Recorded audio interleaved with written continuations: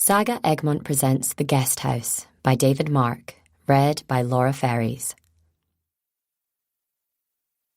Author's note: some of the locations in this book are real. Some of the houses actually exist. However, the events going on within are entirely fictitious. Any similarity to real people or genuine events are entirely coincidental and a bit bloody worrying. For Cal, whose spirit is mirrored in the land where she spent too short a life. Raw, forbidding, darkly beautiful, Cal is forever Ardnamurchan. Earth that nourished thee shall claim thy growth to be resolved to earth again, and, lost each human trace, surrendering up thine individual being, shalt thou go to mix forever with the elements, to be a brother to the insensible rock and to the sluggish clod, which the rude swain turns with his share and treads upon. The oak shall send his roots abroad and pierce thy mould. From Thanatopsis by William Cullen Bryant.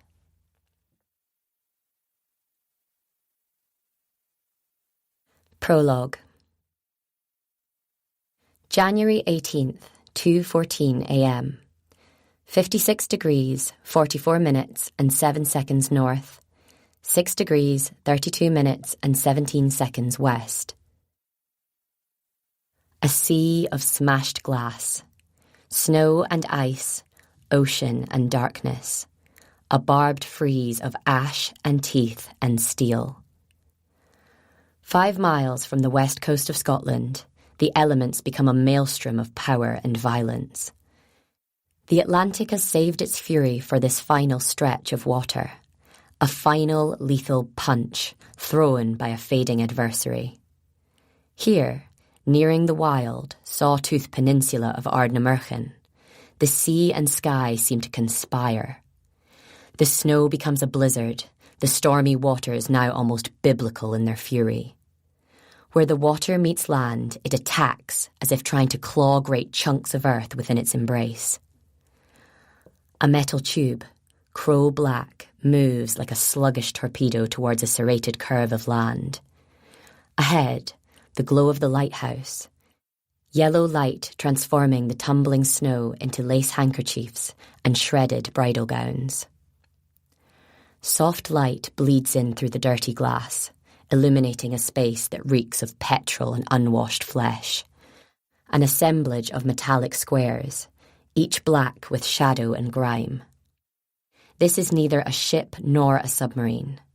It is partly submerged, its single turret and tail visible above the foaming tide. The belly of the vessel droops below the waterline. It is 15 feet from bow to stern. A wave hits hard, slaps at this tiny machine as if it were a tick burrowing into flesh.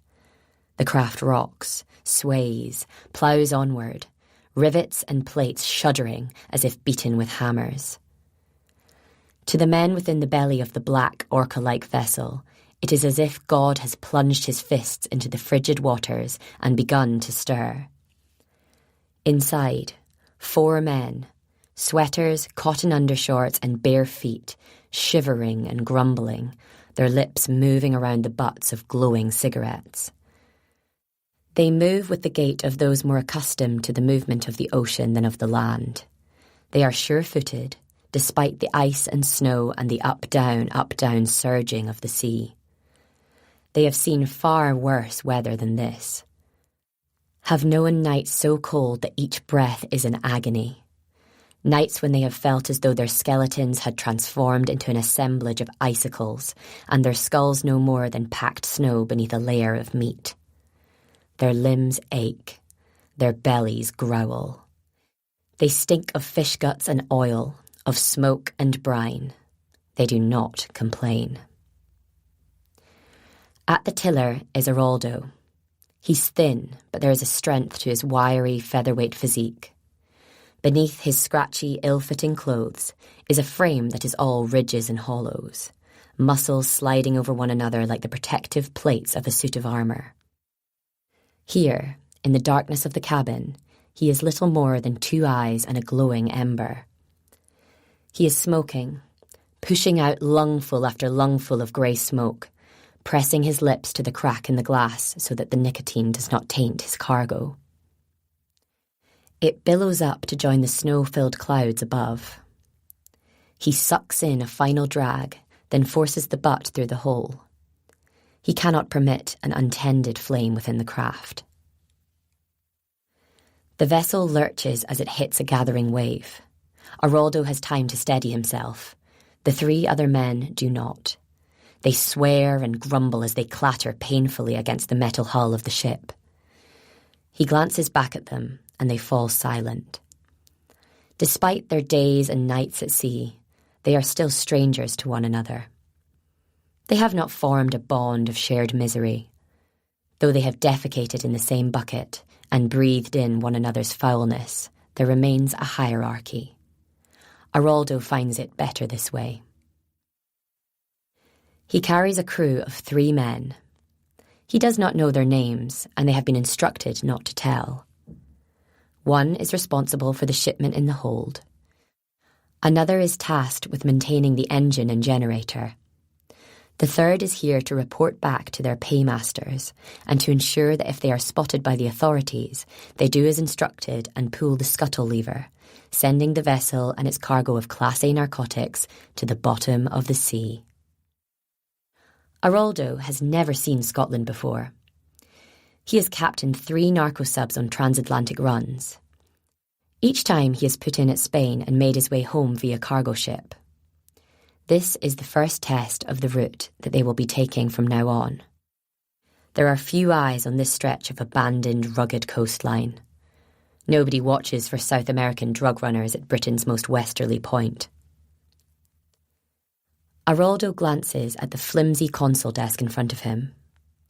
He is an experienced sailor and has coaxed this ramshackle vessel across the ocean in a way that makes him proud. He knows himself to be worth far more than the $50,000 he will receive upon his return to Guyana.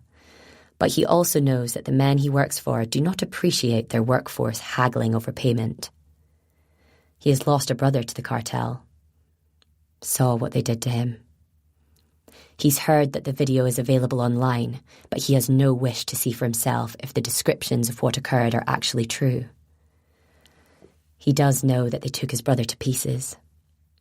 They kept cutting him up long after he was dead, and at the end, in a vindictive cadetta, one of the balaclavaed narcos held up his head and stared into the sightless eyes, then dropped it like it had already begun to smell. "We nearly there, boss man?" Aroldo ignores the question from the engineer. He has been asking it hourly for the past 12 days. Of the 3 men he is bringing to their deaths in this remote land, it is the engineer he will grieve for least. None of the passengers know that they are so very much more than crew. They are as much a cargo as the heroin and cocaine in the hold. "Take your medicine," growls Aroldo over his shoulder. He hears a rustling as the trio of passengers do as they are bid. Aroldo doesn't know what they are taking. He told them it was seasickness medication. It's not. It's some form of pre-operative blood oxidizer, guaranteed to ensure they are in as presentable a condition as their long passage across the sea will allow. They hit another swell, and suddenly he can see the triangular outline of the vessel that they are here to meet.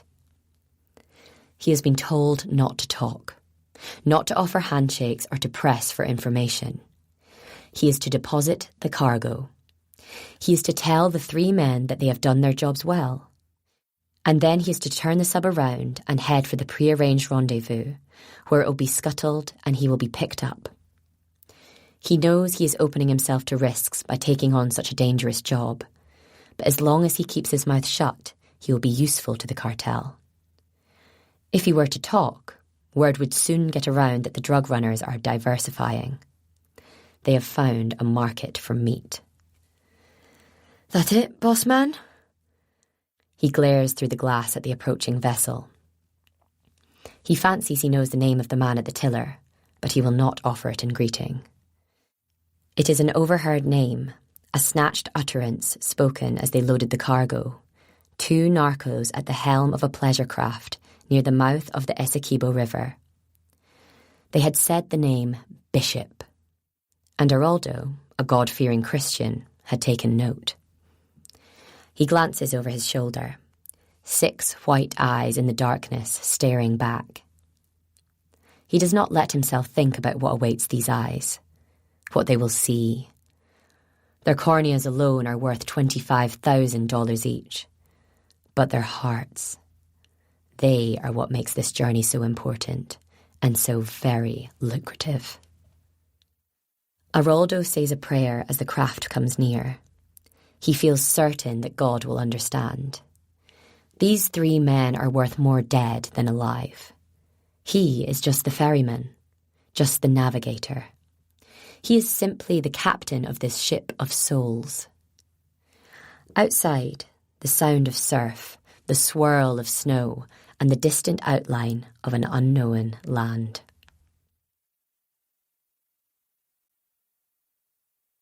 Part 1. 1.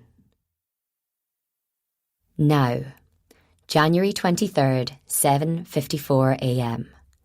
Mertgorm Croft, near Ceylon, Ardnamurchan Peninsula. Daddy?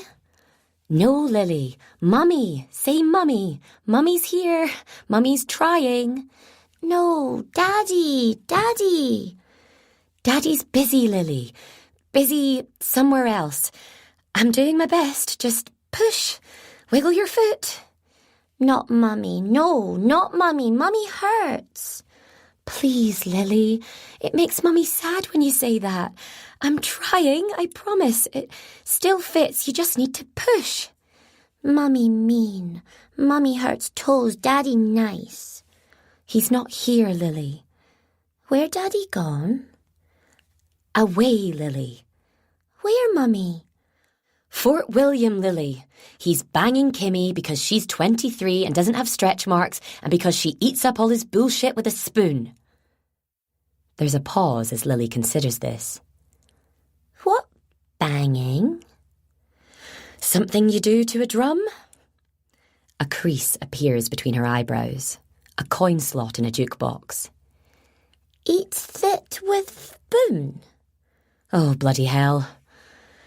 It's somewhere between breakfast and 11's, and already I'm looking forward to bedtime. Bedtime's the best moment of the day. Not at first, of course. That's a nightmare of crying and begging and emotional abuse. A general symphony of anguish that sees my nipples treated the same way as a Rottweiler treats a rubber chicken. But I'm usually a little bit drunk by bedtime, and when I've taken the sharp edges off life with a gin and tonic, the things that Lily says make me giggle more than they want to make me cry. Tonight there's a chance she'll be sleeping in her shoes, just so we don't have to go through this again tomorrow. It shouldn't piss me off, but it does. Why do kids have to keep growing?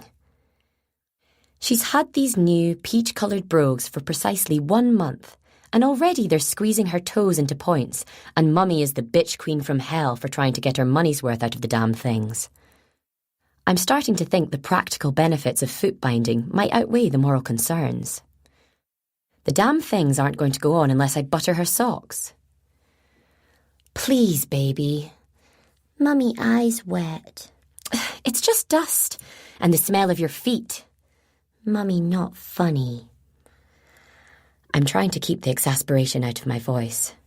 My hair's in my eyes and I'm getting sweaty and prickly and it feels like there's salt and pepper underneath the top layer of my skin. I'm not going to lose it. I've promised myself. Whatever happens today, I'm going to roll with it. Bowl smashed at breakfast time? Not a problem. Pea kit shrunk in the wash? Okay, could be worse. Full nappy stuck to the glass doors like some sort of spatchcock diuretic albatross? Just keep it together. Count backwards from 10, then forwards from 1. Draw a mandala with the pen of your mind's eye. Breathe, just breathe. Make fists with your toes. One last push, baby girl. We've got things to do. You can't run around barefoot, and I haven't got time to hoover, and I know your sister smashed a glass and hasn't told me. Mummy sad? No. Well, yeah, a bit. Mummy sad. Mummy cross. Then she does it. Says it. Wins me back around as easily as her bloody father used to. Puts one clammy pink hand on my cheek and looks into my eyes, her blue mixing with my brunette. Love you, Mummy. I melt. A snowman in a sauna. You are the best, I say, and I swear the knots in my back straighten themselves out. I'm 3 inches taller in moments. You're brilliant. Mummy brilliant. Play fairy garden? Do painting? And I'm grinning again, hugging her to me and pressing her forehead against mine. It's not easy, looking into eyes that are absolute replicas of the person I'd most like to punch. She's every inch her father's daughter, 26 months old now, and taller than the other two were at her age. I tell her she's a chunky monkey whenever I'm sprinkling talc onto her lovely pink puppy fat, and I do have a habit of telling her she's a big lump when I'm trying to carry her and do the chopping at the same time. But it's meant with love. I should probably stop that before it starts causing emotional damage.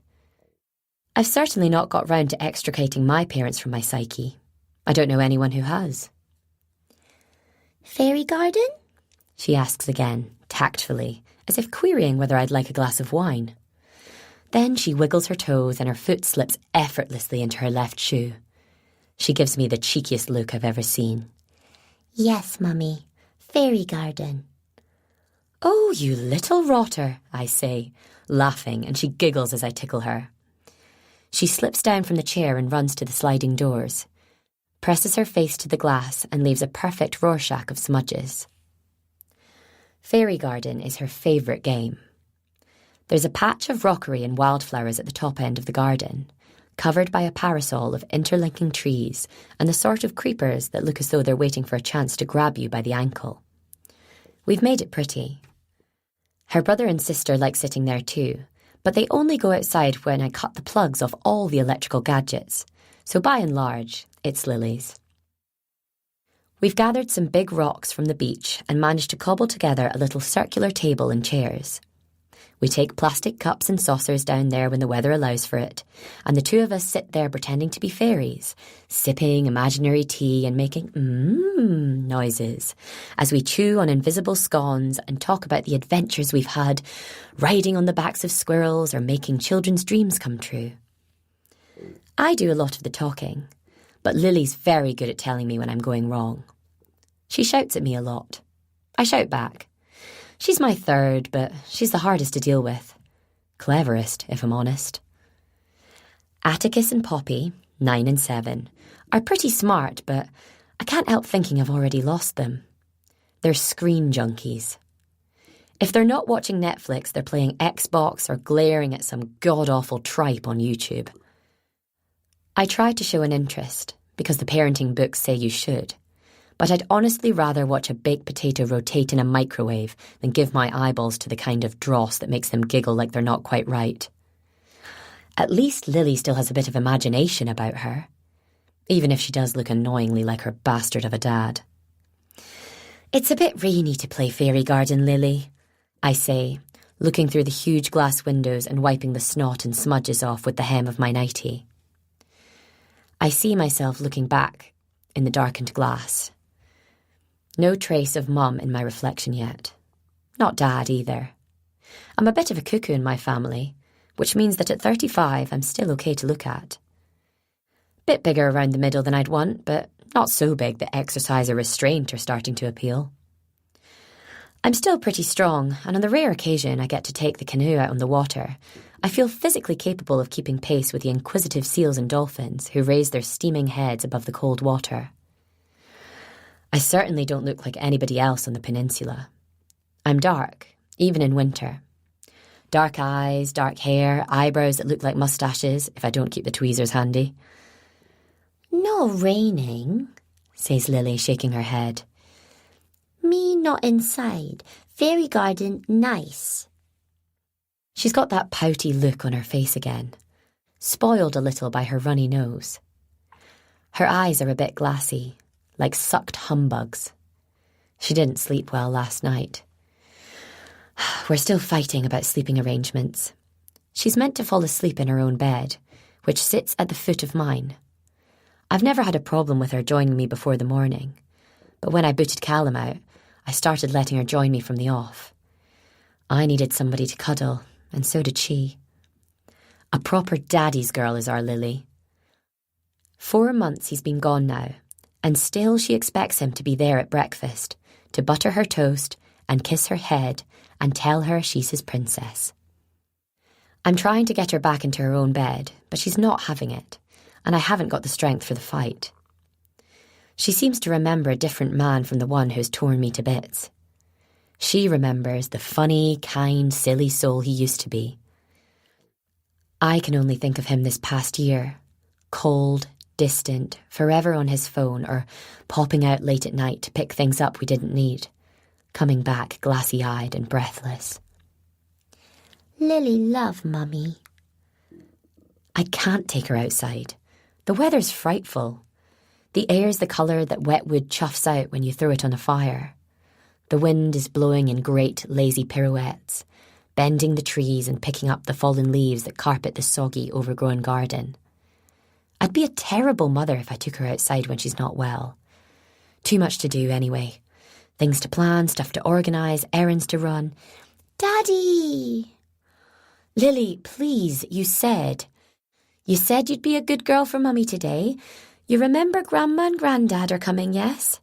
And my friend might be coming over tonight, and it would be nice to make the place look at least a bit presentable.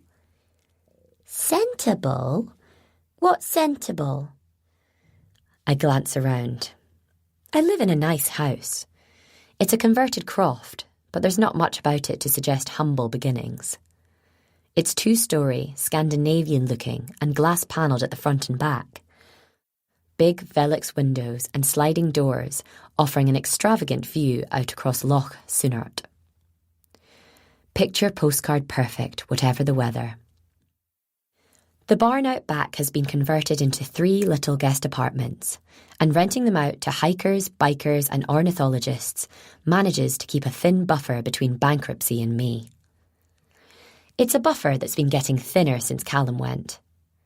He's trying to pay me maintenance and spousal support, but I'd rather accept pieces of silver from Judas Iscariot than let Callum think we can't cope without him. He earns okay money, taking on casual work in whichever oil rigs or wind farms need geological surveys carrying out. And when he's not there, he takes people for canoe trips out on the loch. Took people. I'm having to work hard to put him in the past tense. It's over. Absolutely, totally over. The lying, cheating, conniving, backstabbing bastard can rot in his love nest with Kimmy until he realises just what he's lost. And when he comes crawling back, he'll find I've moved on. I don't care. And he's thrown away his only true chance at happiness. I just wish I could get a job that brings in some decent cash. That way, when he comes crawling back, he'll see just what I can do without him. But Lily's a handful, and running the guest lodges is a full-time job, and I really can't see how I can go back to doing what I used to do, living in an isolated place like this. There's still a need for good probation officers, but on this sawtooth peninsula, the demand is pretty much zero. There's barely any crime. The population could be relocated to a football pitch and still find space to mill around, and being on probation means watching your step for a bit, so that Big Dennis the fisherman doesn't come and give you a hiding for stepping out of line. So I run a guest house. I'm a landlady. I cook and handle the bookings and the correspondence, and I order the supplies and make things pretty and deal with the website and the weird demands of my guests. I take it seriously. The lodges gleam. Every 5-star review on TripAdvisor makes me strut like a Siamese cat. But I haven't the time to keep the family house to the same standard, and the living room is a catastrophe of abandoned footwear, school uniforms, toys, books, and food-smeared plates. They'd still be wearing crisps and crusts and pizza cheese if not for the attentions of Barrel, our fat cat. She's a big help with the housework. though she does leave a snowstorm of dandruff and white hair on every fabric surface she can find. "Where Atticus?" asked Lily, and my heart sinks as I realise we're about to go through the routine. At school, baby. "Poppy?" At school. "Daddy?" Away. She nods, satisfied. "Nose disgusting." Sorry, darling. She's pointing at her face, where the twin trails of snot are starting to inflate like bubbles of chewing gum. She goes cross-eyed for a moment, staring at them, and when she giggles, they pop like a frog on a hot plate. I use the hem of my nightie to wipe her up, telling her she's gross, but laughing while I do it so she doesn't get a complex. I check her out, still in her onesie and wearing a sock as a mitten. She's got a crust all the way up one cheek to her eyebrow. "Nicholas." I give her a smile, pleased at any variation. I'm pretty good at speaking her language and cotton on quickly. "Nicholas? You mean Mr. Rowe? He's probably out on the water." "He's disgusting." "No, he's not," I say, though she can tell I'm lying. Nicholas Rowe has been with us for 3 weeks now. He's not exactly a looker, and while I keep telling the children that looks don't matter and that it's rude to stare, I'm every bit as guilty as they are. He looks like a vampire who seriously needs to feed. He's probably around 60, though it's hard to tell with his yellowed skin and the mottling of moles and ruptured blood vessels that work their way up his neck towards a swoop of limp hair. The same shade of brandy brown as his fingernails and teeth. He's a good guest, though. Keeps himself to himself, eats every scrap of his breakfast, and doesn't complain when the older kids forget that Mummy runs a guest house and make enough noise to wake the dead. I see him through the window, scowling out into the swirling rain. He always has his teeth bared, like a rat poked with a stick. But he's been nothing but polite since he arrived. He's trying to find a hobby, or so he says. He's come to Ardnamurchan to see if he can develop a love of wildlife photography, though the way he says it suggests that he has serious doubts about the whole affair. I get the impression he's not been well. I try not to pry. People invariably tell me things in their own time. "Mummy, phone. Phone, Mummy. Daddy? Daddy talk, Lily?" It's buzzing away on the table, merrily vibrating between the dirty dishes and the debris from Atticus's sports bag. Letters, reports, requests for donations, packed lunches, reduced to component parts. There's a thing that used to be a banana, slowly evolving into intelligent life. A sports sock containing a handful of dead batteries. A weapon he fashioned having watched a YouTube video on self-defence. He's not doing PE today. He's got the same cold as his youngest sister, and probably shouldn't have gone in, but I'm trying to keep his attendance up so that if Callum starts making a fuss and demanding better access or full custody, he hasn't got that to throw at me. That's why I'm keeping Bishop quiet too. I'll admit it. I get a bit of a thrill thinking about him. I haven't had a boyfriend since I was 17. He's no Callum, and that has to be a good thing. Even if he sometimes does seem as though he got through school without anybody giving him a dead leg and telling him to stop being so bloody big-headed. He's a bit fond of himself, though I can't help wondering if it's all an act. He does have a tendency to only tell stories that make him sound good, whereas I have no shortage of anecdotes in which I'm hopeless, hapless, or helpless. I cringe if I have to tell a story in which I come across as a bit of a hero. Still, I'll do my best.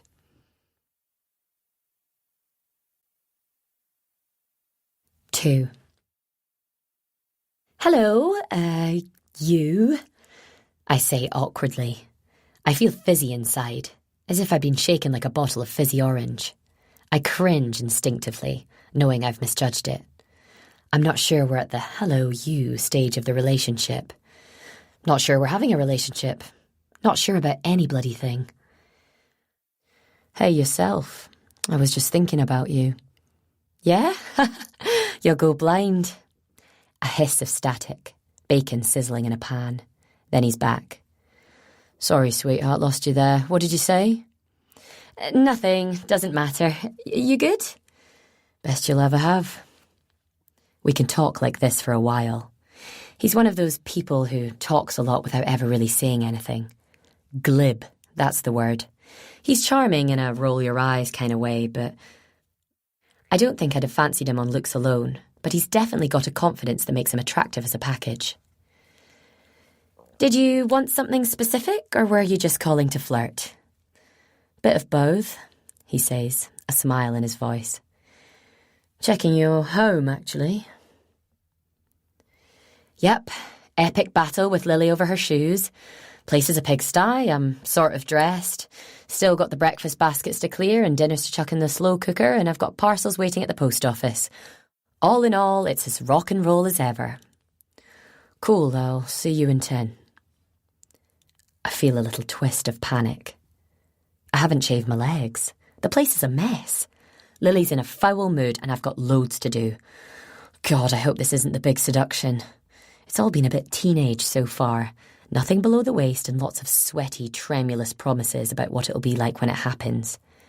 Truth be told, I'm not ready. He says he won't push, but he has a way of not pushing that makes it clear how hard he's trying not to push. I've only ever been with Callum. I'm pretty sure we've been doing it right, but I thought I was genuinely good at singing up until the point Dad took a hammer to the karaoke machine. Oh, okay then, you'll have to take us as you find us. He blows a kiss and hangs up. I look at Lily, who's awaiting an update. Daddy? No, baby. Bishop. You know Bishop, he's Mummy's friend. She, Bob? She asks, looking distinctly unimpressed. No, funny thief. I can't work that one out. Thief? She points at her mouth. Teeth. Oh, right. Teeth. Don't be mean, Lily, they're expensive. She looks at me as if I've let her down in some way. I must admit, the gold teeth are an acquired taste and I haven't completely acquired it yet. 3 of them on the lower row, gleaming like Mr. T's chest. He doesn't look like a gangster rapper, more like somebody who runs the waltzers on Princess Street at Hogmanay. Can you help, Mummy, darling? Tidy up a bit? Brush your hair? She looks at me with a face that says, Mum, I'm 2. And we both start laughing. I swing her onto my hip and plunge into 8 minutes of full-on whirling dervish mode. By the time I'm done, the big open-plan living room looks cleaner, but anybody opening a drawer or a cupboard or peering under the rag rug runs the risk of causing a small explosion of clutter. I look a bit more presentable too. Jeans, vest, a woolly jumper. It's only as Bishop's Mercedes crunches into the driveway that I realise I'm dressed almost exactly the same as Lily. He opens the back door like he owns the place. He looks like he always does. Fur-lined parka, a hoodie over a black shirt, and jeans that taper down to grubby white trainers. He's in his 40s and would have an air of Liam Gallagher about him if it not for the bald head and beard combo. If he's ever wanted by the police, it will take the coppers an age to find enough people for an identity parade. Hey, you, he says, and he kisses me without preamble. He tastes of strong coffee and mouthwash. He looks around, pretending to search for Lily even though she's sitting on my hip. And where's my girl? I don't know how I feel about that yet. She's not his girl. I don't like the idea of anybody belonging to anybody. She, Bob, says Lily, somewhat joylessly. Funny teeth. He looks to me for a translation. She's just being silly, I say. Can I get you something? Coffee would be good, he says, taking his coat off and slipping it over the back of the chair.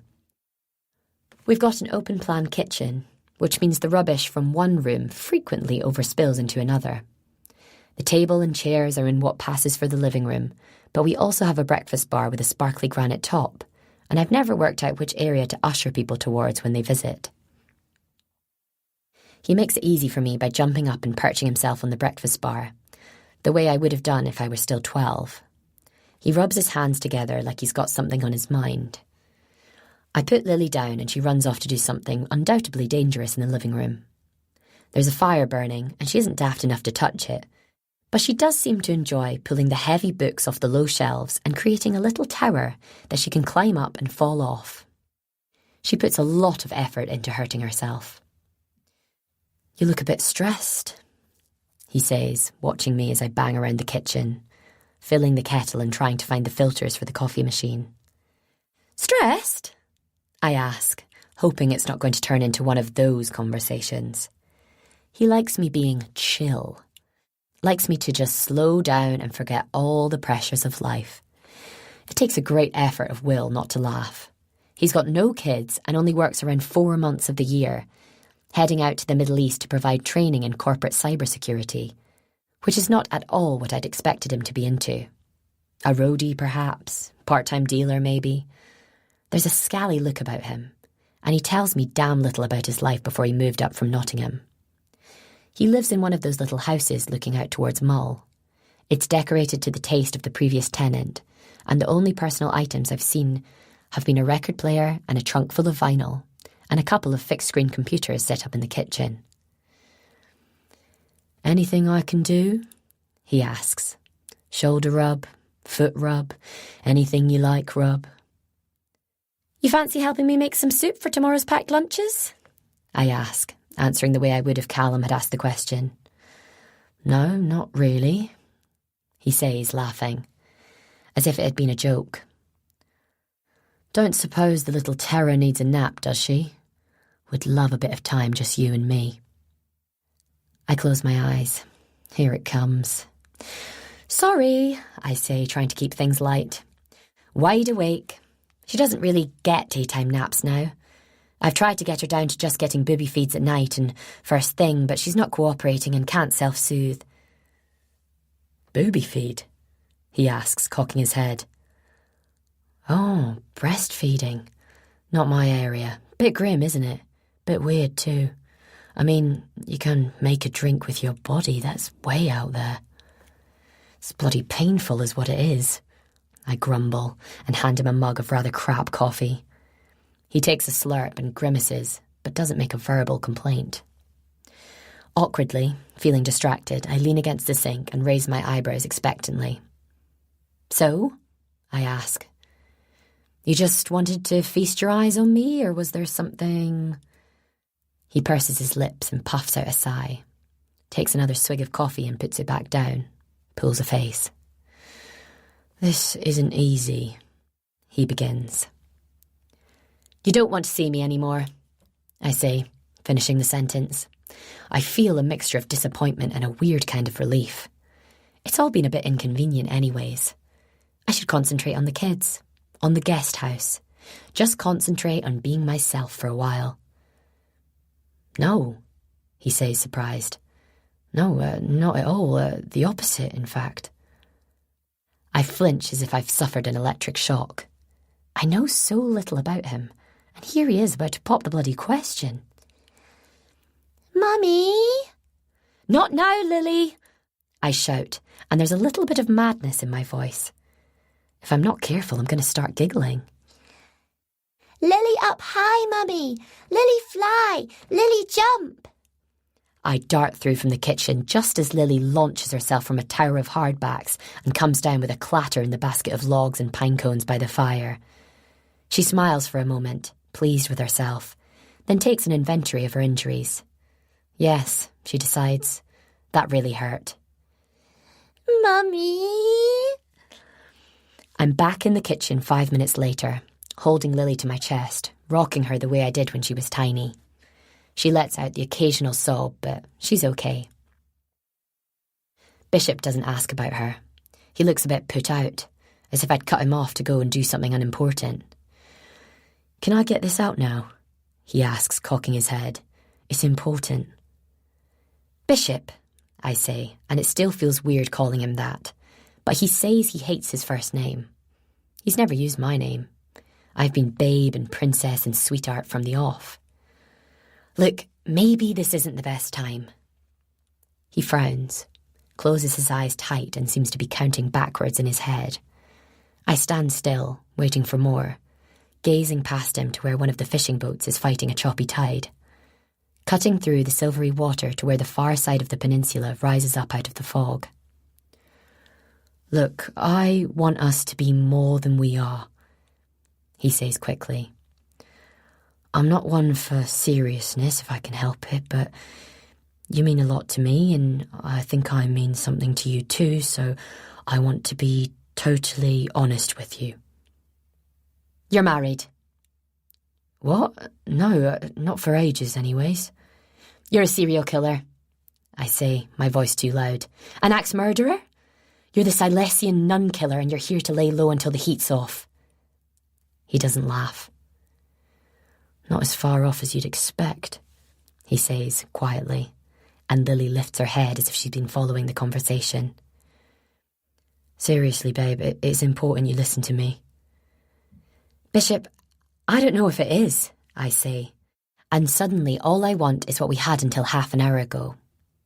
Flirty talk, mucky texts, a couple of drinks, some snogging on the seawall. I don't want to be his confessor.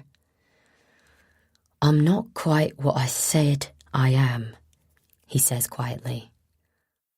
I'm trying to be a better guy than I used to be.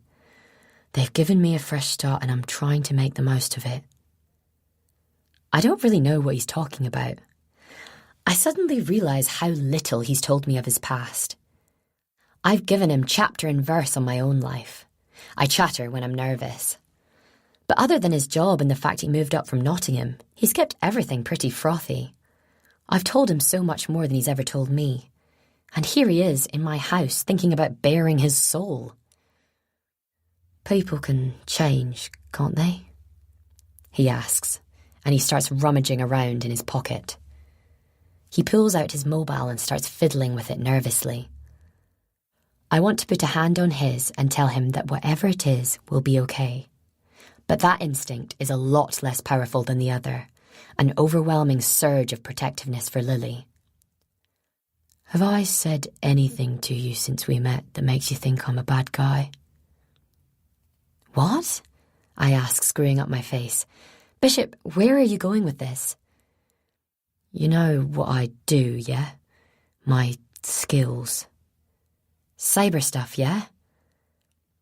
I look at him and the penny drops. He's seen something private. He's helped himself to some of my private correspondence. I can't think of anything I've said that might be offensive, but then I'm not really concentrating anymore. I'm too busy trying not to lose my temper. I hate any invasion of privacy. When I was 9, I broke my brother's eye socket with a telephone because he tried to unlock my diary with a twisted paperclip. This is way beyond what I'll tolerate. Cyber stuff, yeah, he says, and looks down at the floor. I need to just come out and say this. There's a knock at the door. 3 loud bangs, as if the person beyond the wood and glass is well practised in waking the dead. I let out a great gasp of mixed feelings. Leave it, begins Bishop. I yank the door open, feeling all kinds of messed up. It's Mr. Rowe, the aspiring photographer from Cabin 3. He's got a pissed-off expression on his face, though I know from experience that this is his normal look. His hair's sticking up as if he's just had a balaclava yanked off his head, and up close I can see how unhealthy his skin seems. I find myself thinking of gone-off meat. His gums, too, are purplish and pulpy. And I get a distinct smell of dry-mouthed foulness as he licks his lip, pushing flecks of white crust into the corners of his lips. Sorry to trouble you, he says, his accent English but no more identifiable than that. Could be using a map if you had one. The gadget on my phone's gone haywire and I'm walking around in circles. He stops talking as he looks past me. Bishop's still sitting on the counter, looking at my guest as if he's just let out a fart at a funeral. Mr. Rowe, to his credit, doesn't look intimidated, just gives one of those chin jerks of greeting that men do when they're saying hello. Sorry, love, he says to me. Saw the car, didn't think. You know what, let's just do this later, says Bishop, sliding down off the counter. He snatches up his jacket, moves to push past me, a stroppy teenager storming out after a row. Lily turns just as he does so and gets a face full of his shoulder as he barges past. no!" she shouts, and it becomes a cry immediately.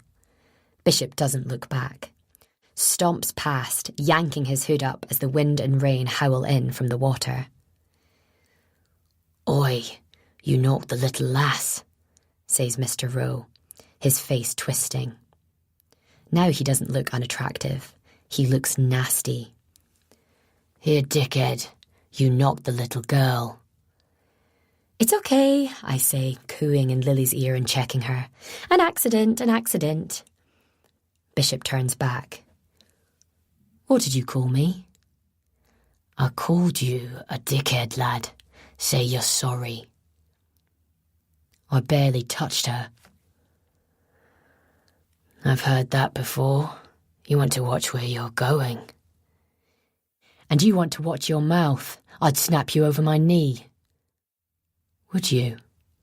Mr. Rowe opens his arms, inviting the attempt. "When you're ready, son." I don't want Lily to be near any of this. I play peacemaker. "It's all good, Mr. Rowe. She's fine, no problems." "A map, you said, of course. Come on in, no problem. The kettle's boiled. Have you had any luck with the photographs? Did you try peanut butter for the pine martens like I suggested? Works a treat." Bishop turns away and jumps into his car, reverses away in a screech of rubber that's far too theatrical for my taste. I catch a last glimpse of him as he goes. I'd expected temper.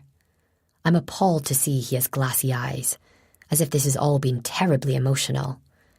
I feel guilty at once. He'd been trying to open up to me, to talk to me the way I'd hoped he would, and I'd shot him down. I'll give him an hour, I think. Let him calm down. Send him a text or a dirty joke or something. Mr. Rowe follows me into the kitchen. There's not much meat on his bones. He's skinny to the point of cadaverous. He's got a whiff of cigars about him. A smell of the outdoors, but also that stink you used to get in the ashtray of a hired van. "He's a dickhead," says Mr. Rowe, as if stating a fact. He gives Lily an appraising glance. She meets his gaze and sniffs dramatically.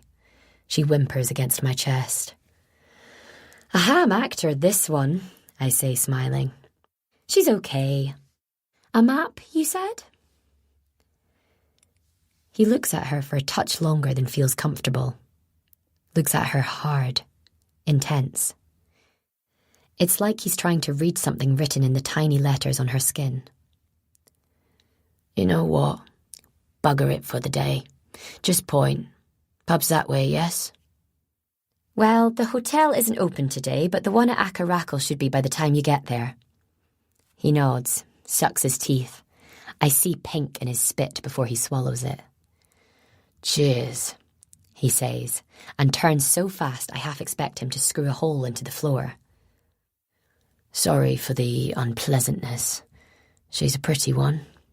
Treasure her." And then he's gone. And I'm left holding Lily and breathing in the lingering smell of damp earth and tobacco, the air still cracking with the static of two men sizing each other up. "Fairy garden?" asks Lily brightly. I lock the door and hold her tight.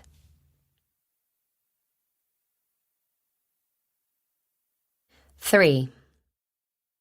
8 months ago, somewhere near Chelmsford, Essex. A green and pink canal boat, tied up at a shabby marina on the Chelmer and Blackwater Canal. Dirty lace curtains cover dirtier windows. Over the rail, black water holds a sickle of moon and gaudy puddles of coloured light. Inside, 3 men. One handsome, one big, one not far off dead. On the floor of the galley, the handsome man is making hard work of a simple task. He's playing with tools and tanned skin. The screwdriver won't go in at first. He has to put his whole weight behind it. His palm pains him, like some lackluster stigmata, as he channels his strength into one almighty shove. He gives a grunt of satisfaction as the point emerges on the far side of the leather. His hand shoots forward and he raps his knuckles, painfully, on the hard tiles of the kitchen floor. He stands up, acting nonchalant, hoping that neither of his companions have seen his difficulties. He resists the urge to suck his bruised fingers and focuses instead on checking his handiwork. The hole he has punched in his leather belt is a little off-centre, but it will suffice. He begins threading it through the loops in his black jeans and pulls tight. Bleach. The handsome man curses under his breath. The big man has seen. Cupboard under the sink. The handsome man gives a polite nod. He replaces his gloves and fetches the bleach and dishcloth. His knees click as he bends down and he wipes the floor where his skin had made contact. Just be careful, comes the voice. It is a gravelly, guttural sound, like stones rubbing together in a serpent's belly. Don't take the gloves off unless you have to. I know, says the handsome man. You've said quite a few times, to be honest. And yet you're still taking them off. Is there another way I should say it? I have plenty of other ways to get the message across. Is there any point? Asks the dying man. He sits at the kitchen table, broken, ill, and old. He never listens. He's young. He thinks he knows it all.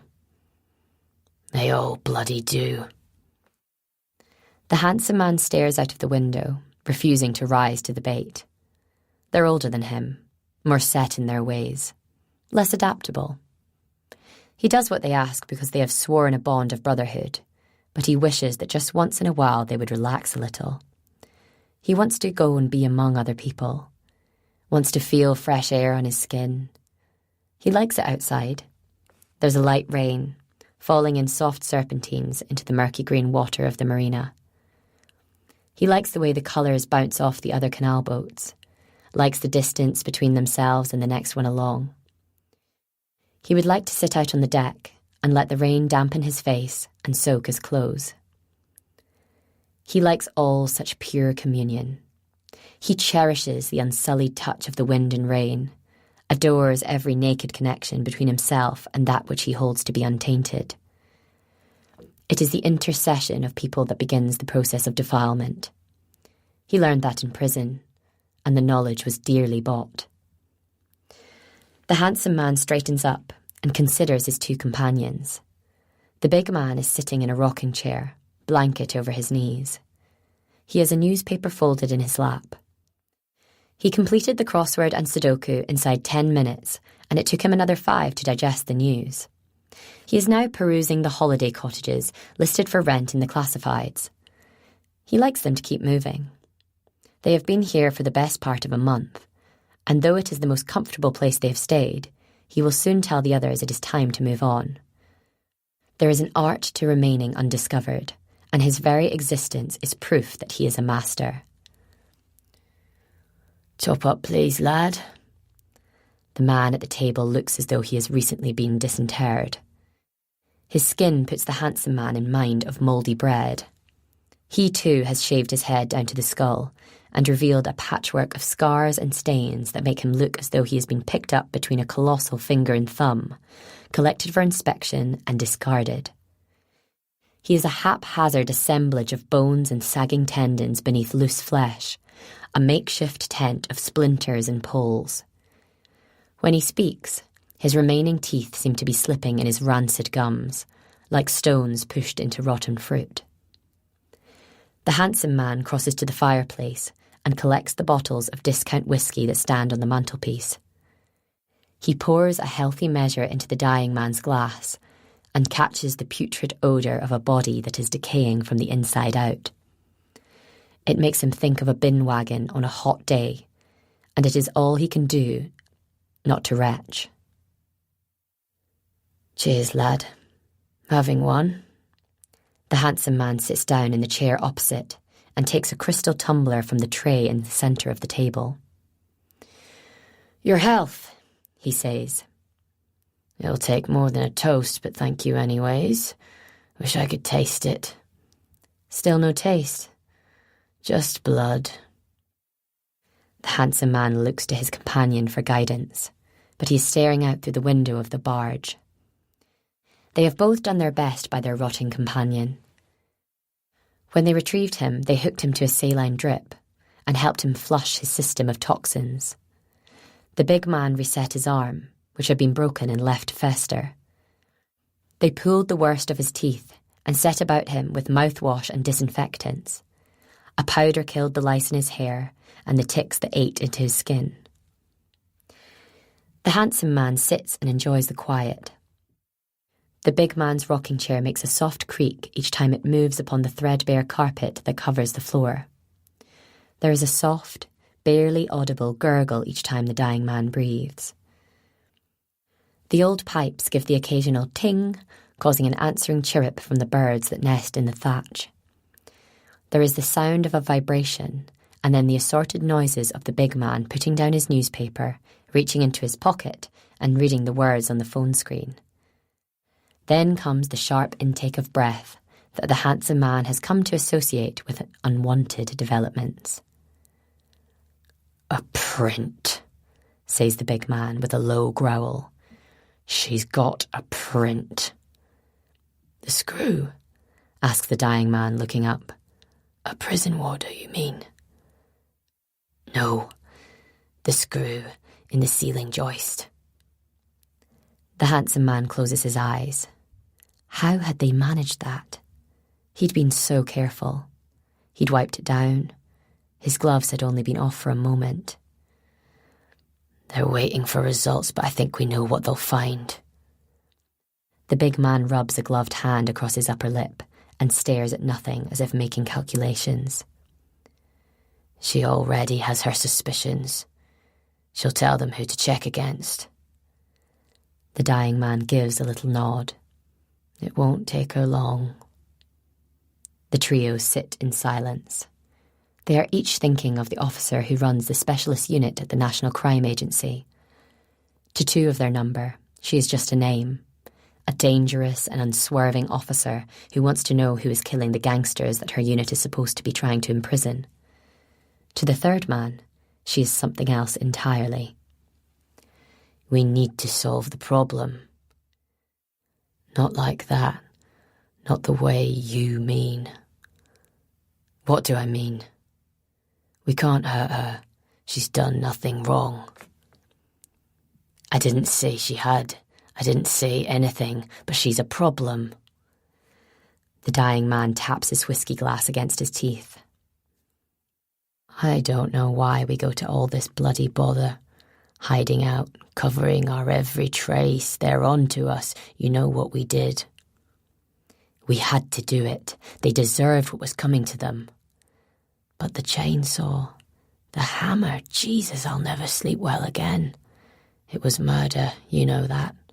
You murdered those people clear as I'm sitting here." "We did. All of us. We did what had to be done, and I don't feel any guilt for it, nor should you." The dying man looks into the bottom of his whiskey glass. He's sorry about what has to come next. He's enjoyed the past few weeks in the company of these vigilantes. They've taken out some very bad people. He doesn't want to have to do what he's about to do, but it's the price of what he wants. "I want you to know, lads, there are no hard feelings." "What do you—" "Nightingale," he says sadly into the microphone on his lapel. "Go, go, go." The big man doesn't move. The handsome man thinks it's a joke. And then there are men and women in blue and yellow boarding the vessel and shouting for them to lie flat, to put their hands up, that they're under arrest for the murders of 6 different mid-level crime bosses, and their wrists are bound behind their backs, and it's all rage and tears and "I'll get you for this." And the dying man is standing up. He's not dying anymore. He's pulling out his yellow teeth and peeling off the yellowed fingernails, and he's taking the whiskey bottle from the table so he can swill out his mouth and spit out the past 6 weeks of his life into the dirty water. Up on deck, the rain on his face. He listens to the commotion coming from below. He would feel guilty if he had such a capacity anymore. The 2 men had trusted him with their lives. They'd believed him to be the third of their number, somebody willing to take revenge in whatever fashion was required. They thought him broken, weak. They'd embraced him as one of their own and given him friendship and brotherhood. Committed murder and let him watch. And he has betrayed them. He doesn't feel bad, just wishes, as he so often does, that things were different. "Perfect recording," says a polished female voice behind him. She stands on the bank, exquisite blonde hair and sumptuous black coat, casting a long, elegant shadow onto the water. "You've got some nerve. How did you even know we were here?" "Saw you," he says in an accent that is unrecognisable from the one he spoke to the two men below deck. "The ash blonde catches the light. You look like a fucking iceberg.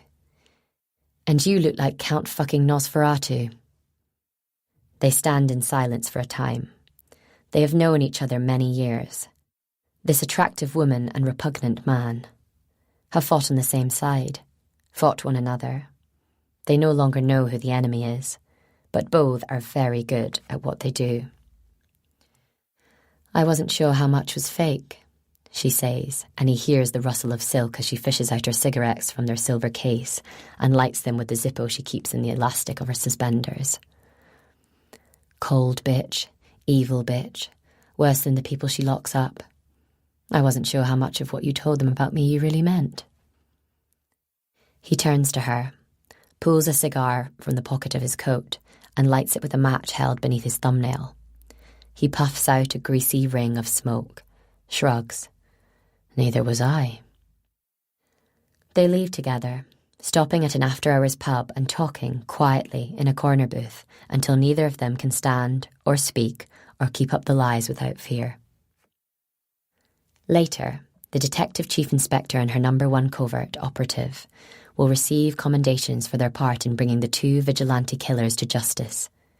Neither will attend the ceremony. By then, the dying man will have all but forgotten who he briefly invented. He will already be pretending to be somebody else.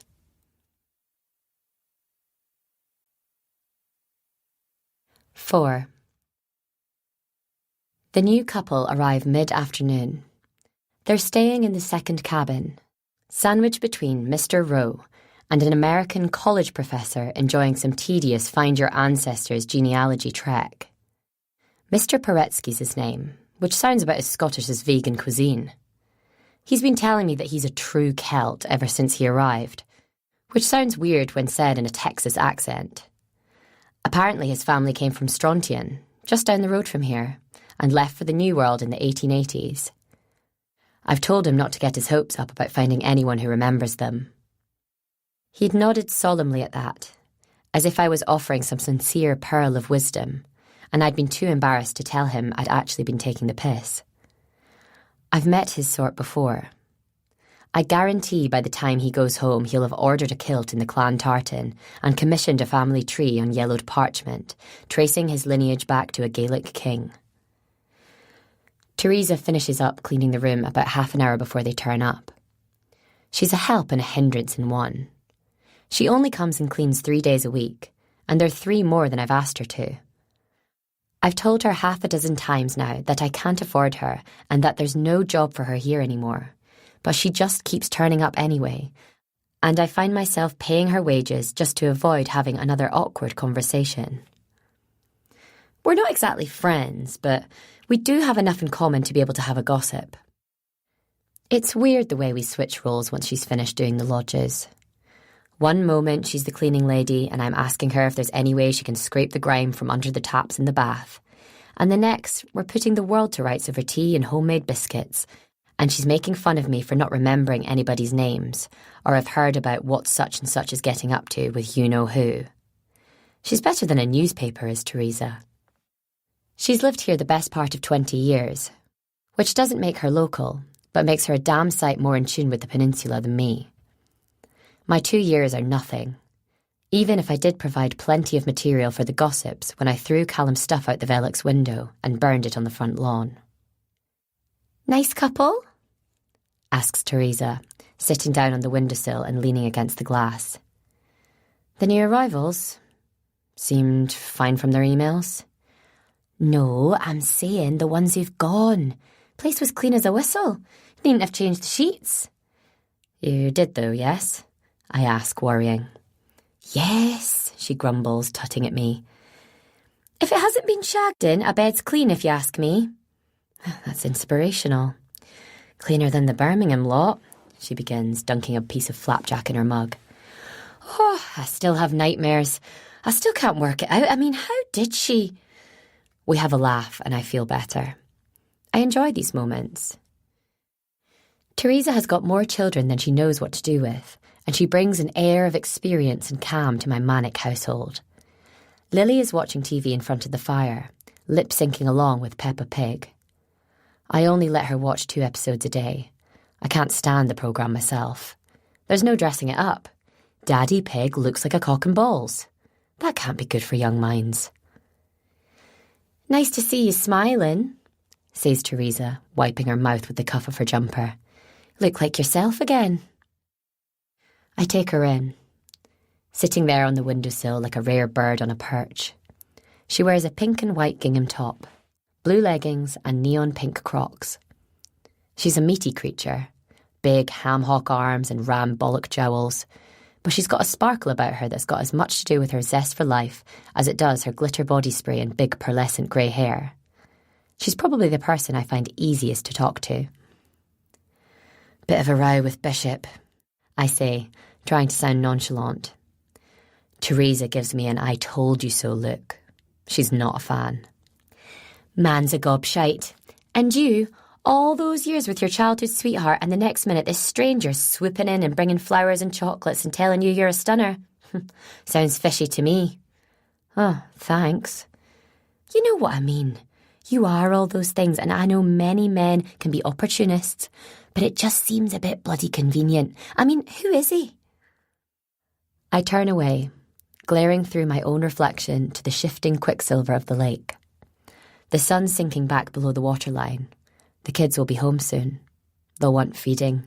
There'll be homework. Lily will want more than I can provide. It's all too much sometimes. Too much for one person, and it was hard enough with 2. He was asking about you long before he came and charmed you, says Teresa, watching the sunset. Otter, look, she says, quickly pointing past me. Rolling about in the bladder rack down by Wilkie's boat. I turn, trying to see what she's pointing out. I can just make out a small, sleek outline, a greasy silhouette slipping nimbly over the green-coated rocks towards the water's edge. He wanted to tell me something today, I say sheepishly. It wasn't a good time. Lily was acting up, and then Mr. Rowe arrived and there was a bit of argy-bargy. Oh, yes. She sits up like a meerkat, scanning the horizon for gossip. He's a funny fish as well. I've seen him walking up and down the tree line with his camera, but I don't think he's sat still long enough to get an actual picture. Not well, is he? More pills in his bathroom cabinet than they've got on special offer in Boots. Shouldn't be looking. I wasn't. I have eyes, and this stuff just sort of passed into their range. I try to look unimpressed. Can't keep it up. What's he on? Haven't heard of most of it, and some of it's in a foreign language. She squints, trying to tweeze out a memory. Dia something? Not the one that chills you out. Anyway, high dosage, and you can see he doesn't look well. He cleans the toilet after he's sick, but it's not a professional job. Splatter spray on the bathroom mirror too, like he's been coughing his guts up. Looks like he's 3 days dead, that one. He didn't take to Bishop, I say, thinking back to the unpleasantness of earlier. I've tried to call him, but he's not answering. Sent a silly photo and lots of question marks. There's not much more I can do. I can't help but wonder what he wanted to say. But I also know whatever it was, the moment was definitely wrong. You should be a copper, I say, swivelling around to face the door just as the headlights gleam through the glass. I can see the outline of a man, one hand to his forehead, salute style, as he peers through the glass at where we're sitting. Are you serious about him? Asks Teresa. I know Callum's done wrong, but if you wanted him back, you could get him back. He wanted attention, that's all. Oh, he's got plenty, I say, snarling. I take a breath, composing myself before answering the door. Apparently, I have a tendency to look through people. I don't have a welcoming visage. I'm not sure what to do about that, really, other than have welcome tattooed on my forehead. Oh, thank goodness, says my new guest as he stands on the doorstep, damp and shivering, looking for all the world like the sole survivor of an expedition plagued by sub-zero temperatures, cannibalism and thrush. I know the roads aren't great, and the forest can look pretty scary when the lights start to sink, but he still seems to be unnecessarily stressed. Hello there, I say brightly. I'm Ronnie Ashcroft. How was the journey? If you give me a moment, I'll show you where to park. I stop. There's something not right. He's a tall man, with a big grey moustache and a hairline that has receded to a perfect horseshoe shape on his crown. He's dressed in his best touristy travelling clothes, striped jumper over long-sleeved shirt, with multi-pocketed combat trousers and hiking trainers. I thought I hit somebody, he says, and his breath catches in his throat. I've been driving since this morning. I've had my coffee breaks and had the window down, but I think I almost dozed off as I passed the last village, and there was this shape in front of me and I swerved. He closes his eyes. I didn't hear a bang, but there's a smudge on the headlight. He stops talking, lets out a long, slow breath and composes himself. Sorry, all good, just a long drive. When you said you were out of the way, you really meant it, didn't you? I take a moment to process this. I'm no stranger to driving tired. The light here can play tricks on you. The way the trees cast their shadows on the road, the way the water seems to reflect 100 different skies all at once. Haphazard likenesses, moving like a strobe light. I feel for him. There's no way to start your holiday. Is your wife with you? I ask, peering past him. In the passenger seat of a big, sensible Volvo, a small woman with an iron-grey bob sits glaring grimly at the twin circles of illumination being cast by the headlamps. 2 big yellow orbs, each full of swirling rain, and beyond, the impenetrable mass of forest and rock and river that form the boundary at the rear of the house. After that, it's all wild land. Miles and miles of bleak, black nothing. It's bliss. Want me to come and check your car? Asks Teresa behind me. Sorry, what was the name? Truelove, Branwell. Other way round, actually. Branwell, Truelove. Christ, you must have got bullied at school. You sure you're okay? I'm fine, he decides.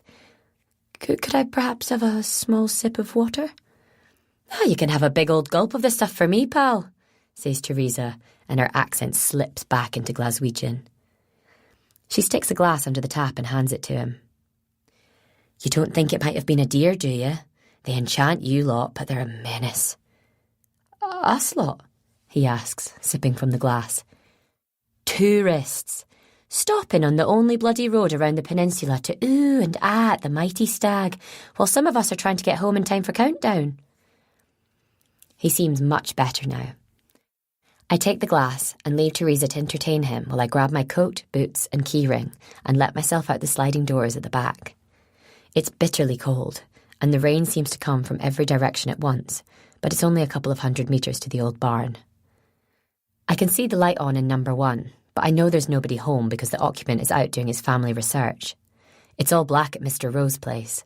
He's obviously found a pleasant way to pass the day. I fumble with the keys and push at the door to number 2. Teresa's done a good job. It's as welcoming and cosy a space as we could come up with. Tartan wallpaper on 2 facing walls, and a low heather-coloured paint to the other. Photographs of local landmarks and a great old Ordnance Survey map in a big frame on the wall. A tin of shortbread, homemade flapjack and 2 miniatures of Highland whiskey are laid out in a wicker gift basket on the bed. The lights are set in a frame of interweaving antlers, and the bedspread is all thistles. It couldn't be more bonny Scotland if it offered up a bunk up with the Loch Ness Monster. From behind, I hear footsteps, quick, sudden, moving rapidly over wet grass. I turn around, expecting to see the new visitors hurrying through the rain. Instead, I catch a glimpse of a disappearing shape, a blob of spilled ink, tadpole black, disappearing around the gable end of the house, head down. Gee, he was moving some. I give a little yelp at the sudden booming voice in my ear. Mr. Paretsky, a bear of a man, with a beard you could lose a cat in, and so much rain on his glasses, it's like talking to a huge, hairy fly. "Oh, you nearly did me in," I say, clasping my hands to my chest like a maiden aunt in an old movie. "New arrivals," I explain. I turn into the wind, glaring at the spot where I'd felt sure I'd seen somebody running. "Did you say you saw somebody? Have you been there long?" "Just back," he says, taking off his glasses. I get a whiff of seafood and beer. "I thought it was your gentleman, the man with the gold teeth. Is it Bishop?" I chew my cheek, but am spared having to think about it further by the arrival around the far side of the property of Mr. Truelove's car. The headlamps throw big spotlights onto the trees, clinging to the slope of the rocky hill. There's a little waterfall halfway up, before the water disappears underground and re-emerges near the house, surging, white-tipped beneath an old bridge and on into the loch. "I saw your other guest as well," says Mr. Paretsky, lowering his voice. "I popped in for a pint of conviviality and saw Mr. Rowe there looking considerably worse for wear. The man certainly knows how to drink, but I don't think red wine with whiskey chasers is anybody's idea of healthy. He's spending, so they're tolerating him, but a wise landlady might see if they could head off a tricky situation." I thank him, meaning it. I'm not unpopular here, but nor do I have any currency with the locals. I'm an outsider, and if my holidaymakers cause a problem, it reflects on me. This the one?" yells Mr. Truelove, parking in the little paved area. He gives a nod of thanks, seemingly recovered from his ordeal. As she gets out of the passenger side, I hear his wife complaining that it's a long way to walk with the bags, and that the accommodation seemed a lot smaller than it did online. I drop a set of keys on the mat and hurry back to the house. Teresa is waiting inside, coat on, bouncing Lily on her lap. Through the dark glass behind her, I see the school bus pulling up. Atticus and Poppy tumble out, their coats held on their heads by the hood, flapping loosely like capes. They run over the damp front lawn and bang their way into the kitchen, bringing the smell of the outdoors and whatever spicy snacks they devoured on the way home. I put my arms out, hoping for a cuddle. They manage a smile, then go straight to Lily. I can't complain. She's much cuter than me. "Missed call," says Teresa apologetically, nodding at my phone. "Bishop, 5 minutes ago. And I remembered that brand. Dihydrocodeine. You don't want to be mixing that with alcohol." I can feel my stress levels building. I want to talk to Bishop. I'm getting all sorts of bad vibes today. I'm worried about him. He seemed so strung out this morning, and the more I think about it, the more I realise that I didn't do anything to make a difficult situation easier on him. I have an overwhelming urge to apologise, or to make it up to him somehow. But I know so little about him that I don't even know what would be appropriate. I know he likes records, but what would be a good present? I feel out of my depth. I snatch up my phone and read the text that Bishop had angrily typed out when I failed to answer his call. "Forget it then. Wanted to tell you the truth about me. Maybe you'll never hear it now. But if you hear bad things about me, or I don't turn up one day, just know this. I really tried my best." As I head out the door, there's a feeling in my heart a lot like fear.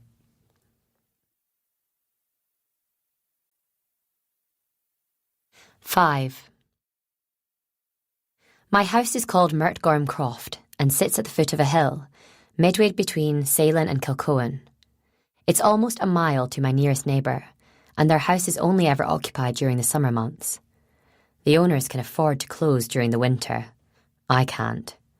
I have to chop my prices down to virtually nothing if I want to guarantee at least partial occupancy during the bleak spell between November and January, only briefly enlivened by Christmas and Hogmanay.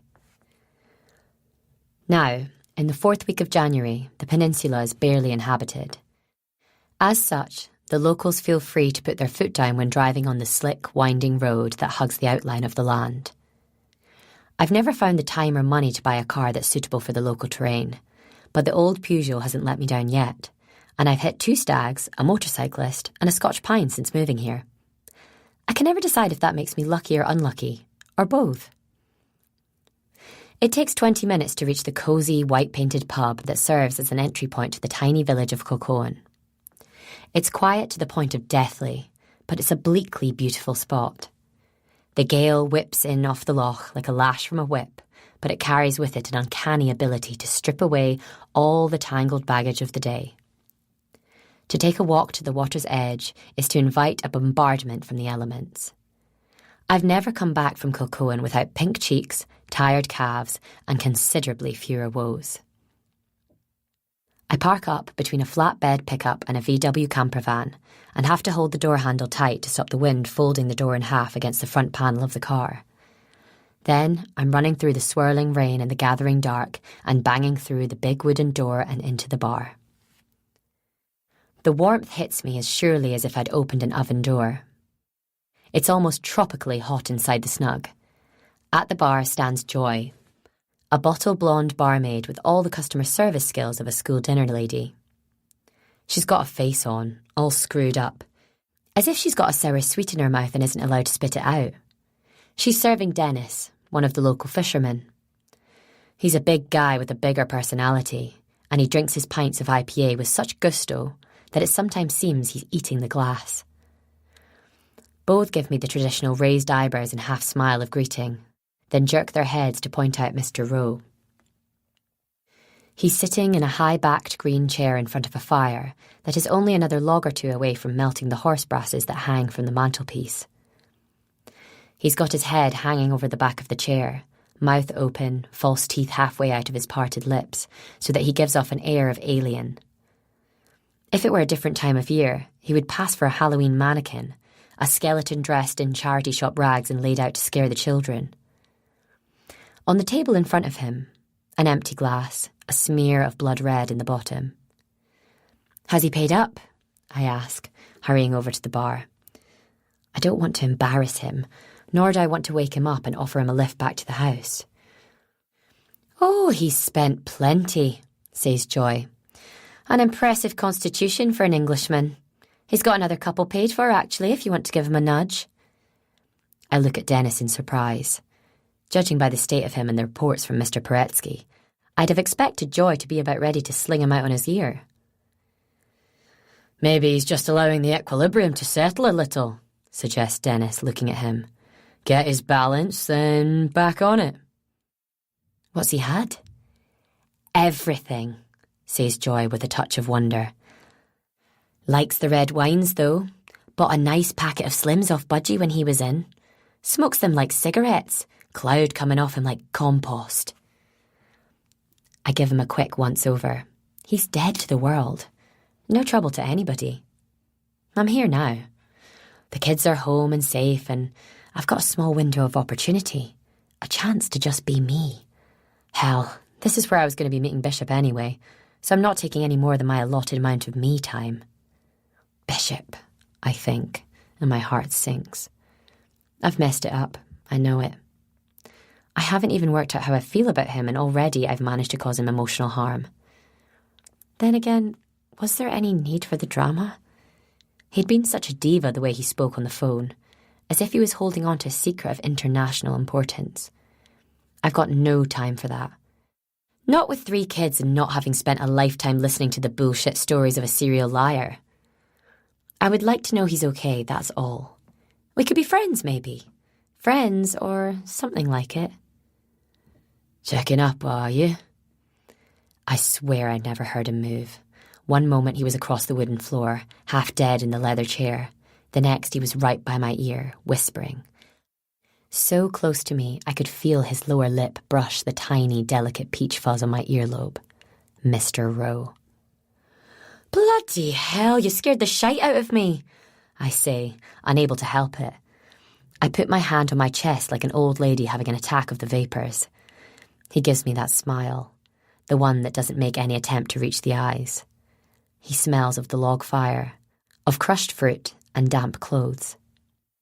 I can see down the neck of his shirt, and the tracery of purple veins on his chest makes me think of old maps. "I'll have you down as a half a lager kind of girl," he says without apology. "Maybe a splash of lime." I can't help but be impressed. "Party trick, is it?" "Some people can do star signs. I can guess alcoholic beverage of preference. Serve me well. Nobody ever gets me right in return." "Anybody guess methylated spirit and grapefruit juice?" asks Dennis, grinning. He's big enough not to have to watch his mouth. You're a funny fucker," says Mr. Rowe. "Soon as I saw you, I started laughing." "Glass of the nice port for me, please, Joy. Half of lager with a dash of lime for my hostess. Something with spit in for Dennis here, and one for yourself." Joy starts pulling pints, and I feel Mr. Rowe's eyes on me. He's not lecherous, not that. I don't know if he'd respond with some romantic overture if I was stood there stark naked. But there's such an intensity to him. Some people undress you with their eyes. Well, he's peeling my skin off. I'm almost grateful to look up and see Dennis being predictably pervy, trying to see down my top and giving the pursed lip nod of appreciation. "You still seeing that gobshite?" asks Dennis, draining one pint and tapping the glass to show it's ready for replenishment. "Gold teeth, living down by the ferry port." I don't know how to answer, so I try to say nothing that can be misconstrued. "Taking it slowly. We're both busy people." "That fella of yours," says Joy, putting the drinks down on the bar and shaking her head at the madness of it all. "Prize prat, if you ask me. Doesn't matter what he's got now, he'll regret it. The blowjobs and the breakfast in bed don't last forever. Something wrong with men, isn't there? Just dogs, really. A blast of pheromone or a flash of lifted tail and they're off. I swear, the only difference between a 13-year-old boy and a 50-year-old man is that the lad doesn't need Viagra to be a wanker." I sip from my glass, cheeks turning crimson. I press them to the cold surface of the glass and have to resist giving a great orgasmic sigh of pleasure. "That the chap who barged your daughter?" asked Mr. Rowe. He wrinkles his nose, thoroughly unimpressed. "Looks like somebody from the fair. You been seeing him, have you?" Sort of," I say, and suddenly wonder what I'm doing here, drinking with a relative stranger and having my private life dissected. "You could do better," he says, and downs his port in one go. "That's sweet," I say, hoping that's the end of it, and that there won't be some sort of elaborate come-on routine to follow.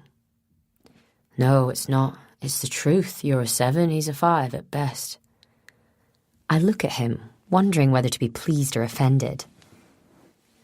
My instinct is offence, but I can't help thinking that a 7 is way above average. "What are you then?" I ask. "Me? I'm in minus numbers, love. I didn't always look quite so chewed up, but if you're judging me on how I look at this juncture in my life, then put it this way, I wouldn't even win any beauty contests on Leper Island." "That's a bit harsh on yourself," says Dennis, looking a bit taken aback by the level of self-loathing. "You're all right, a bit knackered looking, but you're no spring chicken and you might have been ill." "Barrel of laughs, this one," says Rowe, nodding at Dennis. He taps his glass, waits for Joy to refill it. "Come back, has he? You old bishop?" "No," I say, and the realisation makes me unexpectedly sombre in tone. "I think it's probably over with. He wanted to talk to me and I kept cutting him off, but we were a bit of a non-starter to begin with. I mean, I don't know if I'm ready and the kids are confused enough without having to work out what to call this strange man who could be sleeping in Mummy's bed, and then there's Lily." "Can I stop you there?" asks Rowe, putting his hand up. I stop talking, waiting for him to interject with some valuable point.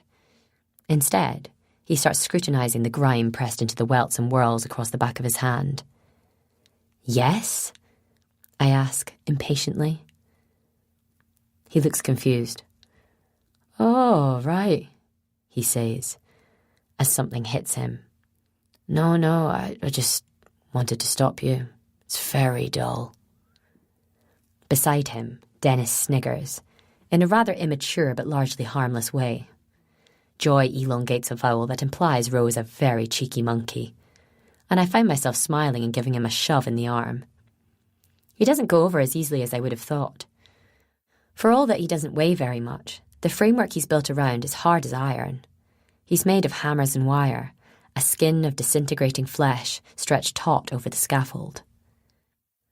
"Can I take it that you've knocked the wildlife photography on the head?" I ask, and notice with some sadness that I'm almost at the bottom of my glass. "Found a much more fitting pastime," he says, and I can see him scanning the spirits behind the bar. He selects a local whiskey and requests a double with 1 piece of ice. He pays for it with a Scottish note, which serves as a currency in more ways than one. Any Englishman willing to go to the trouble of filling their wallet with Scottish notes is guaranteed a warmer welcome at the till than those who don't. "So will you be heading home soon?" I ask, and I rather hope he won't be. There's something vital about Mr. Rowe. An air of anxiety and controlled aggression, as if every molecule in his body were a single angry wasp. I find myself keen to know more about him. "You can give him a bell if you like," says Rowe nonchalantly, sliding his phone across the bar top to where I'm standing, trying to make my last sip of lager and lime last. "No, it's fine, I've got my own phone anyway." "No, you haven't," he says flatly, and I instinctively pat the back pocket of my jeans. It's there, safe and sound, and he allows himself a little smile, as if he's been very clever. He stretches, his shirt riding up to reveal a jaundiced, surgery-scarred gut, yellowed and bloated like a dead fish. "Put your eyes back in your head. I'm not a piece of meat," he says, and downs his whiskey in one go. "There's a length of intestine that used to live in there," he says, jabbing at his stomach. "Wasn't pulling its weight. Had to go." I give him the look I give the kids when they tell me they've been left out by the other kids in some playground game. I check his eyes for signs of sadness or self-pity. I see none. He doesn't look like he's been drinking all afternoon either. If anything, he looks more clear-eyed and focused now than he did when he was trying to snatch a picture of an otter basking on a rock. "What job is it that you're retired from?" I ask, trying to show an interest. In my experience, no man is capable of resisting the urge to talk about himself at length. "Copper, are you?" he asks, closing one eye. "Very boring me, love. Shipping clerk. Took redundancy when my health took a turn. Not a bad payout, and the insurance was better than I thought as well. Could live for years on it. Trouble is, I've got nought to do with myself except for this." He waves his empty glass at the bakingly hot bar. "Maybe I'll write my memoirs, eh?" "You should. I sense you've had an interesting life." "Too kind," he says, and as I watch, something seems to change in the way he holds himself. The blood seems to fall out of him in one great rush. One moment he's an unhealthy yellowish pallor, and the next he's an ugly pearlescent grey, like the belly of a dead fish. I see him reach out for the bar, his knuckles turning white as they curl claw-like around the brass handrail. Beads of sweat break out on his face. He looks as though he's using every ounce of emotion to not cry out in pain. "Pocket," he whispers, teeth locked, Popeye without his pipe. "Top pocket." I rummage in the pocket of his shirt. There's a cigar butt and a small twist of foil. I pull out both and he hisses at me to open the wrap. Inside are 2 small white pills. He nods quickly, and I push them both over his fleshy, fishy lips. He swallows, dryly, and in moments the colour comes back to his skin. It's still the wrong colour for a human, but it's better than the god-awful grey. He gives a nod of thanks. Behind him, Dennis and Joy don't appear to have noticed. "What was that?" I ask, leaning in. "Punishment from on high," he says, and there's a little snarl to the way he holds his mouth, as if daring the Almighty to hit him again. He likes to test out his ideas on me, see how far he can push me. He's getting pissed off. I'm not bending. He looks up, winking at the ceiling. That all you got? I realise that I've been gone longer than I intended, and that I left Teresa literally holding the baby. The new guests need to be properly welcomed, and Mr. Paretsky ordered an evening meal. Despite it all, I want to stay here, in the bar, with Mr. Rowe. Where did you meet then? He asks, tapping the lager pump and nodding at me. Joy does as asked, before I have a chance to object. He orders a Talisker for himself, 2 pieces of ice this time. I feign indignation. I'll stop you there, you said, moments ago. I'm being polite now because you fed me my pills, he says, and I notice that as he speaks, the hinge of his jawbone seems to click. I've seen such injuries before. He's had the jaw dislocated and then improperly set. I shrug, wishing it was a better story. Kids and me were at the beach, Ardtoe. Lovely little bay once you get past the mountain. He was new to the peninsula and was exploring. We got chatting, just friendly, because Callum had only just gone. His face wrinkles at that. Sorry, love, he says, and seems to mean it. You don't have to talk about it. No, I'm okay. Too angry about it all to be upset. Gone off with another woman, hasn't he? Well, I say woman. She's one of those bright-eyed, empty-headed girls with the sparkly eyes and false eyelashes that men of 39 go weak at the knees over. Turns out the chance to bang her twice daily for the next year or so is a better lifestyle than staying with me and his children. It'll hurt eventually, but for now I'm just going to seethe. He doesn't reply. Looks into his glass as if it has the answers. Drinks it, just to be doubly sure. Made mistakes myself, he says quietly. Got things wrong with a lot of lasses. Got things wrong with my kids. Just one long line of wrongness. Maybe that's why I'm hard to kill, eh? Far more penance to do on earth than there is waiting for me in hell. His words slip into me like ice water. I suddenly feel the waves of sadness and regret coming off him like malarial heat. I want to go home. Maybe give that bishop one more try, eh? He says unexpectedly. Men are pricks, you know that. Women are bitches, of course, but you're prettier than us, so it's allowed. Maybe let himself down today. If you like him, give it your all. I've only ever seen real love a couple of times, but seems worth striving for. He stands up, quickly, almost knocking his chair over. Dennis gives a little yelp of protest at having his arm jostled, and Mr. Rowe turns on him, his whole being tense to do violence. He's all but vibrating with a wish to do harm. I don't know if I want him to come back to the guest house. His words may have affected me, but I think he might be genuinely unhinged. No worries, boss, says Dennis, smiling down into the deranged eyes of the small, much older man. Repay you for the drink, can I? Mr. Rowe turns back to me, and the mania has entirely left his features. It's eerie, as if he has taken off a mask. I feel a sudden urge to be with the people I love. Out of nowhere, I find myself thinking of Callum. I see him curled up on the sofa in his little flat in Fort William, his arms around Kimmy, a bowl of popcorn on her lap, watching a black and white movie. I feel tears prick my eyes as I realise that what I miss most is the soft, unspoken intimacies of marriage. I miss having somebody to complain at, somebody I can tell about my curious aches and pains, or who would listen, genuinely listen, as I outlined the pros and cons of the different colour choices for the downstairs bathroom. I suddenly miss him. I wish I didn't, but I do. I do the sensible thing. Nod my thanks to Mr. Rowe, pull out my phone and send a message. Bishop, I'm so sorry it all went to crap today.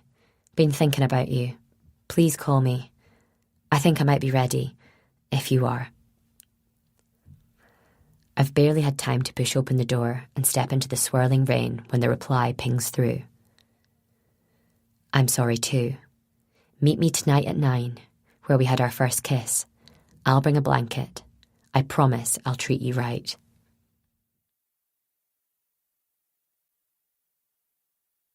Six. He's 20 minutes late, and I'm getting pissed off and cold and wishing I hadn't gone to the bother of painting my toenails or shaving anything sensitive. It's so dark outside that I can barely tell if I've got my eyes open or closed. I've dressed in a way that will be fine in company, but which is bloody awkward when I'm sat shivering in the driving seat and tugging my skirt down far enough to try and keep at least the backs of my knees warm. I glance at the clock on the dashboard. 9:20 p.m. No, 9:21. I'm getting a bit miffed now. It's a little scary too. I'm parked up in a little copse of woodland just off the main road, squished between the entrance to the big castle and a little horseshoe bay. The mass of Glenborrow is huddling in behind me, a big tidal wave of huge trunks and charcoal-coloured branches. If I switch the headlights on, I can just about see the shimmering surface of the loch, but mostly I get to see my own reflection, turned into a magic mirror by the wind and the rain. I can't believe I booked a babysitter for this. Instantly I feel bad. What kind of mother am I? My babysitter is only just 18, and her experience of looking after children involves keeping her own younger siblings from hurting themselves too badly while their mum and dad go for their bi-weekly night out. She's heading off to university in the summer and is saving up. She's getting 30 quid for tonight. All she has to do is keep an ear out for Lily's cries, and she isn't likely to wake up after eating a massive plate of pasta bolognese for tea and then taking a double dose of junior paracetamol. I don't normally hold with drugging the children, but apparently it's still within recommended limits. And now I'm feeling like a fool, a silly girl. God, how I hate that word. I'm 37 and it still makes me feel like I'm about to get the back of my leg slapped. It's one of Callum's favourites. He says it in a complimentary way a lot of the time. A rhapsody of good girls and that's my girls. A certificate of achievement for every act that met with approval. I wonder if he says that to her. To Kimmy. I feel my mouth filling with spit at the very thought of her. I think back to the messages I saw on his phone, scowl into the darkness, as I remember the way he'd talked to her. I'd barely recognised him. He'd been bold, a proper take-charge guy, telling her what he wanted from her and how she had to act for him in return. You don't argue with me, he'd said. You stay meek or you'll pay for it. You look at me like a dog looks at their master or it's over, you understand? She'd lapped it up.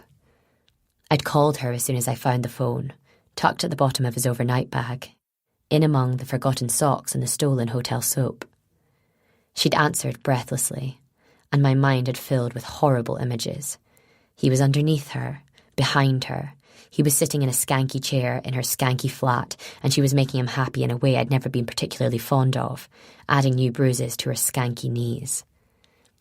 You're fucking my husband, I'd said through gritted teeth. Callum Ashcroft, the father of my children. The youngest isn't even 2. I always told him he'd get one chance and he wasted that the first year we were together. So he's yours. Keep the prick, but don't ever think you're getting the kids. I'd been shaking when I hung up. I don't think I even let her speak. Callum phoned 10 minutes later. He was out on the loch, escorting a father and son from County Durham, who'd signed up for a last-minute canoe trip out to the bay at Sana. He'd abandoned them, paddled for home as if he was trying to whip the water into meringue. I'd already piled his stuff in the garden by the time he got back. Dropped the match just as he screeched into the driveway, still dressed in his waterproofs and life vest. He left the same night. I didn't let him in the house. Didn't listen to a word. He'd begged, as I'd known he would. Literally kneeled on the front lawn, the flames from his burning clothes casting flickering shadows on his beseeching face. Let me talk, he'd begged. It's not what you think, I swear you have to trust me, it's not what you think. He only left when I stood at the front door with the phone in my hand and told him that the local police were on their way. He got in the car and drove away. That was the last week of September. Good riddance. I glanced down at the phone on the passenger seat. I'm not waiting much longer. I'll give Bishop until past, and that's that. I'm sorry about the way things went, but I'm too old and cynical to be playing silly beggars. If he wants to meet me, I'm here and waiting. I've shaved my legs and put on a half-decent dress, and I've even put on some lipstick and a hefty squirt of expensive Ariana Grande. I'm here and waiting. I can't say I felt much in the way of sexual excitement at the thought of an assignation in a car park with a man I'm not sure I fancy, but I know I need to do something that makes me feel at least as though I'm partway getting my own back on Callum. Maybe that's why I agreed to meet up with Bishop in the first place. I didn't even really like his kisses. He tasted strange. I've only kissed Callum in my whole adult life, which I used to think was sweet and romantic, and which now makes me feel as though I'm hurtling towards middle age without ever having really lived. Another glance at the clock. 9:31. I suppose that's it. He's not showing. I've messaged him 3 times and called twice, and although I'm not exactly up to date on the rules, I think I'm probably coming across as a bit desperate. He must be more pissed off with me than he let on. But why? I mean, what was he going to say to me that was so important? I've been through a dozen different hypotheticals and keep coming back to the same thing. He wanted to share a secret that was difficult to get out, and when he kept being interrupted, he'd taken it as a sign not to open up. I wondered if I'd messed up with some aspect of his therapy or something. Headlights through the trees. A war of different sensations inside me: relief, fear, anxiety. Somewhere in there, a thrill of satisfaction, a delight at knowing that I'm still an attractive proposition. The lights carry on right by, following the outline of the road. A moment later, 3 more vehicles, all big and square, their lights full and bright and expensive. I glimpse what might be a Range Rover, another, sleeker, that looks like Callum's dream vehicle, a Porsche Cayenne. I deflate. That's it then. Most exciting part of my evening was spotting a fleet of fancy cars heading to the castle. My mind fills with all sorts of images of opulence and splendour.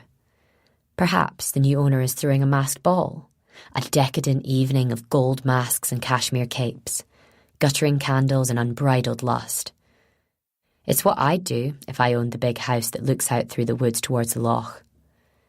It was on the market for nearly 3 years before the new owner snapped it up in the spring. 5 stories of red sandstone, a true Disney castle of a place, 130 acres of land, and ownership of 3 uninhabited islands. The papers in London almost lost their minds when it came on the market with an asking price of just under $4 million. It was a posh hotel in its previous life. 16 big suite bedrooms, staff accommodation, a games room, a billiards room, and no end of outbuildings and little hidden lodges. It was only a little more expensive than a 3-bed semi in Bayswater. I've tried to keep my ears open for gossip about who finally did put in a bid, but so far, the jungle drums have been quiet. All we know is that whoever bought it hasn't moved in yet, and that they made the purchase through an international broker. I feel quite pleased at having seen the fleet of fancy vehicles. I'll have something to tell Teresa in the morning.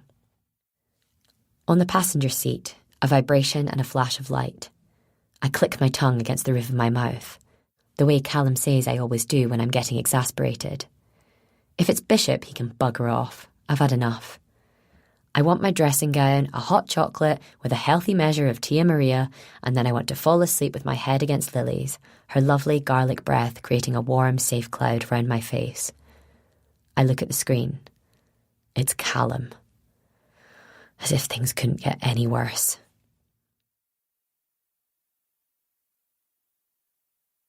7.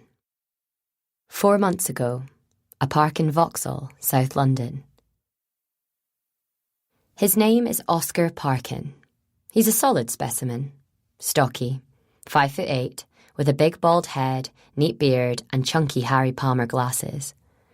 He's got nice eyes and big arms and has done quite well for himself, all things considered. He's a deputy director, logistics and synchronisation, with the National Crime Agency, boss of a department that owes explanations to nobody but the Home Secretary and the handful of puppeteers who tweak her strings. He's been in law enforcement for more than 20 years, and his CV, should he ever need to fill one in, would deplete a rainforest in order to list the qualifications he holds, professional bodies he's affiliated with, and successful operations that he has led. He's received the Queen's Police Medal twice, and has it on good authority that he will be on the shortlist for the Directorship of Organised Crime Command when the current incumbent makes a mess of things, which can surely only be a matter of time. He's popular with the troops. He's served his time on the front lines, seen it all, done it all, and efficiently removed the stains from the T-shirt. The bosses appreciate his results perhaps more than they are comfortable with the individual. But he's at ease with that. Having never been the sort of obsequious boot polisher that the powers that be traditionally prefer for higher office. On balance, Oscar Parkin has quite a lot of reasons to be cheery. Today especially. The morning's interagency symposium has gone moderately well. He's made his case, told them why the top-secret operation should come to his specialised unit and not to any of the other slavering dogs who want it, and if they make the wrong decision, it's on them. His team leader will just have to live with that. He shouldn't be worrying about her reaction, shouldn't care what she will say, shouldn't spend so much time thinking about her that it sometimes seems as though he loses whole chunks of his day and night to nothing but fantasy. "Focus, Oscar," he mutters, in an accent the Southerners think of as Geordie, but which actually has its roots in West Cumbria. "Breathe, look at the trees, feel the tree, imagine the nutrients slurping up through your roots and into your branches. Feel it in your leaves, stretch, know that you're at one with everything. Breathe, be the tree, be a part of the cosmos, empty your head and know you are part of something greater than yourself." It's a crisply blue June day. Ramona, his soon-to-be second wife, is returning from Cadiz this evening. The children will be home this weekend. No doubt full of delightful stories about how tedious it has been at Mum's place in Maida Vale, and quietly hinting that, if he's cool with it, they wouldn't object to splitting custody right down the middle, and maybe spending more time with him. He knows that given time they'll like Ramona again. They were always very fond of her when she was their nanny. Parkin considers this, and so much more, as he sits on his favourite green metal bench, tucked away down a secluded path in a quiet little communal garden in Vauxhall, and makes a piss-poor attempt at transcendental meditation. In essence, he thinks about nothing and everything and the bits in between, and occasionally pretends he's a sycamore.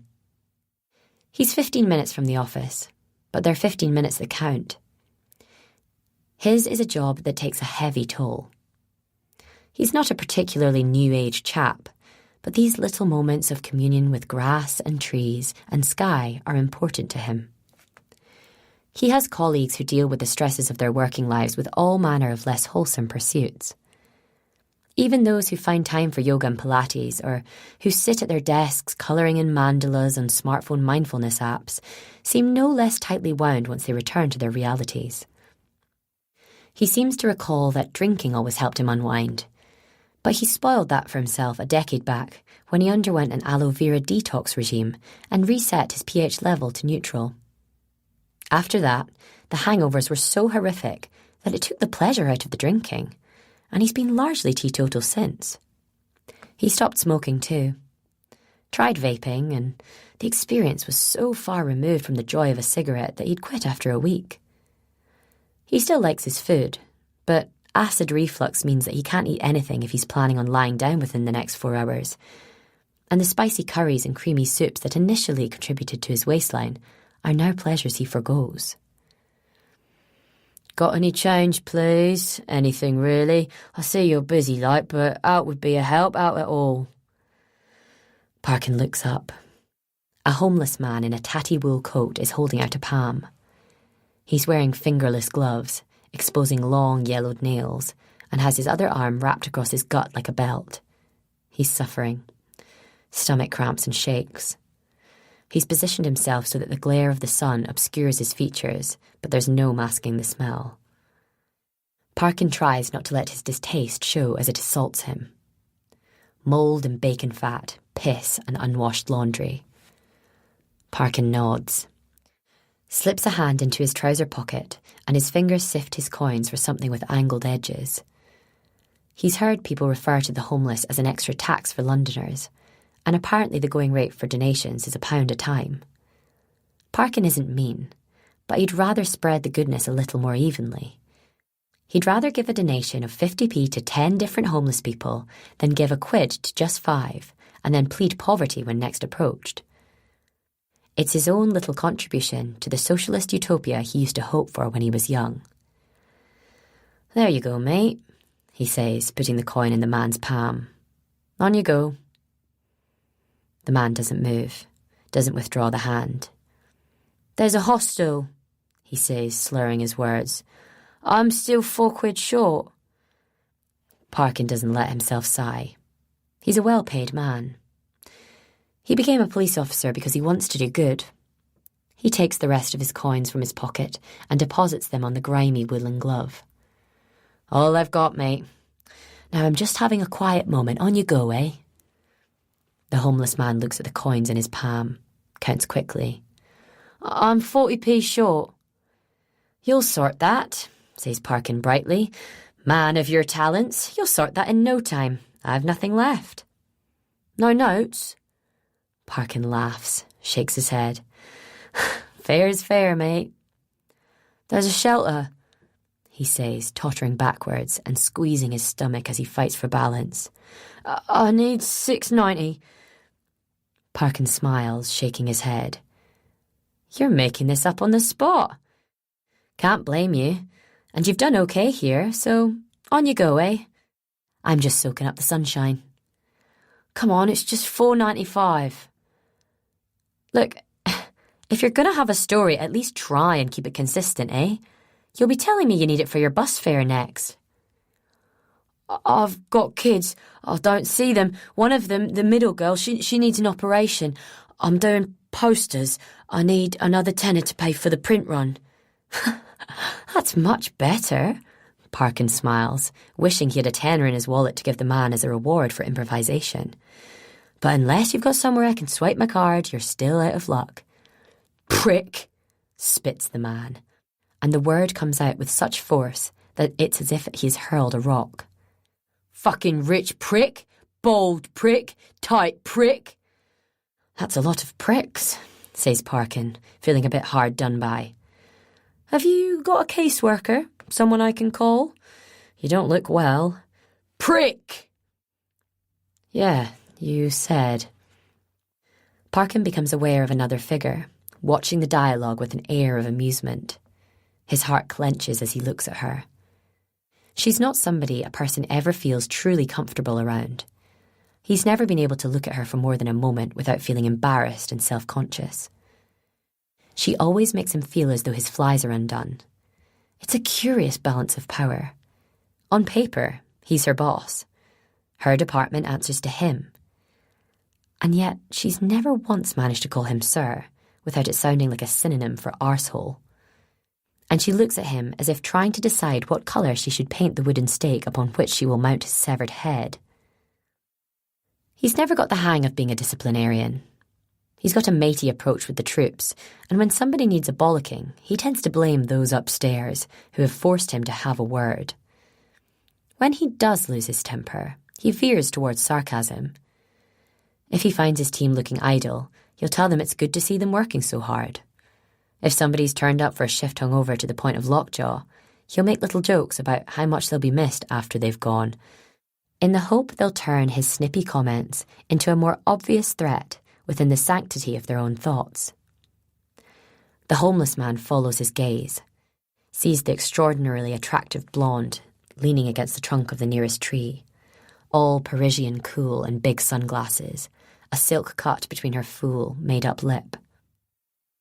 "You a Kardashian? You a fucking Kardashian? Put me on the programme, put me. I've got an arse. I can do what you do, I've got an arse."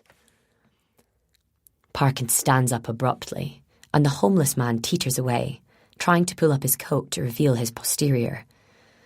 "Best of luck to you," mutters Parkin, and as he walks towards his covert team leader, he takes a 20-quid note from his wallet and prepares to hand it over. He hears a tut and finds himself tucking the note away before the homeless man has even seen it. He doesn't really know why. She just has that air about her. An almighty confidence that says her suggestions should be thought of as instructions, and her instructions taken as a message from God. "We said 1 p.m, didn't we?" asks Parkin. "I always add an ish to the end of my appointments," she says coolly. "Anyway, I was here, but you seem to be enjoying the sunshine. And the tramp." "We don't say tramp anymore," says Parkin with a silly schoolboy smile. "No? Shall we say irritating twat instead?" She pushes off from the tree and heads back down the path from the direction she's come. She's wearing a yellow dress with black boots and a sleek black trench coat. With her big designer sunglasses, she'd only need a beret to pass for a member of the French Resistance. Despite being in charge of undercover operations within the National Crime Agency, she's the least anonymous person he has ever met. Parkin follows. If he were trailing water, he could pass for a duckling following Mummy. "How did it go?" she asks him, as they meander through the park. It's not warm, but the blue sky has tempted a few optimists into coming to their local park for a picnic or a lie-down in the sunshine. He fancies he can hear teeth chattering. "Straight down to business, eh?" asks Parkin, and feels a sudden urge to slap himself on the forehead. He's pretty good at talking to people. He's personable, occasionally charming. In her presence, he feels like an ardent royalist suddenly given a private hot tub session with the Queen. He has a tendency to gabble. He's not one given to blushing, but his operational lead could cause a Greek statue to displace its fig leaf. He doesn't fancy her, it's not that. She's too cold, too mannequin-perfect to be an active figure of fantasy. But there is something about her that, in a different age, would have led to wars between neighbouring kingdoms and fights to the death between rival suitors. "I've places to be. If we're doing this, it needs to begin now." "They're considering," says Parkin, wincing in advance. "No hard and fast answer." Beside him, the woman stops and moves her sunglasses down her nose. "That's not an answer. That's a continuation of an unknown. I've walked from Lambeth for this, Parkin. How did you pitch it?" He feels an urge to explain himself, to tell her he's done his best. Then he reminds himself that he's in charge, he's her superior, and tries to cough some assertiveness into his voice. "I pitched it exactly as it needed to be pitched. We are the only department with the skills, the experience, and the contacts to run the operation within the time frame required and in a manner that leaves no department embarrassed or underrepresented." She drops her cigarette, grinds it out, takes a silver case from a pocket and slides out another cigarette. She turns the case, pushes a button on the hinge and a flame shoots out. Paper crackles. She inhales, exhales, eyes never leaving his. "It's my operative, isn't it? There are still doubts." Parkin looks away. He is not permitted to reveal what went on within the confines of the meeting room on the 3rd floor of the big rectangular building in Lambeth this morning. All the big players were represented. Border Force, Police Scotland, Europol, 2 faceless bureaucrats from the Home Office, and a tall Sergeant Major sort from Scotland Yard. They'd each guarded their intelligence and information reports like children hoarding sweets. What happens next isn't up to him. He knows he's done his best. And yet, he wants her to know it too. Wants her to be pleased with him. To treat him like a good doggy, and perhaps throw him a bone. "Of course there are doubts, you must understand that. I trust you implicitly and would go to the gallows to protect your reputation, but while the rumours persist, people will be wary. There must be other people." "There are," but he's who I want to use. You've seen the results. You've done well out of the results. We both have, points out Parkin diplomatically as they continue to mooch along the path. Quite a turnaround. You were facing charges 2 years ago. Now you're next in line for my job. I don't want your job. Well, that's reassuring too. I want your boss's job. Beside him, the woman says nothing more. He finds the silence uncomfortable, finds everything about her company uncomfortable. In such moments, he can't help wonder which of the many rumours surrounding her and her favoured operative might actually hold some weight. If I could at least spend some time with him, begins Parkin. No, she says, shaking her head. That's not how he works. He's got his own methods, unorthodox, eccentric even, but effective. We're not spies, he says with some degree of regret. It's not mission impossible. We're a law enforcement agency. We have to stand up to scrutiny. We don't have the luxury of saying trust me because people simply don't. All those weeks and months he was playing a vigilante, worming his way into the confidence of those two killers, you're saying it's all just an act, eh? That he knows where to draw the line? Are you saying he obeyed operational protocols at all times, stayed in contact, filed the necessary reports, met his handler? I'll say whatever you want to hear, she replies without rancour. I'm saying he'll get it done. Minimum fuss, minimum spend, maximum results.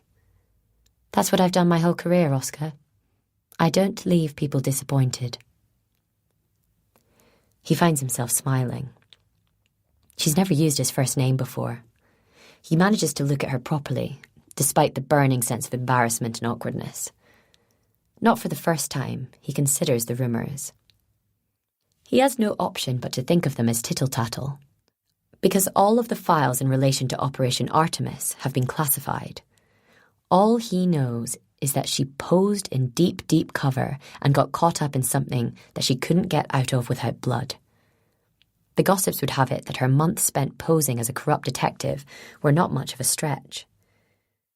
She's not short of enemies, and they would have it said that she turned native without much in the way of encouragement from the group she was infiltrating. The organisation had made a fortune taking over crime syndicates and gaining leverage on bent authority figures, and they left a trail of burned, bloodied bodies across the country. When the police began to get some decent results, the gang suspected an insider had turned. She made a decision.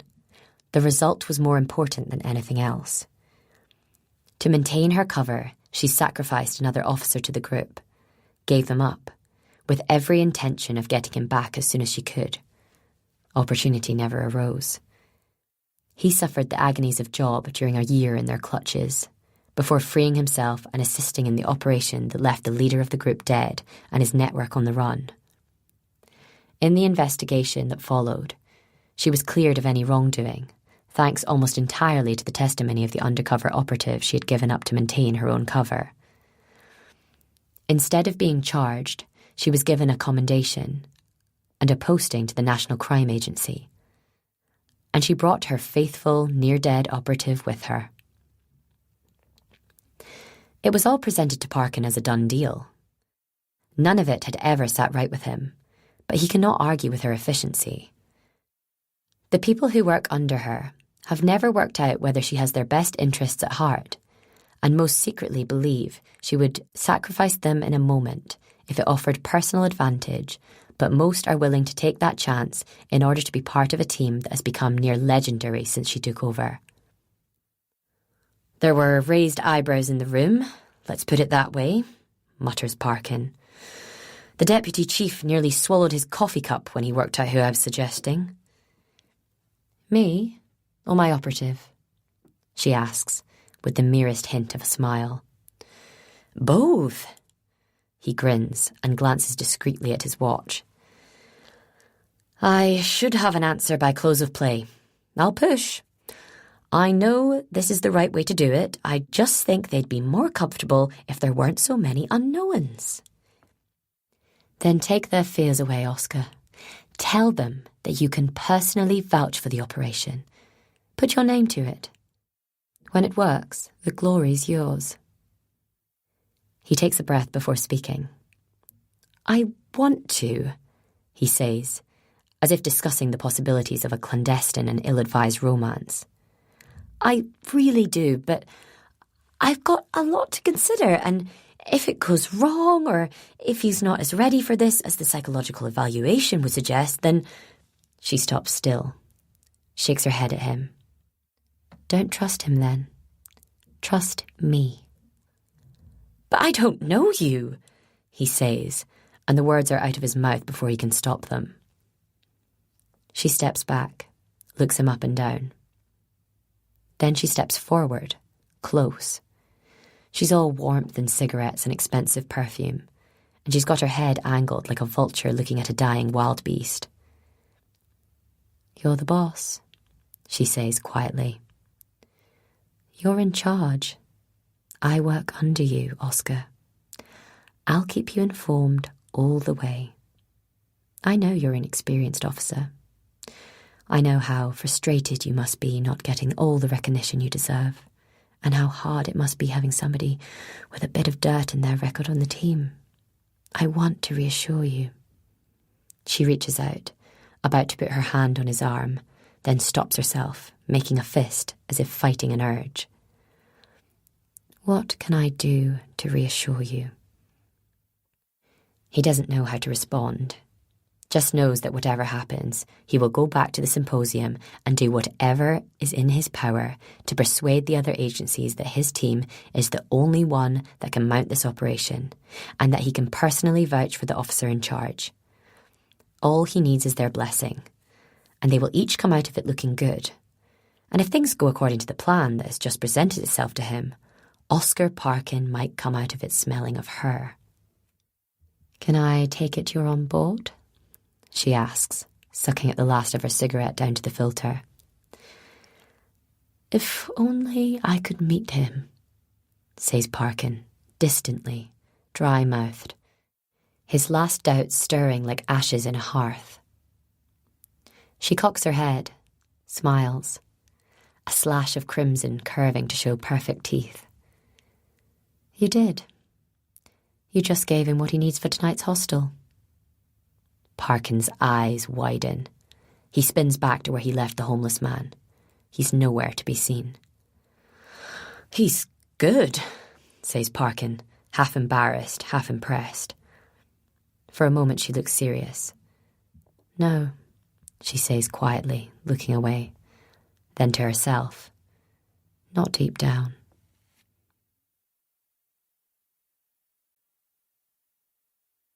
Eight. What do you want? I called the house phone. That daft lass from Akarakel answered. She said you're on a date. I sit back in my seat, feeling rather satisfied with the evening's turn of events. He doesn't sound angry, but there's a note of incredulity in his voice, as if he's been told I'm out crocodile wrestling and needs to check he hasn't misheard. Yes, I say, quite pleased with my tone. And? He's quiet for a moment. I feel a lovely warm tingle in my fingertips and toes, as if the blood is starting to flow again after a wee nip of frostbite. I don't get many chances to be nasty, and I save them all up for those who deserve to see that side of me. Callum's never really seen it. He's heard me whine and sometimes get a little snappy when I'm tired or things aren't going my way, but the person I've been since I found out about his lies must have boggled his mind. You're on a date, he says again, as if trying a foreign language for size. And you've left Lily at home with that girl. I feel as if I'm a bottle of iron brew and every word he says is giving me a good old shake. I'm going to go off soon. It's none of your business, Callum. You made your choice. You turned your back on us. You don't ever get to judge how I raise my children. Our children, Ronnie, he says, and I hear how hard he is trying to keep the temper out of his voice. They're my children too. We need to talk about things properly. We need to discuss proper access. We can discuss maintenance, I say, feeling hateful. Do you know what it was like paying for Christmas? I tried to put money in your account, he says. You wouldn't take it. We need nothing from you. I hiss, and I can picture his face all smug as he processes my contradictions. I dare him to mention it, to say anything at all. Who is he? He asks quietly. Something stirs within me, as if a faint gust of wind has illumined a near-dead ember in a cold hearth. I feel a tiny spark of compassion. He sounds so broken, so far away. You don't get to ask, I say, and I hear my breath catch in my throat. I cough, trying to cover it. To stay resolute in my hatred of this lying, cheating, two-timing bastard. You won't know him anyway. I can find out, he says simply. Would be easier if you told me. Threatening me now, are you? I snap, and in my head he's lying in bed with Kimmy and she's kneading his temples to keep him calm. I want us to talk properly, Ronnie, he says. I've tried so many different ways, but you won't hear me. What you found, what you think, it's not like that. It never was. Friend, is she? I snap, and a sharp pain in my palms tells me I'm making fists. I can't believe your bullshit, Callum. There's no way you're going to talk your way out of this. I saw the messages. You had a secret phone, for God's sake. The only thing that will happen if I let you talk is you'll convince me I'm insane and that I've imagined all this, and I can't allow you to do that, even if I want you to. I don't think you understand how much you've hurt me. He doesn't speak. I realise my eyes are wet and it pisses me off even more. He doesn't get to upset me anymore. I have to cling on to my absolute hatred if I'm going to keep myself together. He's called Bishop, I snap, sounding very pleased with myself. He's single, bit of a lad, got a sort of Liam Gallagher look, if you need to picture him, works in cybersecurity, makes me laugh, makes the kids laugh. He's met the kids. Oh yeah, I say, enjoying myself now. Had Atticus in bits. Lily's a bit standoffish, but give it time. He doesn't speak. I hear him breathing. Feel the fire go out within me. None of this feels as it should. Bishop, he says at last. And for the first time since Poppy was a baby, and we had to rush into hospital with suspected meningitis, I hear tears in his voice. He's okay with you, is he? Treats you right? We're in the car park at Glenborradale, actually, I say, and slap away the tear that runs through my makeup. Having a lovely time. He doesn't reply. I start to think he's hung up. Then, just as I'm about to drop the phone, he speaks again in a rush. Gold teeth, Ronnie. Scruffy. Beard. Rents the place overlooking the ferry harbour. No, Ronnie, I know you don't want to hear it, but you have to listen to me. All the stuff with the phone and the messages and him wandering into your life, it's all part of the same. I see my face reflected in the darkened glass. I'm pale, with red spots high on my cheeks, and the face I'm pulling is one of absolute rage and disgust. How dare he? How dare he try and use any of this to gaslight me into forgiving him? I end the call, switch the damn thing off, scream desperately into the crook of my arm.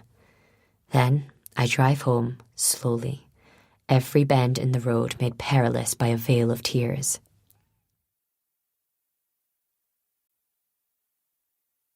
Nine. There are 4 voicemails from Callum when I switch my phone back on. It's a little after 5 a.m, and Lily has already begun grizzling. She can start to complain even before she wakes up. She roots for my nipple like a pig snuffling for acorns, latches on, burps milkily, and starts to play with my other nipple as if searching for a favoured station on a transistor radio. I try to pretend I'm still asleep, but I can't keep up the fiction for long. Not when my phone is blinking and beeping and calling out to me like an ice cream van. I ignore the messages. I don't want to hear anything else he has to say. I check every app on my phone for something from Bishop. Nothing. Absolute bloody silence. The last I heard, he was telling me to meet him where we had our first kiss. He'd bring the blanket. Yeah, okay, Bishop, whatever. Would have been good if you brought yourself, too. I lie and stare at the ceiling for a while, emotions coming in waves. One moment, I'm relieved to have extricated myself from what feels like a relationship without much in the way of a future. Then, I'm missing him. He makes me laugh, and he's got that confidence about him, as if he's never met a problem he couldn't sort out. But he hadn't really warmed to the kids, had he? And there was a petulance about him, a self-importance that shaved the attractiveness of his self-belief. But to be dumped, to be stood up, am I somebody who should get used to this? Am I the sort of person who can look forward to driving home sober and depressed after a no-show? I didn't think I was. There are bits about myself that I'd have tightened and twanged if I had the money, and I'd admit that in temper I have a face that could sour milk, but I'm pretty switched on, and I'm funny and can do a crossword without really thinking about it, and can do the kids' homework with my left hand while making dinner with my right, and I look okay. He'd seem to like it anyway. I find myself growing more and more agitated. He just doesn't seem the type to stand somebody up. That's the problem. Maybe something happened, I think, chewing my lip. Maybe there'll be flowers and chocolates before lunchtime, and a lengthy message explaining that his car broke down and his phone fell in the loch. I'm so deeply involved in conversation with myself that when I hear the crash, it takes me a moment to realise that it's coming from the real world and isn't a projection from the deep, deep place in which I have my most private chats. Lily sits up, as if yanked by a string, the shock sparking immediate tears. I have to shake myself to reconnect with reality. And then I'm half running, half stumbling out of the door and down the stairs, Lily bouncing on my hip. Both kids are in the living room, faces pressed against the dark glass, staring through their reflections at the silvery black surface of the loch. Mum, you've got a boob out. I grab my coat from the peg, plonk Lily down on the floor, pull my walking boots over my bare feet and barrel through the kitchen to the back door. I spill out into the pitch dark of early morning as a fine rain is swirled by a hard wind. A large, white van is noisily trying to extricate itself from the stone wall that marks the boundary of my property. Its sidings wedged into the branches of a high, thick-trunked tree. Hey!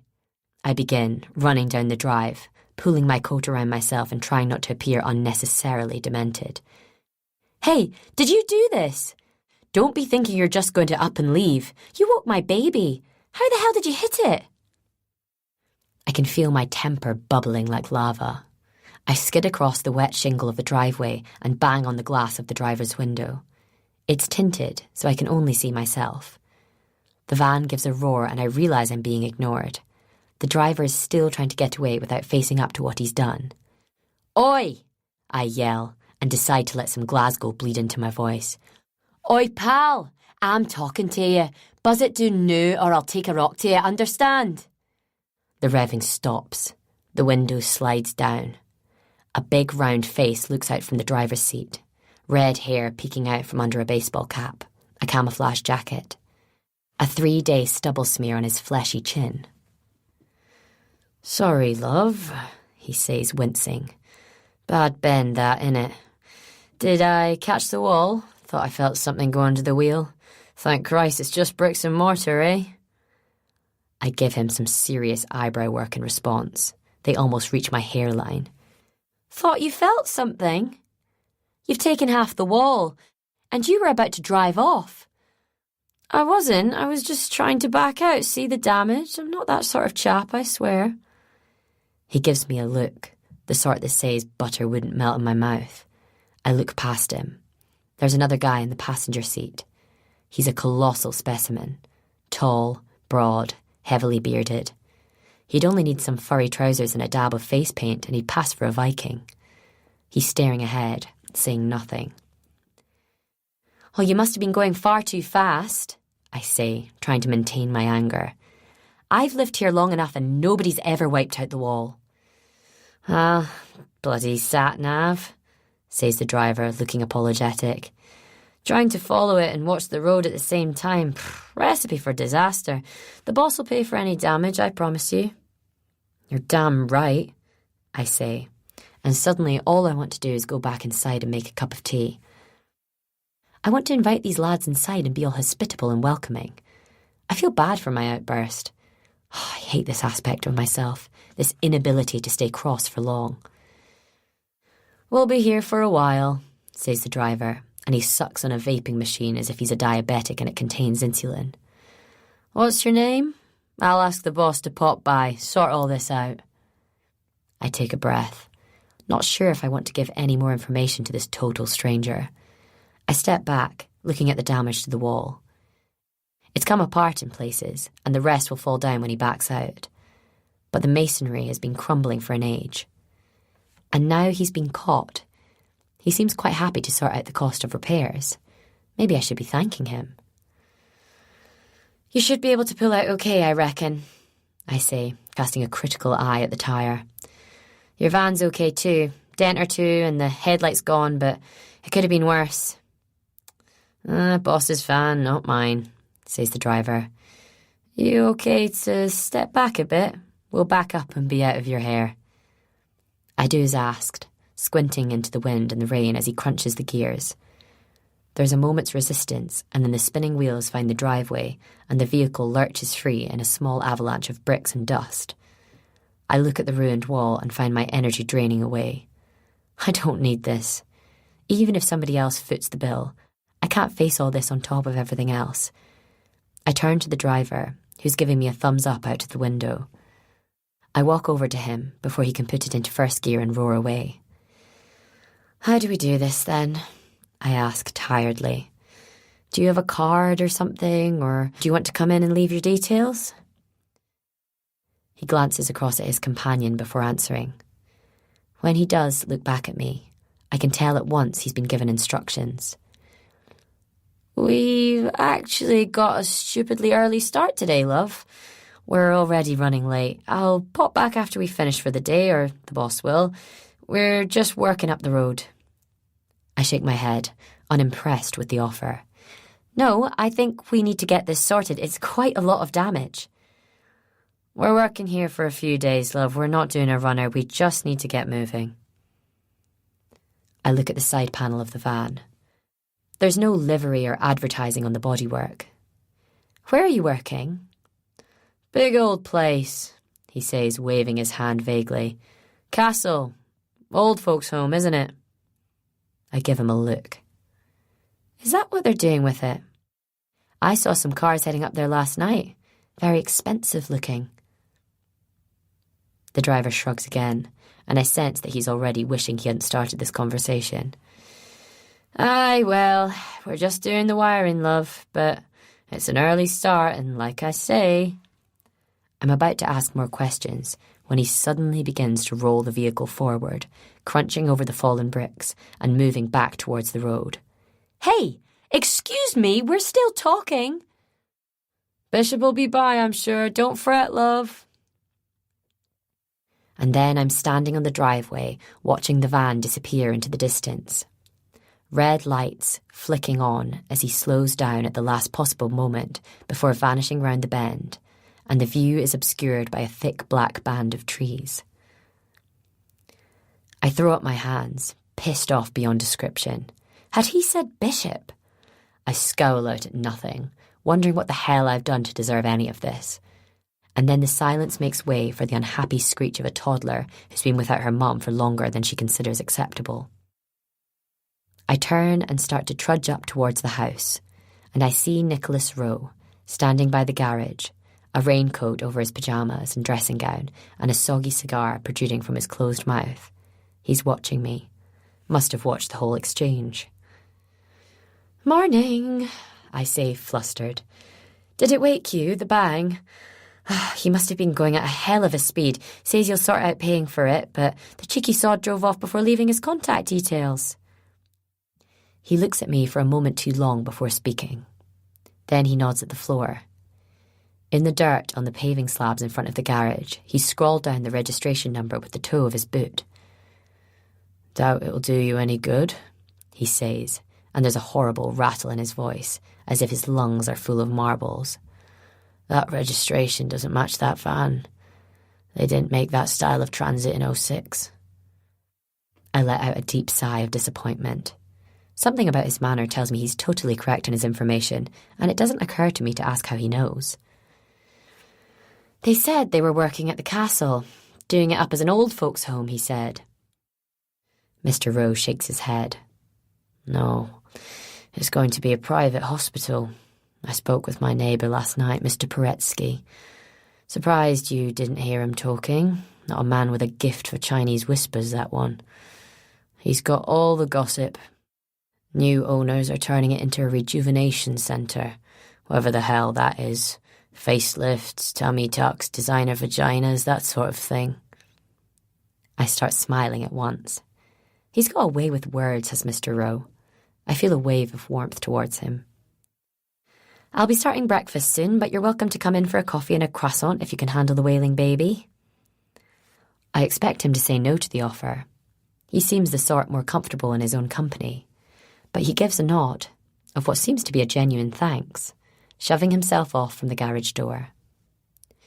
Before he moves any further, he stops and takes a phone out from his pocket and photographs the digits scrawled on the floor. I give him a curious look. Why hadn't he just photographed the van? "No good without a flash, and I didn't want to tell your friends they were being watched. Some people react badly." I size him up.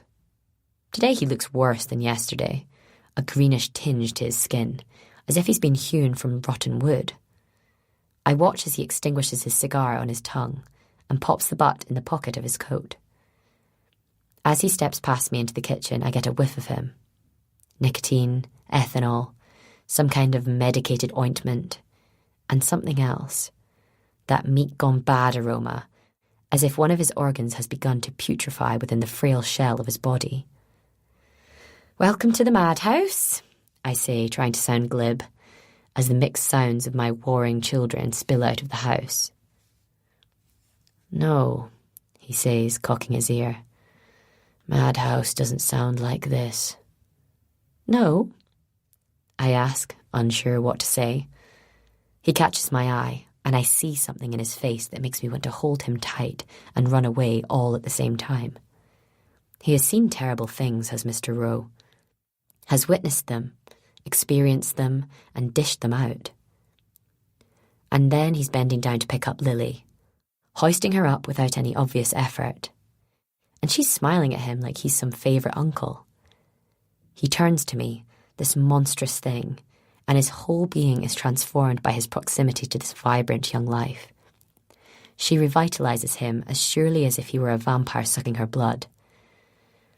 "I like the little ones," he says, and as he smiles, I see the blood where his dentures hurt his gums. He swallows and puts Lily down. Whatever I showed in my face, it spoiled the moment for him. "On second thoughts, I'll leave it," he says, shrugging. And before I can tell him to stay, he is pushed past me and is crossing the garden towards the guest house. I wait for the security light to come on, to illuminate him as he stalks darkly towards the woods. The garden stays dark.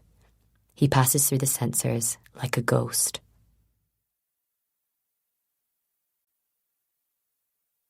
10. 4 months ago, a black-painted, candlelit restaurant down a side street in Soho. He's brought flowers, 6 red roses and 6 white. They lie on the table, wrapped in shiny plastic. There are tiny bugs climbing in and out of the folds.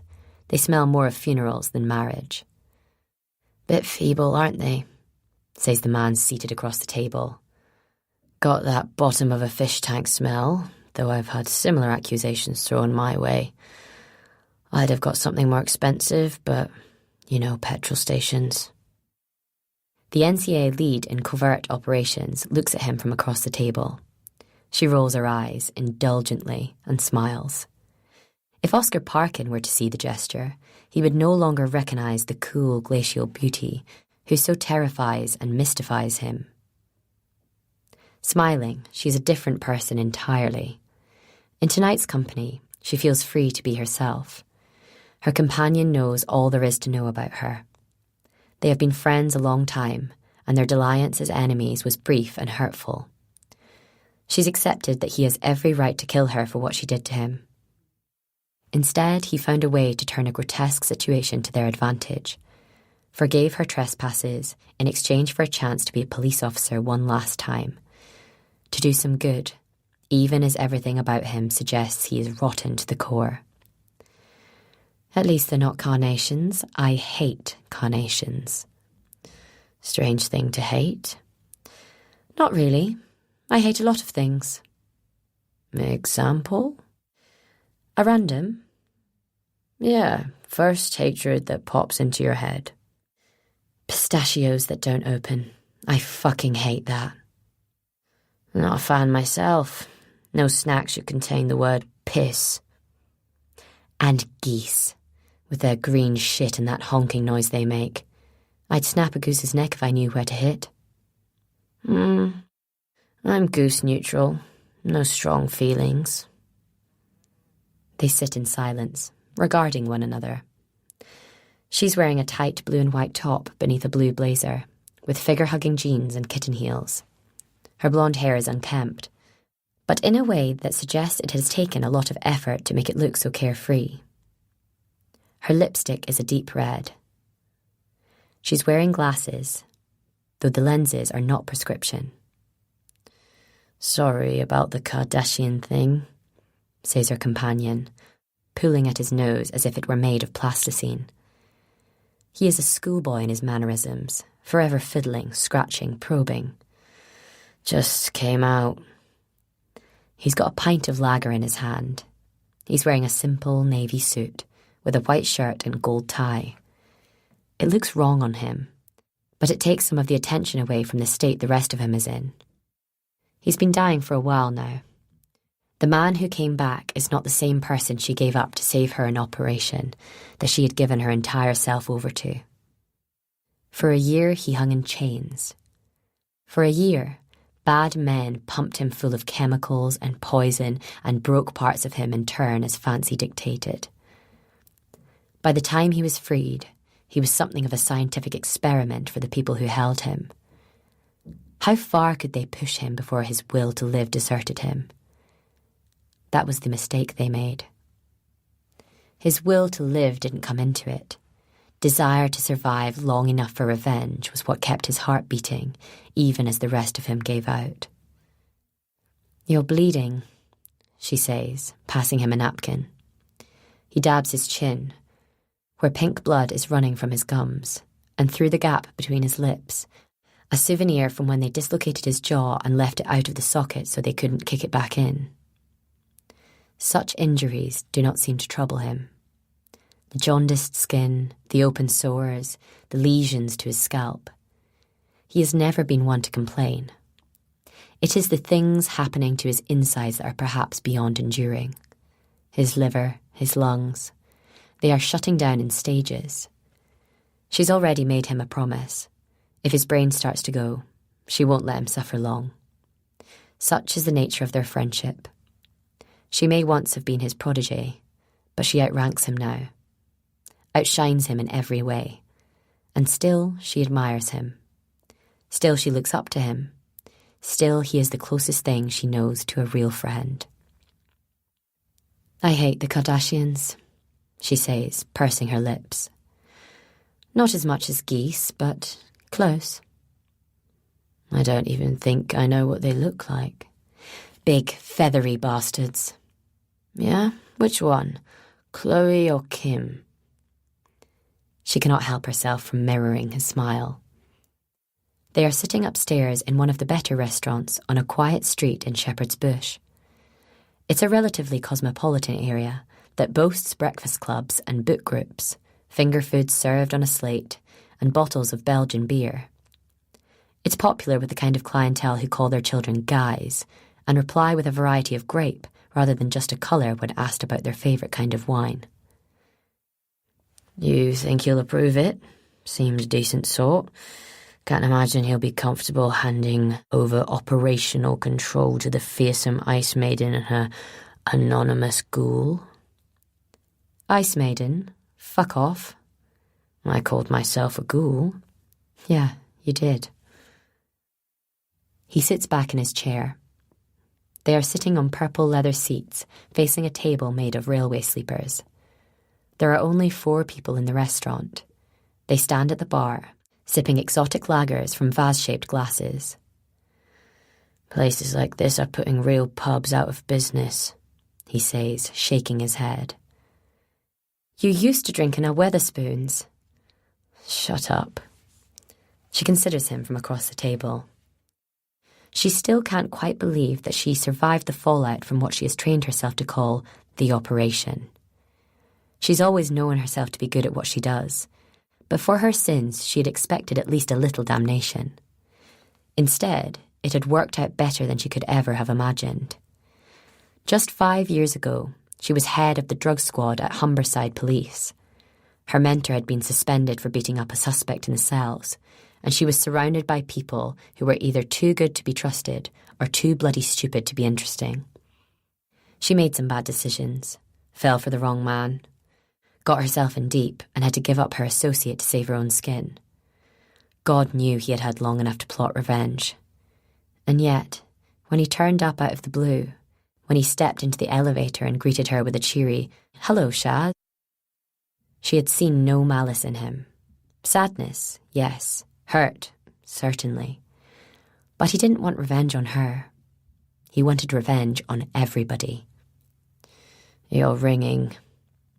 She pulls the phone from her pocket. Oscar, she says, rolling her eyes. Yes. Excellent. I appreciate that. You don't need to worry. No. Not as things stand. But of course, yes. Given time, I'll forward you the briefing notes. Yes. No. No. She hangs up, looks up. We're on. Across the table, her operative nods, satisfied.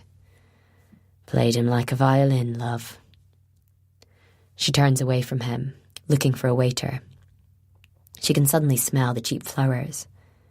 They remind her of something sad. She wonders if they were the blooms at her father's funeral and realises she cannot remember. She'd had little to do with the service. As the baby of the family, it was not a duty that fell to her. It had been organised by her brother and sister, Scott and Geneva, and had been a predictably colourless affair. The service had been in the same church where he and Mum had married 46 years before. She had been referred to during the service as a happy accident. She'd been called that most of her life. There had been talk of naming her Serendipity, but eventually, Dad decided that was a little too bourgeois for their part of Surrey and settled on Sherilyn instead. She changed it to Sharon when she was 17 and fell in love with a bad lad from Walthamstow. She couldn't bring herself to tell him her real name for fear he would make fun. She hadn't told him much about her home life. Not about the gymkhanas and the polo club and the special classes for gifted children that had been part of her life since she was 7 years old. She didn't tell him about her dad and the golf club and the 6-bedroomed house or the riding rosettes or the brand new Range Rover she received for her 17th birthday. She didn't tell him much about herself. Just said she was Shaz and that she liked the tattoos on his hands. They were a couple for almost a year. It ended when her father found out. He took away the keys to the Range Rover, took away her membership to the polo club, made her choose between possessions and the bad boy who made her toes curl with ecstasy every time he stuck his tongue in her mouth and she tasted the hand-rolled cigarettes and beer on his breath. She chose possessions. She broke it off with him. Went to university, like a good girl. Dad had wanted her to join the family firm when she was finished. Instead, she chose the police. Then, she chose to be something else entirely. "I'll settle up," she says, looking at her old friend. You got somewhere to stay? He nods. I always find somewhere. Briefing at 9? Fuck off. You can still taste the toothpaste at 9. You've got no teeth. I still like to suck the tube. You are gross. Truly, you are a monster. Yeah, which makes you Frankenstein.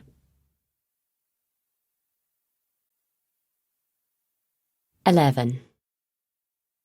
2 days later, I've heard nothing from Bishop or the 2 men in the van. I have, however, got the latest on the plans for the castle. The information came from Teresa, obviously, who sat at the breakfast bar with her hands around a mug of quality coffee and delighted in telling me everything she'd heard from one of her clients down at Strontian. Sparing no expense, apparently. Going to be one of those really fancy alternative medicine places, as well as offering retreats and rejuvenations to the rich and famous. Done it well, don't you think, keeping it quiet, I mean? All sorted on the planning permission front, which must mean some palms have been greased.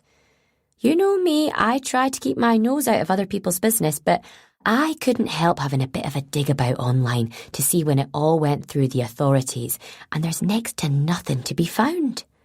Which means they probably aren't going to be advertising their services to the likes of me, much as I'd like to be tightened from the top. Company doing it is a Ahasgi Limited. Hope you don't think me nosy, but I had a wee look and they're registered in Jersey. That's the Channel Islands, and I only ever hear their name when it's to do with something dodgy. The address given is a firm of accountants, but the directors are 2 women, an Alice McCall and an Ailsa McCall. I tell you, if I had my time ever over again, I'd love to be an investigator. Either way, I'm hoping they need a cleaner. I drank it all in, bouncing Lily on my knee and whispering the giddy-up song in her ear while she giggled and pretended she was on an out-of-control horse. Teresa had been delighted to hear about the posh cars I'd seen heading for the castle, and even more excited to learn that one of the work vans had taken out the wall. Oh, we should go up there, don't you think? Go and demand payment and say you'll get the papers involved if they don't sort it out. In fact, I'll go. As your representative, like. Give them what for and maybe have a poke around while I'm up there. I declined the offer. Sorting out the wall was low on my priority list. In fact, the only thing that seemed to matter right now was Bishop. He'd pretty much dropped off the face of the planet. It's not that I'm desperate to win his heart or to get some kind of answer for the cold shoulder treatment. I'm genuinely worried. He'd wanted to tell me something the last time I saw him, and I hadn't been in the mood for listening. I've tried to call him, but his phone isn't connecting. And I sent a Facebook message to the mum of one of Atticus's school friends, who lives on the same stretch of property as Bishop. She reported back that she didn't even know the house was occupied, and that she'd never seen anybody matching his description, let alone noticed their absence. I've had the same everywhere I've tried. The pubs he's mentioned, the library, the canoe instructors down at Strontian that he told me he'd got to know pretty well. Nobody had seen him, and the canoe instructors remembered so little about him that I think they were only humouring me when they said they remembered him at all. So where does it leave me? I mean, he's a grown man, and he briefly flitted into my life, and now he's gone again. What do you do in those circumstances, eh? I've thought about mentioning it to the community police officer, but I can just hear myself trying to explain the situation, and I wince when I imagine their face as I outline just how concerned I am that a man has dumped me and moved on. So I do nothing. I play with Lily, I look after the guest houses, I check my phone and try to find a way to stop Callum making good on his threats to come and visit the kids. I'm not ready for it. They're not ready for it. The wound is still too raw, too open. Whatever Lily says, it's better for her to be kept away from toxic people. I'm sitting at the kitchen table, enjoying half an hour of me time, listening out for the moment when Lily will wake up and start shouting, "Booby!" when I hear the first siren. I figure it for an ambulance at first. We hear them a lot. There's always people crashing into the loch or hitting trees, and the tree surgeons have a nasty habit of falling off branches at this time of year. But one siren becomes 2, then 3, then 4, and in a moment I'm at the window watching a full convoy of white-blue cars careering round the bend, blue lights casting eerie strobing shapes on the silver-grey water. Mr. Rowe was in the kitchen when I turned back towards the room. How the hell had he done that? The door was closed, locked even. I hadn't heard a sound, and now he's standing, perfectly still, looking at me, his head angled slightly to the right, as if he were a bird who has heard a worm beneath the ground. I feel gooseflesh rise all over my body. I realise how much he unnerves me. I don't know if it's his appearance or something more primal than that. He just gives off something that feels, well, wrong. It's as if he vibrates at a different temperature to any other person I have met. "Oh, you scared me," I say, beginning to gabble. "Was there something wrong? Do you need something? I didn't hear you come in." He doesn't speak. I fall silent, staring at him the way he stares at me. I consider myself. Jeans, jumper, hair in a great bird's nest twist. If he's been beguiled by my appearance, then he's done most of the work in his imagination. He's breathing hard, as if he has exerted himself. He's wearing a battered raincoat over a padded shirt and corduroy trousers, but if he stretched out his arms, he'd pass for a scarecrow. He's a dreadful colour, a shade that makes me think of uncooked chicken, and he seems to have cut his own hair. There are clumps missing, red patches on his scalp, open, weeping sores. I thank God the kids are at school, while at the same time wishing, for the first time since I kicked him out, that Callum were here. "What is it, Mr. Rowe?" I ask, some steel in my voice. "I'd rather you didn't just let yourself in like this. You really did startle me." He raises a hand to his mouth, puts his index finger to his lips. "I'm sorry," I ask, annoyed. I don't get shushed, not in my own bloody kitchen by a guest, not a bloody chance. "You're shushing me now? I'm not sure this is working out, Mr. Rowe. I'd rather that..." He puts a hand in his pocket, pulls out a mobile phone, lays it on the table in front of him. "I'm sorry," he says under his breath. "Those coppers, all that racket, it's your friend." I narrow my eyes, confused. I feel my heart begin to race. There are jangling bells in my head. "My friend? I don't understand," I stammer and start to move towards him. He picks up the phone, flips his thumb across the screen and calls up a photograph. With a look akin to apology, he flips the phone and shows me the image. I recognise the blue mesh of a lobster pot, the black, barnacle-encrusted bars, the orange buoys that dangle down one side. The contraption is set up on a strip of jagged rock, the background half sea, half sand. Inside, a head, severed at the neck, dark hair, a mouth hanging open, slack-jawed, tongue protruding like the tail of an eel. The eyes are gone. There's a deep slash to the left cheek, sugar-dusted with sand, and the top lip has been chewed away, revealing the top row of teeth. Gold teeth. "Jesus," I say, and it takes an effort of will not to let myself start to shake. I look at Mr. Rowe uncomprehendingly. "How? When?" He puts his finger to his lips again, jerks his head towards the top floor. "She's sleeping, little one?" "Yes, she went down a bit ago," I begin, not understanding. "Good," he says, and puts the phone away. "Then you've got time for a walk." I feel the mean little smile twist my lips. "A walk? Mr. Rowe, are you out of your mind? You're showing me a picture of a head. You expect me to just leave Lily and come with you for a walk?" He looks at me with something like regret on his face. Then he reaches into another pocket and pulls out a canister.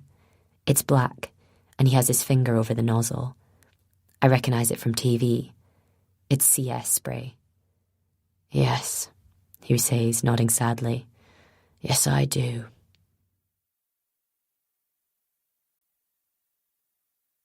"12.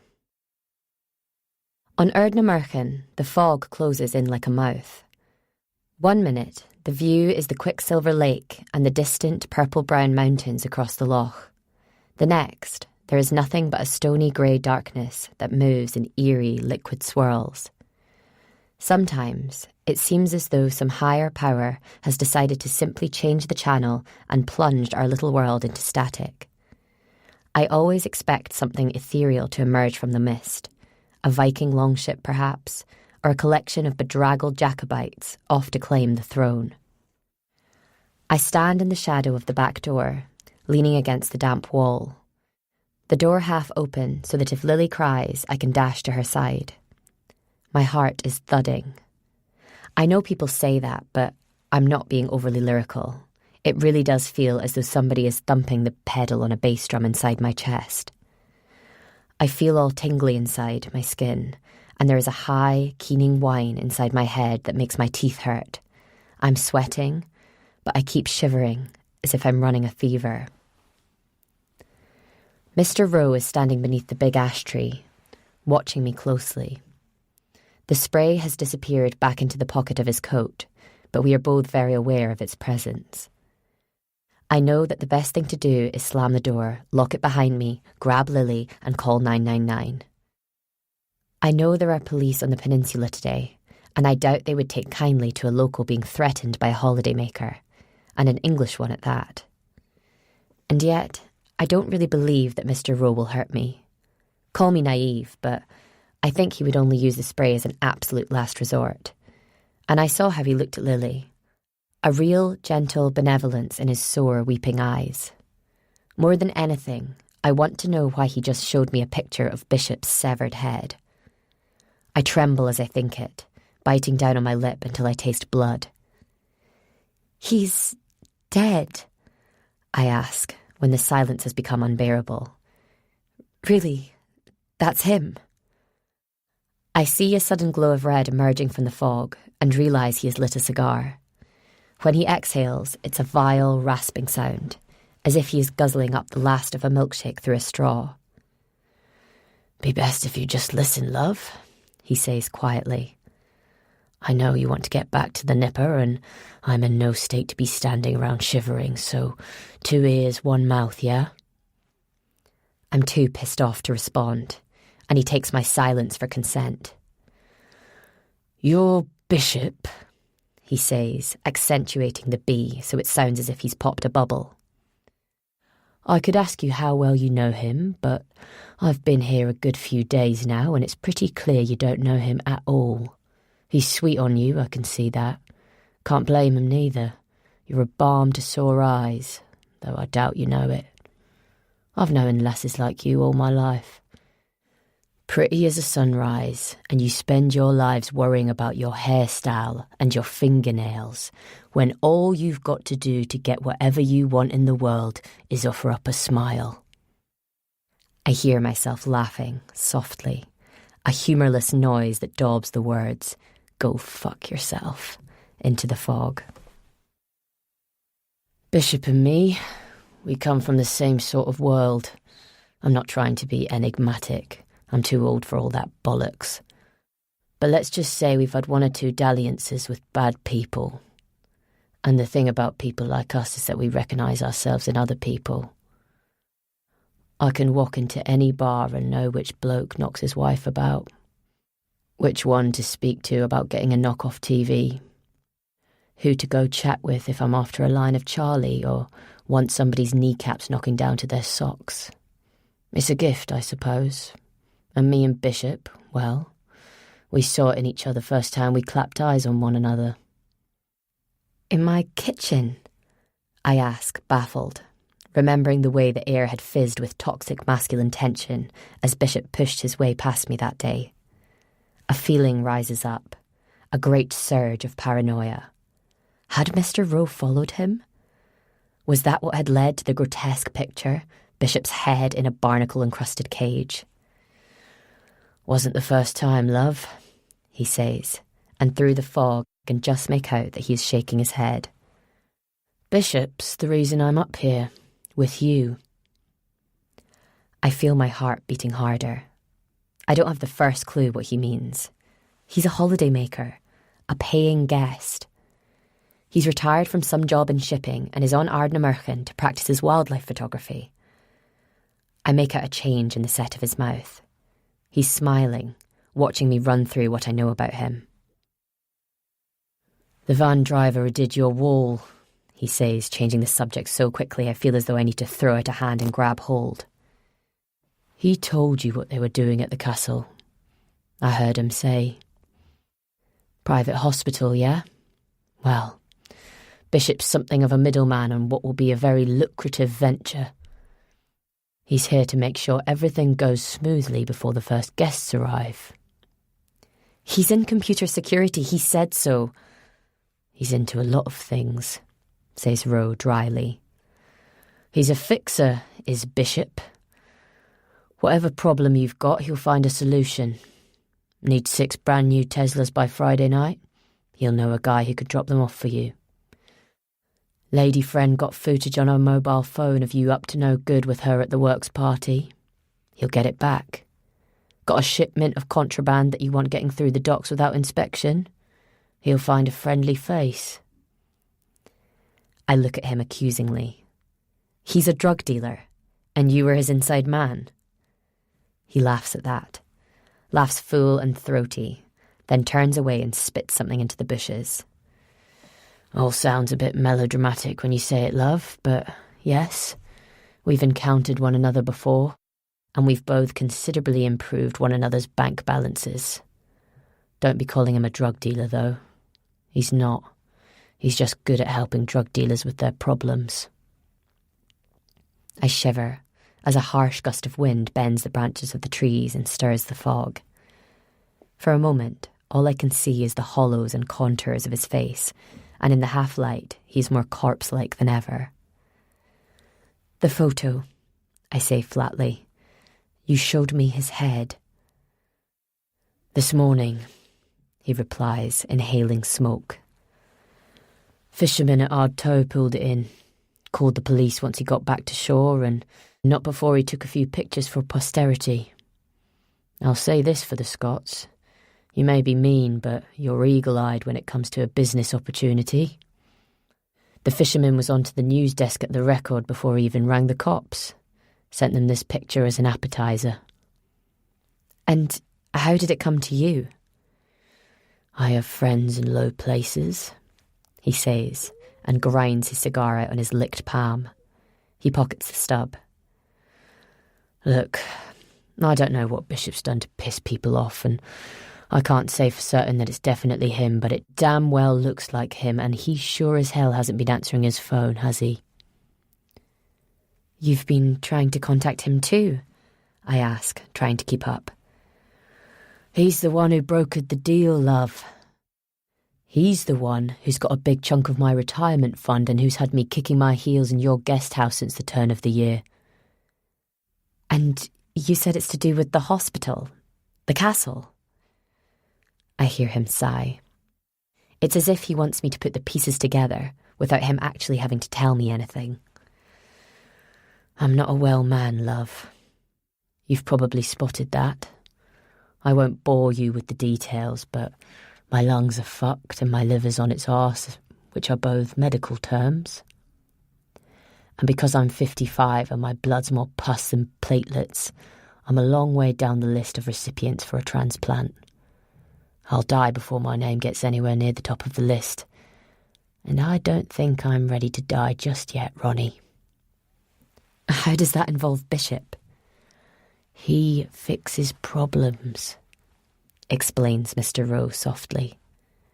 "He can find you a donor if you pay the right price. And I reckon another 10 years of life is worth every last penny, don't you?" I say nothing, letting all the tumblers slip into place. "An illegal transplant? That's what this hospital's going to be offering?" "Not on paper," he says, and I hear a dry smile in the dark, a rustle of parchment touching flame.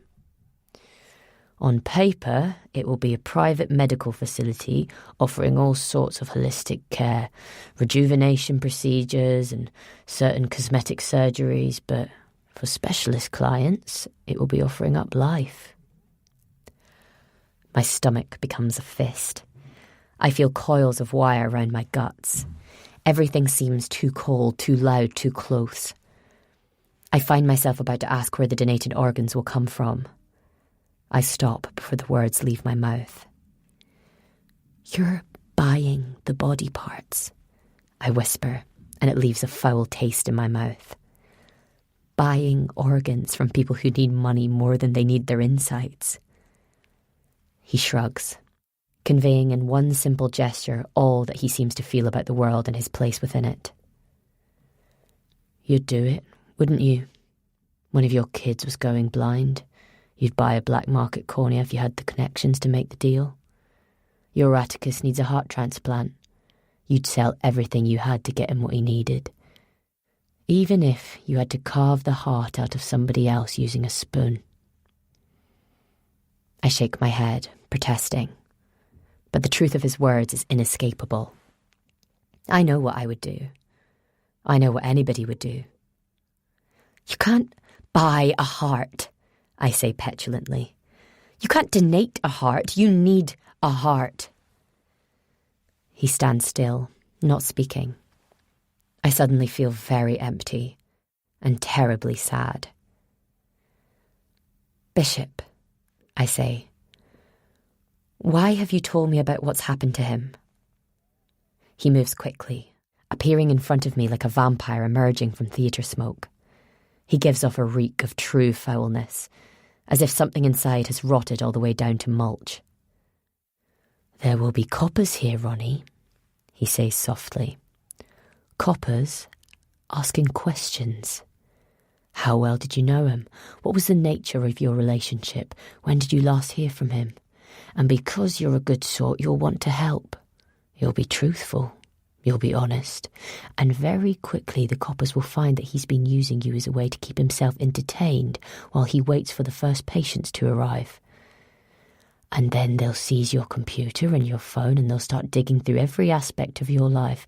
And they might just find that a Nicholas Rowe in room 3 has a criminal record for all sorts of nasty shit. And then they'll get all excited and start digging around into my life. And that may just piss all over my one and only chance of getting the operation that will keep me alive." I cock my head, face twisting, unable to fully comprehend what he's saying. "You want me to stay quiet so you can still get your transplant? Your illegal transplant, a setup run by the sort of people who might just have cut a man's head off and thrown it into the sea? Are you insane?" "The people behind the new venture, they aren't the sort to run and hide at the first sign of trouble.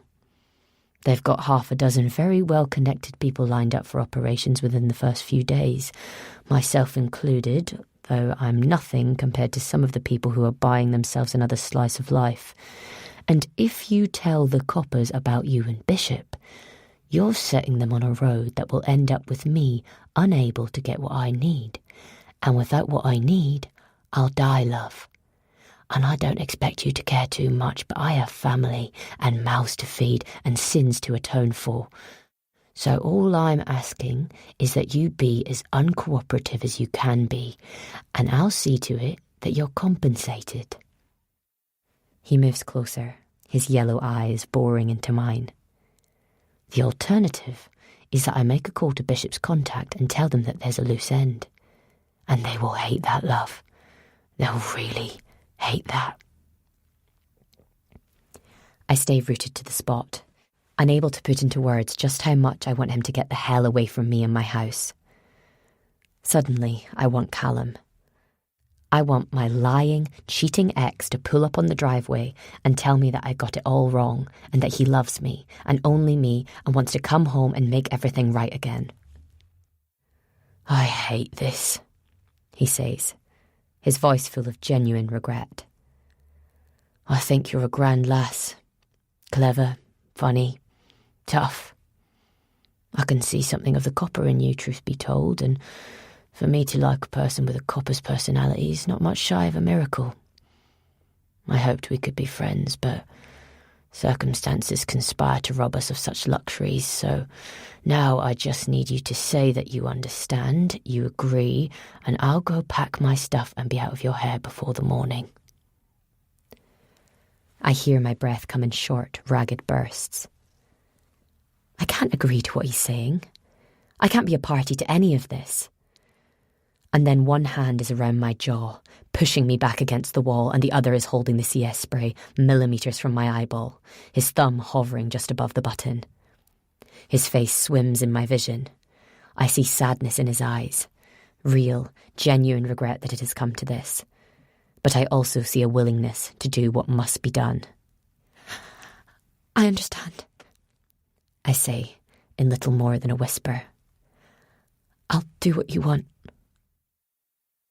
For a fraction of a second, he looks as though he wants to tell me not to be so bloody stupid, to fight and scrap and knee him in the balls and do anything other than make a pact with this foul, corrupted demon.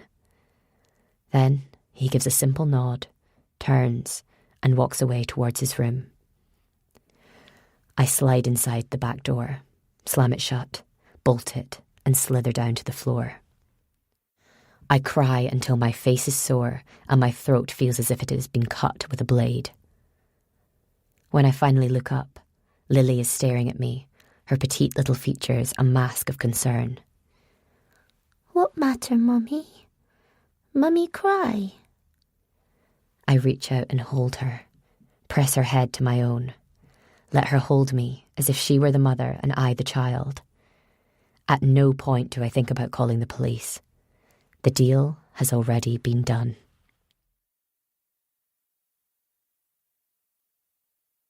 13. A large house, stuck on the end of a terrace of tall Georgian properties. White painted, like the others, with big sash windows and a door the same shade of green as the big laurel bushes which cling to the wrought iron fence, and which shields the bottom floors from prying eyes. Inside, pure luxury. A basement has been converted into a games room, with big glass doors opening out to a courtyard garden, a single mulberry bush serving as the focal point, accessed by a footpath of reclaimed sleepers and big glittering stones. The members of the NCA Covert Strategy Unit are making themselves comfortable in the long, high-ceilinged room on the first floor. It's wood-panelled, and 2 large black chandeliers hang from the ceiling, their light reflecting back from the lacquered wood and the big windows. The sun pours into puddle in expensive corners. On the writing desk, at the foot of the Chesterfield sofa, slicing down on half of the reproduction George Stubbs' equestrian portrait above the big open fireplace. One whole wall is given over to leather-bound books, and the table at the centre of the room is so hefty and ancient that more than one visitor has wondered whether the builders erected the place around it. The head of the unit is standing at the fireplace as if posing for a country living photo shoot. There are gold-framed mirrors and bowls of pine cones on the mantelpiece, and though she has her back to the room, she is using the reflections to survey the members of her team. She likes them to wait until she's good and ready. In other units where she has worked, there has always been a surfeit of blokish chatter, dirty jokes and silly comments and raucous laughs amid the belches and farts. Not in this unit, thank you very much. She's made that plain. She has no problem with people being boisterous and can hold her own in the smutty remark department. But the truth is, she wants her team to be slightly in awe of her. Wants them to do what she tells them because they're afraid to do otherwise. And every time she gets to enjoy the sound of silence ahead of a briefing, she knows she's winning the game. The 3 operatives are sitting quietly, their electronic tablets on laps or tabletops. 2 women, 1 man. She knows their real names, knows more about their secrets than they know themselves. But she has instituted a strict confidentiality code since taking over, and now insists that the undercover operatives refer to themselves entirely by code names. She has few vices outside of a desire to become all that she can be, but she does have a fondness for opera. As such, she refers to her team members by the names of operatic composers. In the armchair is Verdi. She's got a Rubenesque look about her. Big bones, red hair, pale skin. She's still perspiring slightly from the walk from the tube station. At the table sits Smetana, thin, sharp-eyed, always fighting off or coming down with a cold. She has a look of fragility that is utterly at odds with the facts on record. She's tough, determined, and willing to go almost as far as it takes to get the job done. She was a detective sergeant with Thames Valley Police until she was seconded to the NCA. Lounging in the wooden chair by the open window is Bizet, 40-odd. Seen it all, done it all, he's a lugubrious, sick-of-it sort of soul who makes every tiny task seem like a Herculean level of effort is required to do it right. He's tall, too tall, and has developed a bit of a stoop through years of hunching over. He walks as if looking for a dropped coin. The boss doesn't like him very much, but she wants to keep him where she can make sure he's not causing mischief. He's a gifted hacker, and she wouldn't put it past him to have already had a dig around in some confidential files looking for dirt on the team leader, and she knows, to her cost, that there is plenty to be found. She turns into the room, looks past Bizet and out through the gleaming glass into the cold blue sky. Then she takes her seat at the head of the table, opens up the sleek little laptop and hits a key at random. A moment later, the trio of tablets held by her officers light up with received information. 1980, she says without emotion, and the operatives key in the decryption code. Lines of nonsensical data and multicoloured pictures delineate into confidential briefing documents, mugshots and witness statements. Item 1.9 in bundle 3.3, she says, looking at her own screen. She touched a tanned index finger to the relevant icon, and the picture becomes a grainy mugshot, a short, angry-faced man with dark curly hair and sunken eyes. Operation Pontian. Pontian? Asks Verdi. What does that mean? The boss eyes her coolly. We'll save questions until the end, preferably after I'm gone. Sorry. I've no doubt. The space grows chilly as she glares at Verdi. Glares at her the way cats regard one another from opposite ends of an alley. Then she returns to the job in hand. This man is called Pope, sometimes the Pope. He's been known by that name since 1989, when some funny fucker said he had such a charmed life, it was as if he had a personal hotline to God. The name stuck. Prefers it to his own, which we think was only ever an alias. Douglas Sturrock, born in Paisley, 1955, one of 7 children and the only one that his mum made no attempt to keep when the social services of the time took him into care. Children's homes after that, bad lad getting worse. Ran away at 12 and didn't surface again until 1980, when he turned up with a tan and an attitude and a Foreign Legion bayonet, which he promptly stuck in the head of a retired caretaker from his old infant school. Didn't kill him, but not far off. Arrested, charged, then the Procurator Fiscal messed up with witness statements and he walked. Walked straight into the loving arms of Glasgow's favourite crime boss, Derek Ovenden. Did his dirty work for him, and there was a lot of that to go around. Got himself a reputation for being particularly colourful in terms of teaching people a lesson. No simple kneecappings for Pope. Like to snip your toes, like to scald your feet. Learned that one from Ovenden himself. And if you were going to die, he liked to get his money's worth out of the experience. We've got one report of him setting up a gladiatorial arena in an abandoned swimming pool. Sent 3 lads in there, bollock naked, and chucked in a few weapons and said he'd let the winner out alive. There was no winner. They hacked one another to bits. He sat watching, drinking red wine and eating grapes. If there's no such thing as Caligula syndrome, I'm going to patent it. She pauses, takes a sip of water, considers a cigarette, and decides to save it until she's done. Fast forward to 1998, Derek Ovenden is killed leaving a casino. His firm and another led by a couple of ambitious upstarts had been involved in an escalating series of confrontations. 2 shootings, a stabbing, and no shortage of slashes to the cheeks. Ovenden thought he was untouchable. He wasn't. Prime suspect in the killing was one Benjamin Moss, a teenage member of the Ovenden firm who figured he'd get himself in the good graces of the enemy by doing them a favour. He turned up 2 days after the shooting, banging on the door of his local police station and begging to be arrested. The locals obliged, but despite his best efforts, he was released. They found him 10 days later, found some more of him the next day as well. Word was, Pope didn't see why his boss's death meant he should stop being loyal. With Ovenden dead, Pope took over, and the locals quickly learned that Ovenden had been the restraining force for many a year. With Pope in charge, the methods became more ruthless, the punishments for grassing became more severe, and anybody who threatened their territory was forced to suffer every kind of agony you can imagine. "I can imagine quite a lot," says Smetana quietly. The boss allows that one to pass unremarked. "You can read about it at your leisure. There are true crime books about all this too, and you'll be surprised to learn that it's not all bollocks." She takes another sip of water, wets her lips, clicks on an icon on the laptop. The image of a dark-haired man with gold teeth and a mocking smile appears on the screen. "This gentleman goes by the name of Bishop. Whether he had the name before he got into bed with Pope, I'll leave you to speculate upon. He's a bit of a grey area for the intelligence units.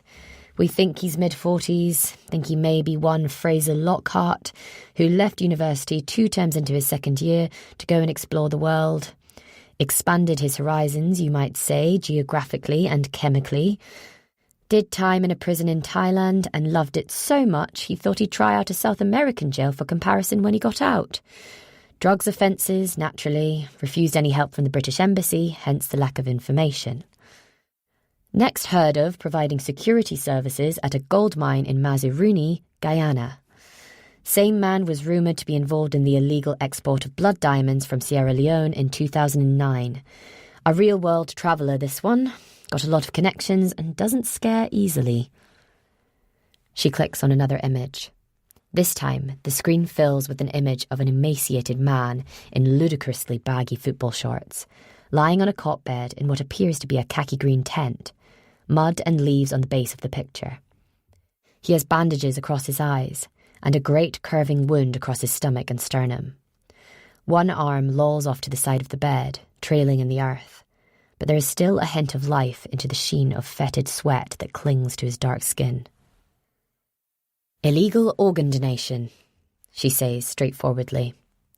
"Top prices paid for anybody willing to put a price tag on their insides. Turns out we're worth a fortune. Corneas, lungs, livers, kidneys. There's a buyer for whatever you're willing to offer. And our bishop here is connected to the same cartel that realised they were missing a trick when it came to dispatching their enemies. No more dumping them by the side of the road, limbless and headless and bleeding. No, with a couple of health professionals and a few blind eyes turned, pardon the pun, then everybody who crossed them could be neatly repackaged as an organ donor. Up to and including their hearts." She looks up. Smetana is staring at her, nose wrinkled, disgusted. "This is Colombia, yes?" "Among others. World Health Organization has performed tissue samples in organs donated in the US, in Russia and a couple of choice European nations, and the organs in question have been traced back to China, India and most recently, South America. Some may have been willing donors, but not all." She touches another icon, sits back in her chair as an image of a small torpedo-shaped vessel appears on the screen. It cuts through the water like a shark surfacing to take down a surfer. "This is a narco sub," she explains. "Not quite a submarine, but not far off. Cuts through the water and is damn near impossible to pick up on radar or to spot from another ship. Hand-built, but not as basic as you might think. The cartels have been using them to get their product into the US for more than a decade, but last year one was picked up not far off the coast of Spain. Point of origin, South America. These things can cross the Atlantic in the right hands. This one in particular had cocaine and heroin worth $3 million on board. That's a guess, of course. The crew followed orders and scuttled it before it could be recovered for evidence. For all we know, it could have been 10 times that. She pauses again, daring anybody to interrupt her.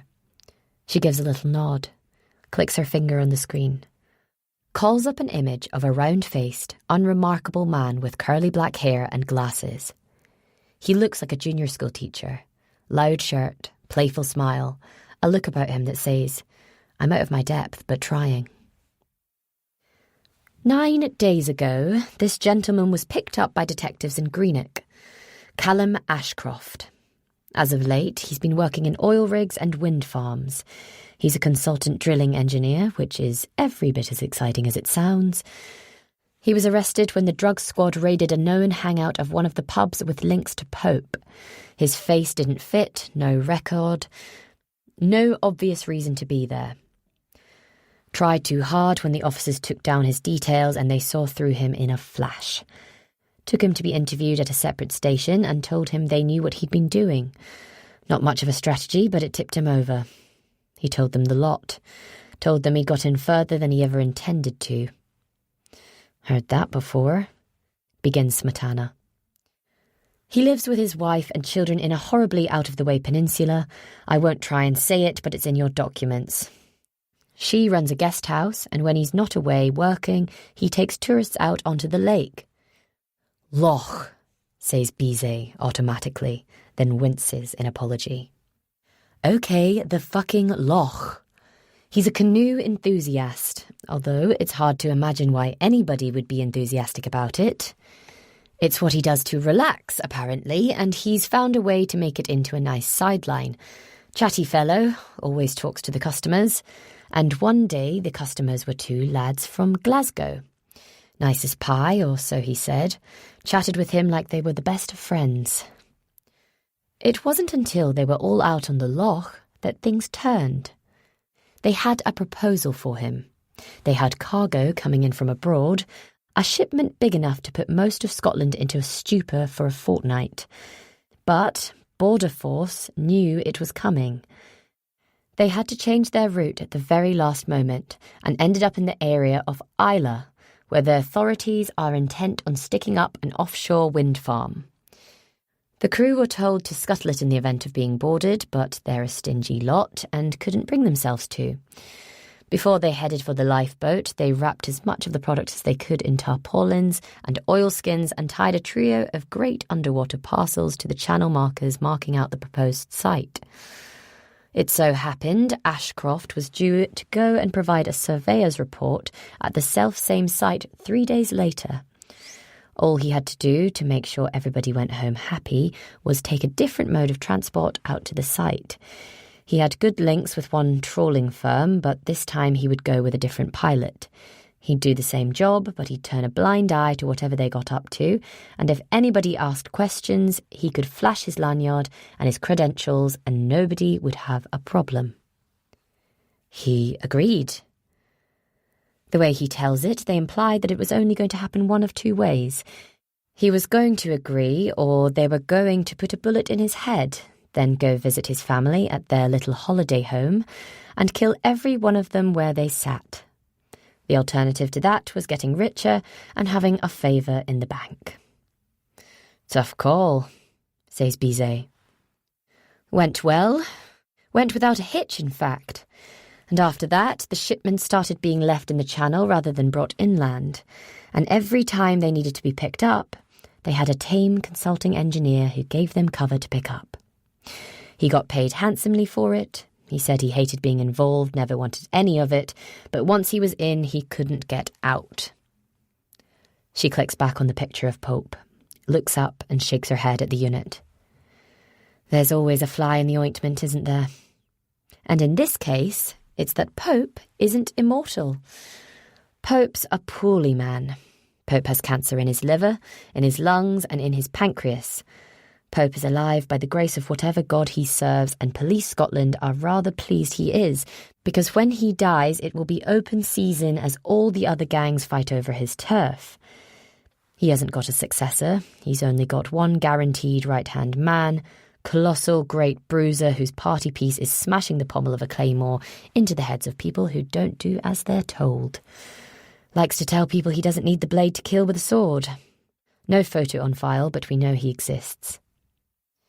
And where do we come in? Asks Smetana, as cautiously as she can.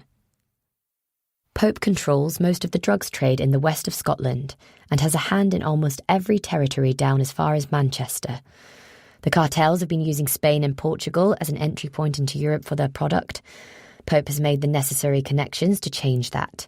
He believes that the west coast of Scotland is one big pearly gate for bringing cocaine, heroin, meth and fentanyl into the United Kingdom. And from there, on into the Eastern European states. He has the connections to make sure people turn a blind eye at the right times, and the cartels certainly have the product to spare. They courted him by all accounts, sent their fixer to butter him up. This is Bishop.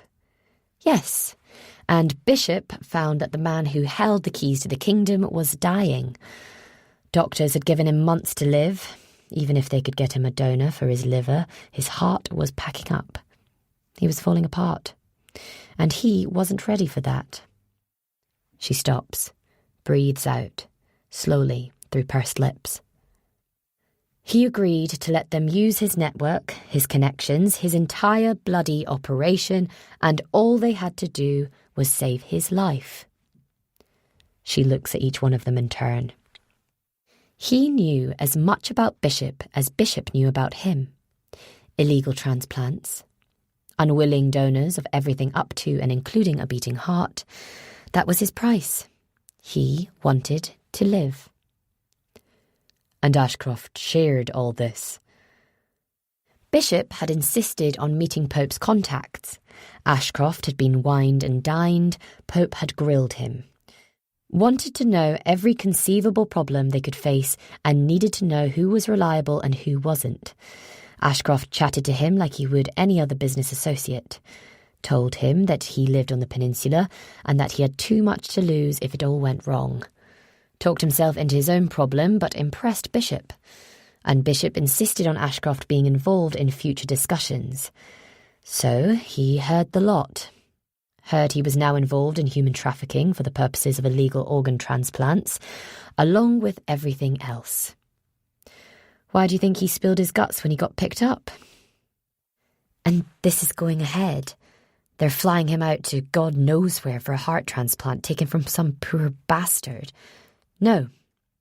Pope doesn't fly. Only been abroad twice and didn't care for it. And he's on so many drugs to stay alive that he probably wouldn't survive a flight. No, it's happening closer to home. In Scotland? Asks Bizet, taken aback. She sits forward, presses an icon. An image of a near fairy tale castle surrounded by woods and water fills the screen. This, people, is on the verge of becoming a private hospital. It is 6 miles from Scotland's most westerly point and close enough to the sea for people to smell the heroin. And this is where the likes of Pope will soon be able to purchase whatever body parts they feel they're lacking. The couriers bringing the product from South America don't know they're for sale as well. 3 couriers per trip, 1 trip per week, only the captain making the return journey, his crew sold off for parts once they arrive. And those parts sold to the highest bidder. That's grotesque, says Smetana. What's her involvement? What's the objective? She nearly smiles at that. She does like enthusiasm. She nods to the back of the room, to where a scrawny man with bad skin and bleeding gums is leaning against a bookcase and regarding them all through a cloud of cigar smoke. Team, meet Puccini. Heads turn and eyes widen. It's as if God, or perhaps his opposite number, has crept into the briefing room. He's going to buy himself a life, just like Pope. He's in the market for body parts. He's our way in. He waves lazily at the troops. I know, he says, sucking the butt of the cigar. Who'd believe it, eh? Me, with my Robert Redford looks. The boss considers him. Feels something so unfamiliar she barely recognises it.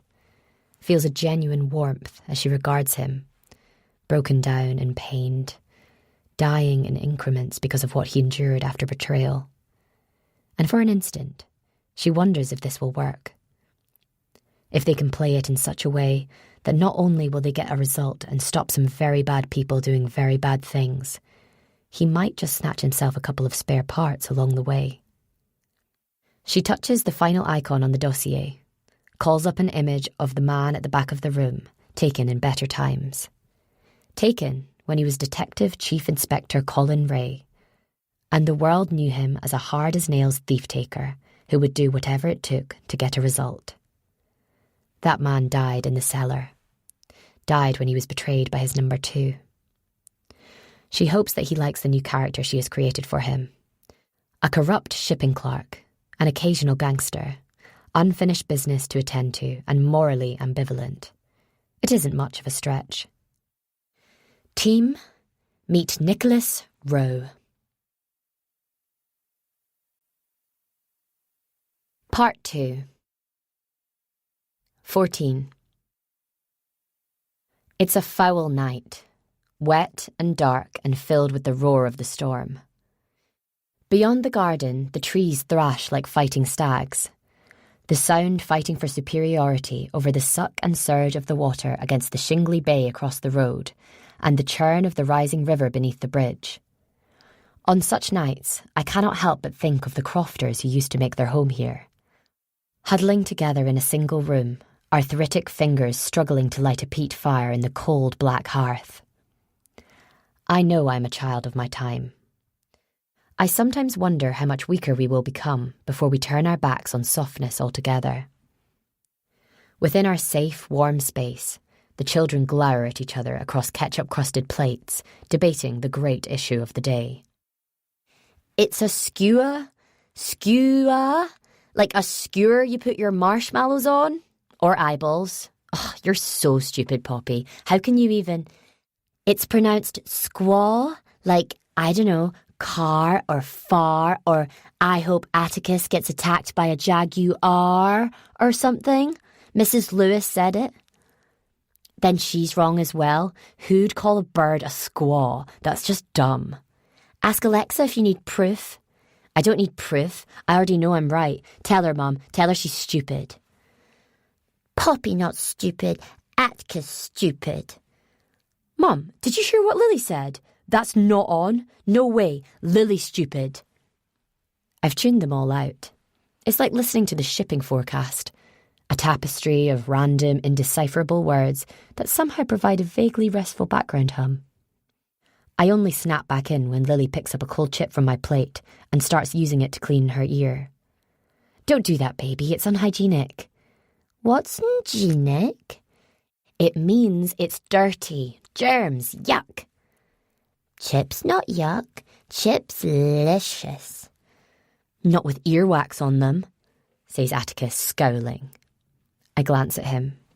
He looks so much like his dad that I want to turn away. I don't let myself. It's hardly his fault. I force myself to see the boy and not the shadow of the man.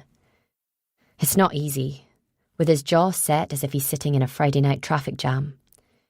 His fingertips are white where they grip the pages of his ornithology book. He and Poppy have been arguing since before I served up an evening meal of slightly overcooked chicken sticks, oven chips and spaghetti hoops. Atticus likes to think of himself as an expert in all things nature-related, having received the bumper book of birds for Christmas, not much more than a fortnight ago. Poppy, on the other hand, likes to think of herself as the font of all knowledge, and has consistently been top of her class throughout her life. So far, the debate has been relatively civil, though Poppy has definitely started changing her grip on her fork. Mum, you decide, skewer or squaw? I look at my children, expectant expressions on their faces. I'm in an impossible situation and they know it, but I'm an experienced parent and know how to play this game. I can lie on demand. It's both, I say apologetically, as I busk like a jazz virtuoso. I heard it on the radio, a debate about this very thing. Turns out there's no correct way to say it, and the closest to the original dialect word is actually squaw, like an Indian woman. They both look equally disappointed, though I'm rather pleased with the lie. Poppy doesn't take long to identify an opportunity to remind me that I'm well past my sell-by date as a human being. You mean Native American, I'm sure, she says primly. Indian is a term of oppression. It's like somebody calling you a jock. People did, I say, sighing. At university, I was a jock. The Welsh were taffs, the poor sods from Liverpool were scouse.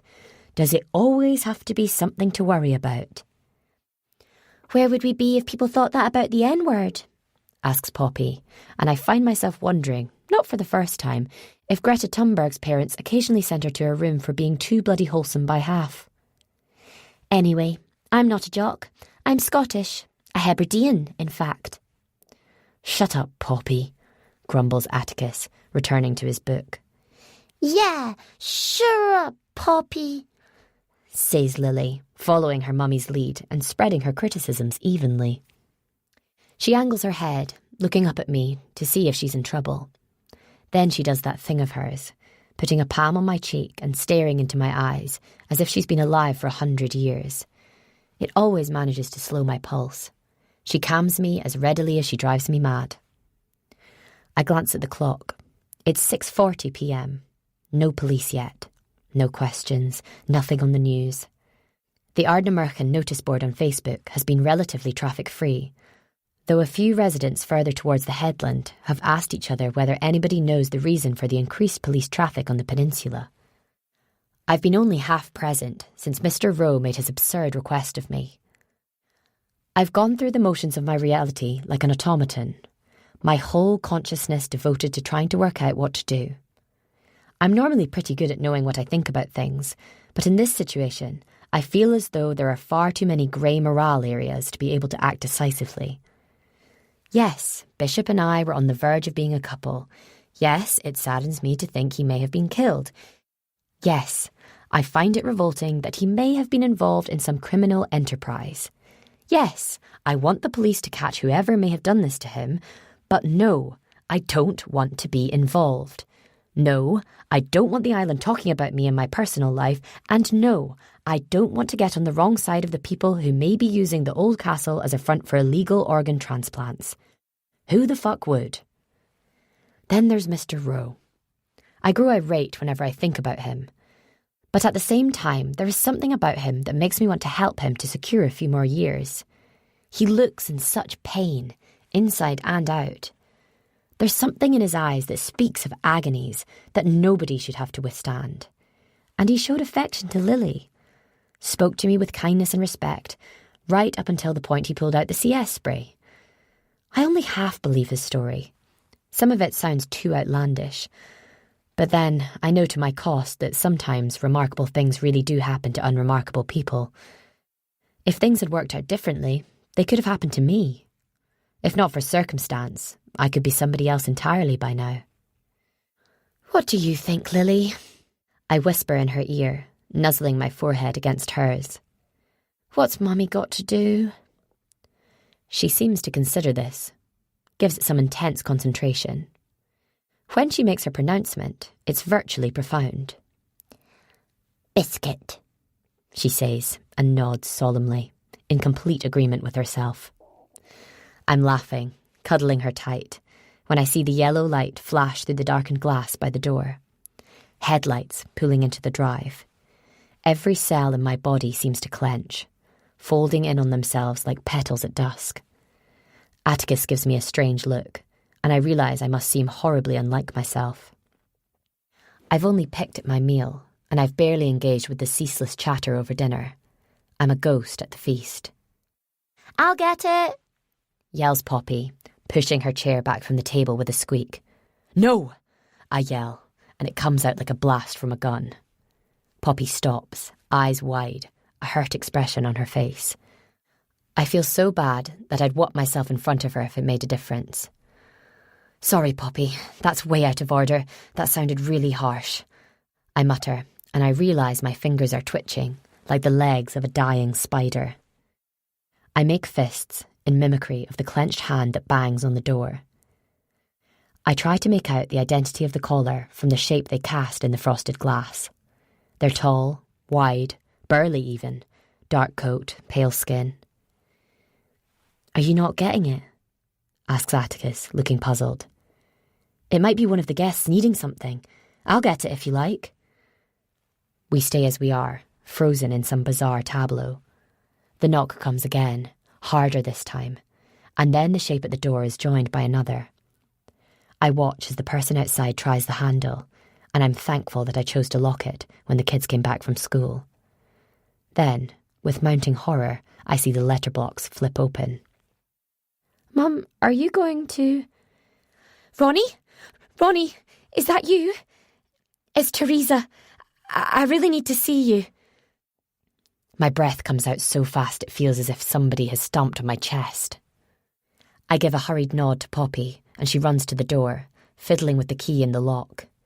In my lap, Lily gives a little yelp, and I realise I've been holding her too tight. "Sorry, baby," I whisper. "Sorry." Poppy pulls the door open, and Teresa stands in the doorway like a drawing in a horror magazine. She's soaked to the skin. There's green slime on her trousers and up the front of her raincoat, and her wiry hair hangs down her pale face like kelp. I begin to stand, to ask what's wrong, and I see the bruise on the left side of her face. It's got a pattern to it, a series of straight lines, as if she has been pressed into a crimping iron. She's shaking, her whole being a strangled scream of pain. "Oh, Teresa, what on earth?" Behind her, a large man appears in the doorway. His head almost reaches the frame, and his huge barrel chest strains against the material of his shirt. He must be 6'7" at least, and his arms look like skinny jeans stuffed with footballs. Teresa steps into the house, and he ducks to follow her inside. As the light finds his features, I see he's probably somewhere under 30, and handsome with it. He looks a bit lost, as if he's embarrassed to be here. He's wearing a pale pink shirt under a sensible waterproof coat, and I realise that despite his size, he's not to be feared. He looks like a bear in a story for children, trying not to knock over anything valuable or cause anybody fright. Sorry, mumbles Teresa, dripping water onto the floor. She lurches forward, moving as if her feet are nailed to the floor. "This is Lachlan. He picked me up. Bodily, in fact. Helped me. Brought me here. He's got friends on call. Missed the ferry just for me. I couldn't ask him to take me all the way home. Told him to stop in here." "Found her by the forest," says Lachlan in a low, self-conscious growl. "Thought she was a deer. She didn't want to go to hospital, said to come here. She said that already, sorry." I look around for something I can offer my unexpected guests, something that might help the situation. I'm breathing heavily. I want to grab the kids and turn them away from all this. Want to turn myself too. I spot a towel drying on the radiator and put Lily down so I can grab it and hand it to Teresa. She takes it gratefully. Up close, I can see she's been crying. There's a cut on her lip, and the bruise on her face is already swelling up. I look down at her feet and have to stop myself from exclaiming out loud. She's wearing borrowed boots, huge, great walking shoes, their laces trailing. She follows my gaze, and I see her bottom lip give a quiver. "They took my shoes," she says in a whisper. "Lachlan loaned me these to keep me warm." She shivers, a great tremble that seems to shake every part of her. I find myself reaching out, an arm around her shoulder, pulling her in close. I feel an overwhelming sense of pity at seeing somebody so tough and so indomitable transformed into such a pitiful, tear-streaked mess. I've known her since I arrived in this part of the world, and she's not the sort to scare easily. Right now, she looks terrified, looks broken. "They?" I ask sharply. I look up at Lachlan, who has his head bowed. Atticus appears at my side, holding Lily, and Poppy slips in beside them, an audience to this strange play taking place in my kitchen. She wouldn't say, rumbles Lachlan. I didn't want to ask too many questions. Not sure it's my business, but I couldn't leave her. You did right, I say, though I don't really know whether I believe any of what I'm saying. Teresa, come inside now. Let's get you warmed up and put some ice on that bruise, eh? Lachlan, do you need your boots back? Where are you staying? Teresa, put your weight on me. It's fine, it's fine. She's crook-backed, hobbling, as I help her to the kitchen table, and she slips painfully onto one of the high-backed chairs. She gives a nod of thanks. A glass of water would be nice, she says, looking up at me like a child. She slides her gaze to Lachlan. Your boots, she says dreamily, as if she's taken a bang to the head. Here, sorry. Thanks. She pushes the toe of one boot against the heel of the other, and I hear a noise like paper tearing before the boot hits the floor. And then she shrieks. It's a primal sound, a full-throated screech of pain, as if somebody has torn grooves in her flesh with a dull blade.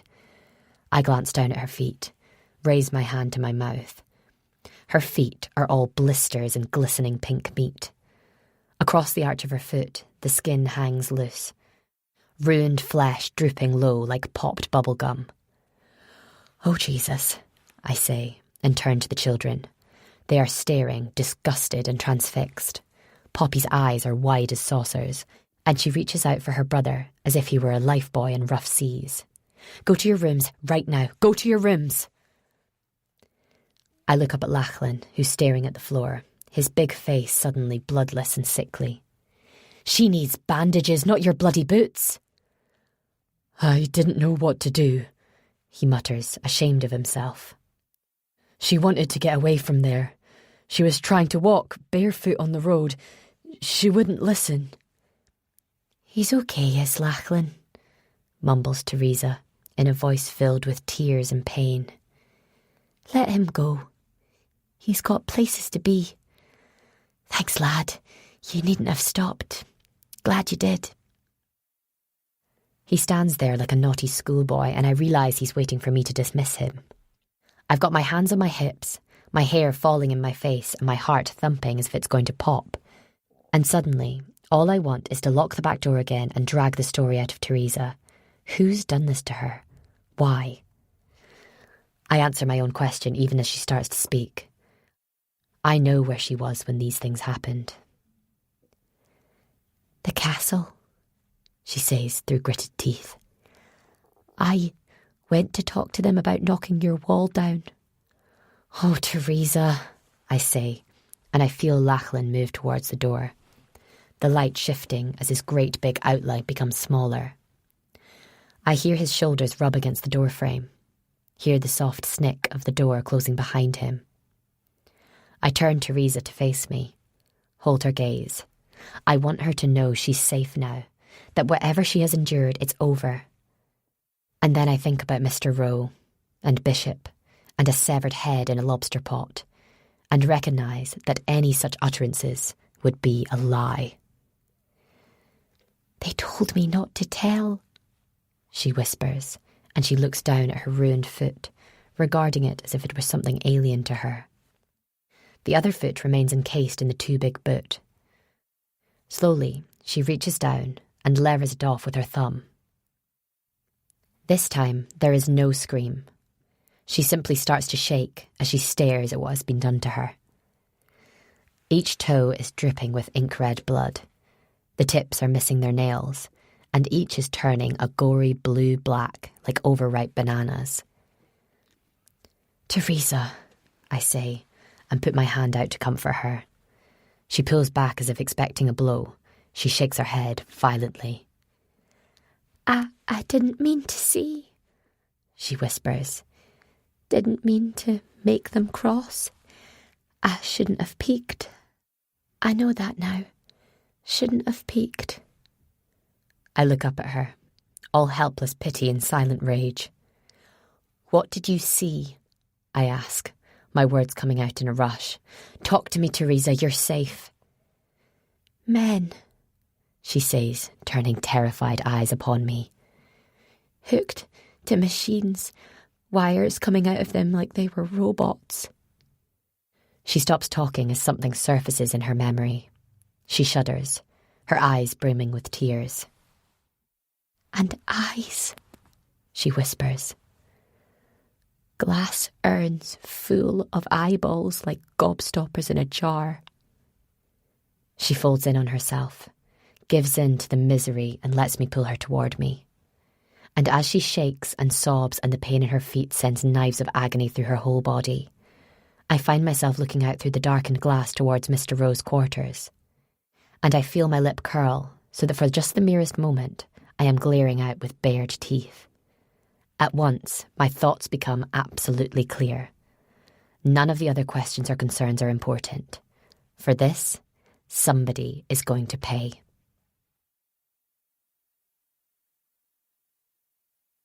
"15. We talk in the kitchen for an hour, Atticus in nominal charge of his two sisters and overseeing a hastily convened movie and popcorn evening, which involves the trio huddling around my laptop and arguing over which movie to watch until it's too late to watch any at all. She tells me how the evening started and how it has ended here in my kitchen, with me slathering ointment into her blistered feet and trying not to gag as I look at the ruined stumps of her toes. "You should be in hospital," I keep telling her. "They'll get infected. You could lose them, Teresa." She swallows 3 painkillers with a swig of tea and gives me a look that could turn sand to glass. She'll go when she's good and ready. She needs to talk, needs to get all the bad stuff out of herself before it festers and turns into something worse. I ask questions at first, but soon I accept that I'm just slowing her down. I let her tell it her own way and resist the urge to butt in until she's done. Only then do I let the angry tears fall and bare my teeth in outrage and disgust. There were lights on at the castle, and I knew I should keep my nose out, just get myself home and leave things be. There was a northwesterly rolling in. The roads would be hard work, but I liked the idea of playing the hero, didn't I? Fair imagined myself coming to work tomorrow and telling you I'd got it all sorted. Those bastards in the van had seen the error of their ways and were going to be writing you a nice fat cheque to cover the cost of your wall. And I'll admit it, I didn't mind the idea of having a nosy about the place and a decent excuse to knock on the door. Posh private hospital, you said. Might have seen myself a film star, or seen Cher in there having her next facelift. So I did it on a whim. I thought I had got lucky that the big gates were open. Pulled straight in off the road and was out front of the place before I'd even thought about it properly. I figured it would be a proper den of activity if they're close to opening, but it's not much better than it was when I had a peek through the trees back in the summer. Still overgrown, still those nasty single glazed windows, curtains hanging as if somebody had been swinging from them. And not a light in the place, saving the one that flicked on when I got out of the car. You know me, I'm not a scared person. I've buried 3 husbands and I'm not sure all of them were dead. And I don't let life give me the willies, and you can take that any way you want. But it was a bit scary, standing there in the dark in front of a big empty castle, and I wouldn't have knocked on the door if it wasn't for the fact that a big shiny black car had followed me up the drive. I don't mean they knew I was there, I mean they'd come in straight afterwards, and suddenly I didn't really want to be explaining myself to strangers in the dark on my own. So I got back in the car and figured I'd leave it for another day. The car went past the front of the house and went around the back without ever noticing I was there, so I headed back towards the gates. Trouble was, the buggers had locked them after themselves, hadn't they? So I was stuck. Padlocked the damn things, so all I could do was drive back up to the house and see if I could find some kindly soul to let me out. And that's what I did.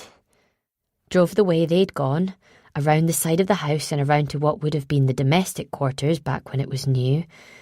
2 white vans, a Porsche Cayenne and a couple of fancy cars, all parked up in front of this big, long building. I pulled in and got out, and I swear my heart was beating like the clappers. and I had to do that thing where you want people to hear you, but you don't want to startle them. So I was walking like my feet were wearing concrete slippers and peering in between the curtains trying to spy somebody. Anyway, I tried a couple of doors and windows and even started shouting a few hellos, and finally I saw a light coming from a window right at the very back of the house. I don't know why, but suddenly I was too frightened to make a din, and I just had myself a little look through the window so I knew what it was I was going to be disturbing. And I saw them. 2 men. They were skinny and dark-skinned. I don't want to say the wrong word, but they were black without being really black, if you get me. Like Asian, I suppose, but maybe that's not right either. But they were both laid there on these hospital beds. Do they call them gurneys?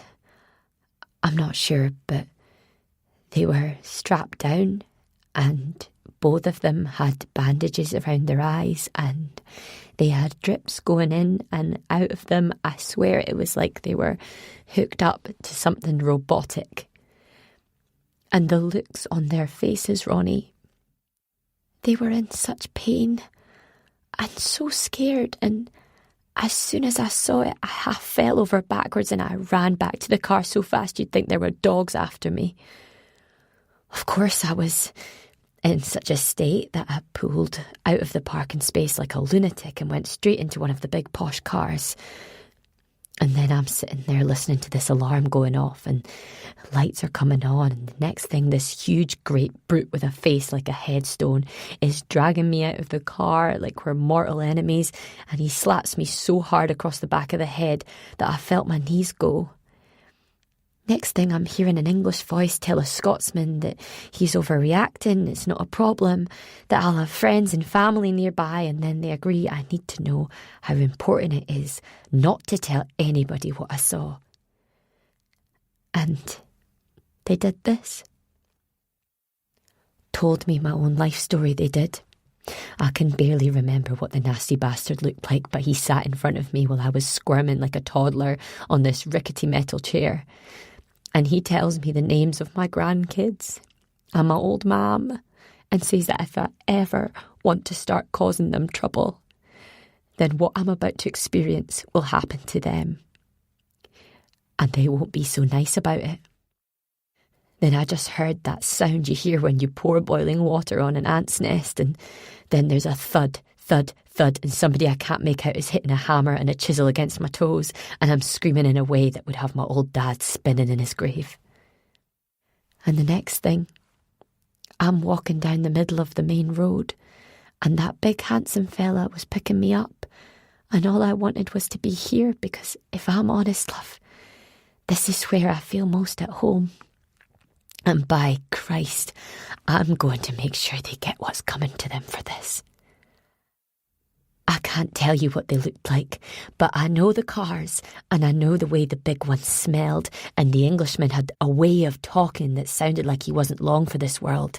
And whatever happens next, I want you to know that you don't need to ever blame yourself. You're a good lass, Ronnie.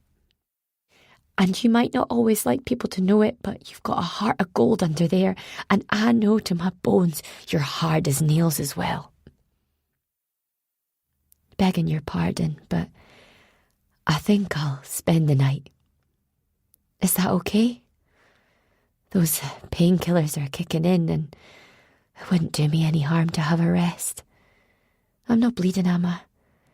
It's just that the more I think on it, the more I remember the sizzle. After they were done, and this single red circle, like the lighter from a car, I think they stopped the bleeding. Why do you think they did that, Ronnie? Why do you think they did any of it? Only when she's done, when she dissolves and lays her head down on her arms, do I decide what will happen next. She will stay the night. Tomorrow we will go to the hospital, go to the police, but tonight, now, I want to know if there is any part of Nicholas Rowe worth saving. He's in the pub. That's his routine. His room's empty. Whatever truths he's concealing are there for the taking. He knows the men who did this to my friend. He wants me to keep my mouth shut so they can give him another chance at life. He has a picture of a man's severed head on his mobile phone, and he's desperate for me not to tell the police the little I know. I need answers, and I'll do whatever it takes to get them.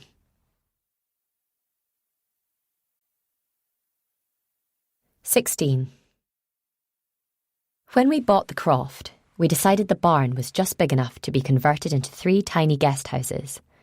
We bill them as bijoux, though I can't profess to really know what that means. They're cosy, one-bedroomed affairs. A bed, chair, a couple of sticks of furniture, and enough room at the back for a toilet and shower cubicle.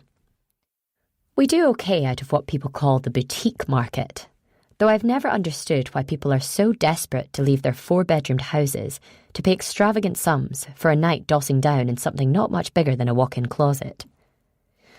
Mr. Rowe has been staying in number 3.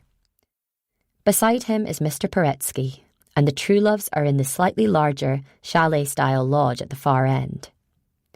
I've seen little of them since they arrived. I've heard from Teresa that they've taken to going to the Kilcohen Lodge on an evening and drinking gin and bitter lemon while playing Connect 4. Their breakfast dishes are always placed in the wicker basket as requested, though whether they eat the food or give it to the Pine Martins is anybody's guess. I don't have to guess with Mr. Paretsky. He'd eat whatever you left out for him, up to and including deep-fried Pine Martin. "Hello," I say, knocking at the door just hard enough to wake any spiders that may be nesting in the keyhole. "Housekeeping!" Behind me, the house is all blackness in right angles. The doors and windows closed, the curtains pulled fast. The rain still comes in from a dozen different directions, and I almost lost my fight as I ran across the lawn to the lodges, casting a huge silhouette as the security light flashed on. I'm soaked and shivering, but I'm not turning back. I know I won't sleep again until I feel as though I'm in control of what is happening to my life and my home. "Hello," I whisper again, rubbing the soles of my trainers on the coarse welcome mat outside number 3. "Please don't be in." There's no answer from inside. I stand on the front step for just long enough to make it seem that I'm waiting for the occupant to make themselves presentable. I don't know if I'm being watched, but I have a feeling I should behave from now on as though I am. And right now, at just gone 9 p.m. on a weekday evening, I'm simply the owner of a guest house, popping into one of the properties to make sure that the occupant has everything they need. The fact that I know him to be 9 miles up the road getting pissed on cognac is neither here nor there. Damply, coldly, I fiddle with the keys. The wooden door has swollen since it was first installed, and every guest has complained about the difficulties in accessing their room. I fumble about for what seems like an eternity, wincing into the cold and the rain and the dark, before I feel the key turn in the lock and I half stumble into the cool black room. I reach out a hand and turn on the light, which takes a moment to flicker into life. Even now, I'm proud of what we did with the old barn. All of my guests are impressed when they first switch on the light. It's warm and snug and has a timelessness that speaks to the particular proclivities of whoever rents it out. To some, it's a perfect spot for romance. To others, a secluded get-away-from-it-all sanctuary tailor-made for creativity. To the couple who stayed last Easter, it was the ideal location in which to finally make good on 18 years of office-based sexual tension, finally consummating their relationship with an abandon that threatened to shake the squirrels from their nests. Callum and I had heard them from indoors and had taken their pleasure in one another as a reminder about how lucky we are to sleep in one another's arms most nights. By the time they were done, we were just getting started. At the time, I'd felt brazen and lusty, delighting in the ardour my husband and I still felt when we reached for one another in the dark. I've often wondered whether he was already fucking Kimmy at that point, whether he ever entered me still reeking of another woman's desire. I close the door behind me, lock it, push the damp hair from my face and try to collect my thoughts. I need to know about this man. I find it impossible to believe that he has been truthful with me. His talk of Bishop, his candour about the nature of the new facility at the castle. None of it fits with what was done to Teresa. I need answers. Everything I've learned about Nicholas Rowe suggests he's a chimera, a fantasy. And as for Bishop, I don't even know his first name. I suddenly realise that I've blundered into a situation that could have hellish consequences for those I love, and that it already cost Teresa dear. If I go through his things, I know I'm likely to stumble deeper into whatever the hell this is, but some stubborn part of me needs to understand things before I decide how next to act. I look around, wondering where to start. He keeps the place neat and tidy, that's for sure. It looks like it did when we first opened to paying guests. Rough, plastered walls hung with great moody stag prints and maps of the peninsula. The light is set in a halo of pleached antlers, and the bed is covered with a purpley tartan throw. Mr. Rowe's solitary suitcase sits in the front of the neat pine wardrobe, and on the bedside table is a paperback book, its pages splayed open. There's a water glass too, and I remember Teresa telling me that she had seen Steradent tablets in the tiny bathroom cabinet, along with whatever else he was taking. I find myself putting the pieces together. He's getting ready for surgery. He's keeping himself alive until the operation happens, and in the event that it goes wrong, he's getting in his pleasures where he can. I start with the suitcase. It's thoroughly nondescript, a grey-black without a lock. Inside, a slapdash collection of t-shirts, underwear and padded shirts, designed to keep out the harshest of Scottish winters. I rummage around in each pocket and find nothing more interesting than a forgotten packet of silica gel and half a ripped beer mat, its torn white edge showing 3 digits of a longer sequence, 078. What the hell am I meant to do with that? I turn it over and see if it's got anything more revealing on the rear.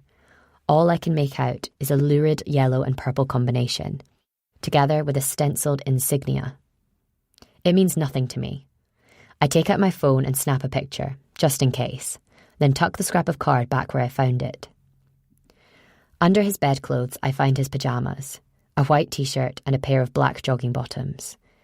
It makes me unexpectedly sad when I look at the label and see that they are for somebody aged 13. The book is called Necropolis, written by one David Philip Lamb.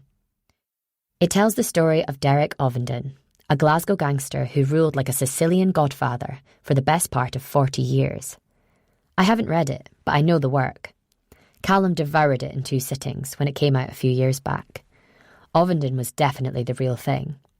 He had a habit of crucifying his enemies, and he ran his empire as if he were a branch of government, putting contracts out to tender and opening sealed bids from different assassins before appointing a particular contractor to take out his problems.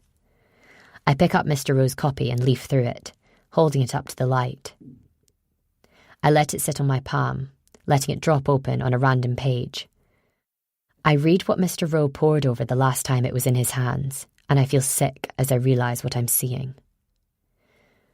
When you mess with somebody's fingers or toes, you mess with their whole being. Don't get me wrong, when you slash a fucker's mouth, you know you're messing them up for life. But if you hurt somebody's fingers or feet, you know that even years from now, when they're trying to tie their laces on a cold morning, they'll look back at the mistakes they made and wish it had all been so very different. I put the book back where I found it, glanced towards the door. I don't know what I'm looking for, but there must be something that gives an indication of what sort of man I've allowed to stay in my home. Quietly, I start opening the drawers at the base of the wardrobe. 2 pairs of socks, neatly balled, and a chunky cable-knitted jumper. I pick it up, gently, and breathe it in. It hasn't been worn since it was last laundered. It smells of soap flakes and heather and the background whiff of stale smoke. I look around me, wondering what the hell I should do next. I realise just how vulnerable I've left myself, how many strangers have passed through my home. Why haven't I asked more questions? He didn't arrive in a car, hasn't parked a vehicle anywhere nearby. So where are his other possessions? His camera, binoculars, his waterproof clothes? Has he made a friend who will help him store it all? Or has he decided to cut his losses and get rid of anything that may be stained with another man's blood? I sit down on the bed, suddenly tired and pissed off. I think of Bishop and find myself wondering whether I'm simply the victim of some elaborate joke. Maybe Bishop and Mr. Rowe play this scene out at guest houses up and down the country. Maybe this is how they get their kicks. I realise I'm fighting the urge to pray. I no longer wear a cross, but my fingers are at my throat and would be pulling at my golden cross were it not at the bottom of my jewellery box on the dresser. In such moments, prayers are little more than wishes, directed at a deity instead of a genie. But they provide a comfort of sorts, and suddenly all I want is for Bishop to be okay and for none of this to have happened. My gaze falls on the skirting board by the bed, just at the place where the flex from the bedside lamp turns down to the floor. I have a landlady's eye for any imperfections, and there is a little smear of dark on the white painted wood. Moreover, there is a fine, barely visible smattering of dust upon the floor. I squat down, flick on the bedside lamp and peer at the little speck of wrongness. I adjust my angle.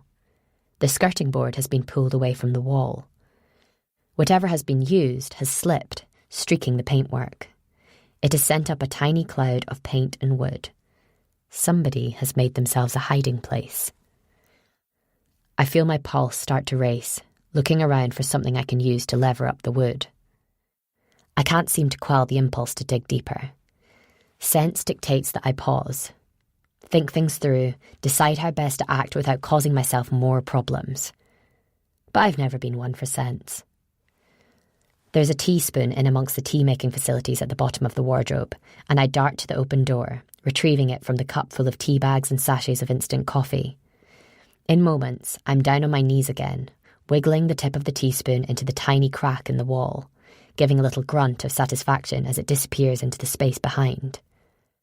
I pulled and push, wiggle and yank, and then there is the glorious sound of a fixture coming loose, and the board is skittering away across the floor, and I'm peering into a small black space behind it. There's a smell of damp and empty air, something that makes me think of abandoned cellars. I tilt the bedside lamp, throwing some light into the darkness, and give something between a grimace and a smile as I spot the bulging shape inside. I reach in automatically. There could have been mouse traps, I tell myself, despairing. Could have been a bloody scorpion. I look at my discovery. It's black and plastic and looks to my inexpert eyes horribly outdated. The sort of thing I'd have asked for as a Christmas present in my mid-teens. I turn it over in my hands, feeling the clunky buttons beneath my fingertips. As I do, I feel a piece of the main casing come away and it falls through my fingers onto the floor. I look down and retrieve the length of black plastic and realise it's a pen of sorts, like something stolen from a bookkeeper's or Argos. I fumble with the buttons on the side, trying to find some way to turn the damn thing on, and jab with the metal nib at what I take to be the screen. My index finger finds a small round cavity along the smoothest edge. I touch the pen to the hole, then to what must be the charging point, but it remains frustratingly dead in my hands. Holding it to the light, I turn it over and over, searching for some indication that this belongs to the lodge's current occupant and hasn't been left by a previous guest. By the light of the lamp, I see scratches by the charging port, scratches left by a fragile or drunken person trying to make the connection. The same sort of evidence of pained fingers that left the scratch on the skirting board. I turn the pen in my hands, click my tongue against my mouth, a tick-tock of frustrated thought. I press the buttons in random sequences, 2 at a time, 1 at a time, but it remains steadfastly blank. I get back on my knees and scooch back to the hole in the wall. I reach in, feeling gooseflesh rise as I emerge, imagining all the different things that could scuttle out of the darkness. I root around, touching dirt, stone, thick twirls of cobweb dust, and then my knuckle touches something stuck to the inside of the remaining panel. It's small, no bigger than a postage stamp, and I have to prise it free with a nail. I pull it free between finger and thumb. It's a SIM card, old, black, and gold.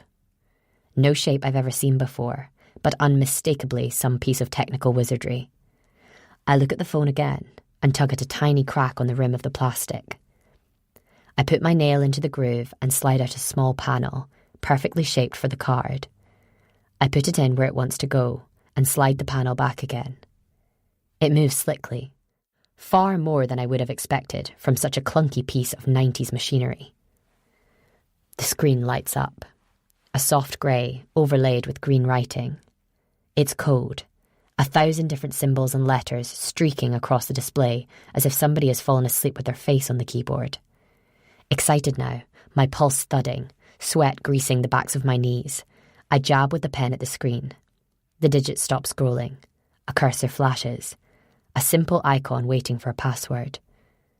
There's no keyboard I can make out, and the screen doesn't offer any obvious way to enter a code. I chew my lip and wonder how long I've been out here. Should I put it back, run home, or take it with me? He won't be home for ages, surely. I could sit in the kitchen, think it through properly, lock the door, could call Callum, the police. I touch the pen to the screen, distractedly doodle a shape on the glass. The lettering changes before my eyes. A warning sign flashes up. This is encrypted software, it tells me. I have 3 more attempts to get it right. I want it to stop suddenly. Want to hear a car pull up and give myself an excuse to throw it all back in the hole in the earth and run back to the house. I don't. Instead, I look at the nib of the pen. It's metallic. The screen is a hard glass. And when I doodled on the screen, the machine acted as if I'd made an attempt at entering the code. I hold up the tablet to the light. Faintly, scored against the surface of the glass, I can make out a circle and 4 straight lines. A child's drawing of a full glowing sun. I copy the pattern with the nib, hold my breath. The screen fills with colour. Suddenly I'm staring at a series of document files laid out neatly on a blue screen. They're dated, neatly labelled. I touch the pen to one at random and find another series of files. I touch one at random. In a moment, pixels become an image, a face. A pretty woman in her mid-20s with dark roots and blonde hair and a stud in her top lip. She's talking on a phone, sitting outside a bar. There's water behind her, posh flats. She's with somebody.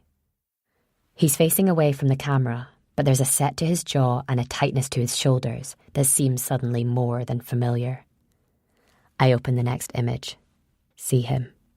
See him reaching out across the table, holding her hand, dark eyes staring into hers, a look on his face that I don't recognise, even as I stare into features as familiar to me as my own.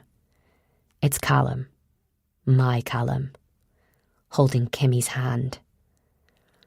The blood rushes in my head the way the floodwater surges over the bridge. What does it mean? Why does Mr. Rowe have a picture of my husband? Why does he have a picture of the skank I booted him out over? Through the drawn curtains, a sudden flickering light. Somebody has activated the motion sensor. Desperately, my fingers trembling, I shove the gadget back in the hole and wedge the skirting board up against the wall. I look around and know that I haven't left any signs of disturbance, but if it's Rowe, it won't make a difference. I'm in the room, and I don't know how to get out without being seen. I hear the sound of a key in the lock. Hear the curses and grunts of an ungreased lock and a wooden door swollen larger than the frame by rain. I brace myself. Then I hear the sound of objects being moved from the lodge next door. Paretsky. I let out a huge, great breath of relief and slip out the door, pulling it tight shut behind me and locking it all in one fluid motion. I move across the grass, my chest heaving. Stop dead as I realise my mistake. The SIM card. I've left the SIM card in the device. I turn back, move back the way I've come. From the street, a clatter of broken glass. Quickly, I creep to the edge of the house and peer round, looking through the trees to where the road disappears and the shingly beach begins. It's too dark and stormy to make any of it out tonight, but I can see the small, wiry shape that stumbles over the recycling boxes as he staggers his way home. Mr. Rowe. Drunk as a skunk and a halo of grey cigar smoke around his head. Silently, I unlock the back door and slip into the kitchen, closing it behind me and leaning with my forehead against the glass. At the kitchen table, Atticus sits chatting with a round, bald-headed man in Police Scotland uniform. I know him. P.C. Owen Stewart. He looks up from dipping a biscuit in a mug of tea, and his immediate reaction looks a lot like panic. He doesn't know what to say to me, doesn't know what to do. And then, a strikingly attractive woman in an expensive suit is walking through from the living room, her hairstyle more expensive than my car, and the expression on his face is pure relief. "Mrs. Ashcroft," she says, with a smile that doesn't reach her eyes. "I'm Detective Chief Inspector Emma Cressy. Do you perhaps have a moment?" And suddenly, all I can hear is breaking bottles and the thunder of my own rushing blood. 17. 10 weeks ago, Mount Alexander, Camagale, Fort William. "Bloody hell." The woman driving the blue Volkswagen Bora jumps forward in her seat. She hadn't known her passenger was awake. For the past 90 miles, he had been doing an excellent impression of a shop dummy carved from discount ham. He's been sleeping with his eyes open, gazing deadly out of the grimy window as the urban landscape of Glasgow Central has gradually given way to greenery and soft rain. It has been a slow, tiring journey, and she has kept the radio off in deference to the presence of her companion. She has had to fight an innate urge to chatter and to point out interesting sights. Now, on the verge of reaching their actual destination, he has announced himself conscious, though she can see no obvious reason for the choice of words. They are down a dirt track, bounded on one side by a rusty chain-link fence, and on the other by a scabby wall of trees and dead vegetation. The shortbread and thistles of Fort William's touristy areas are nowhere to be found in this out-of-the-way location on the very outskirts of town.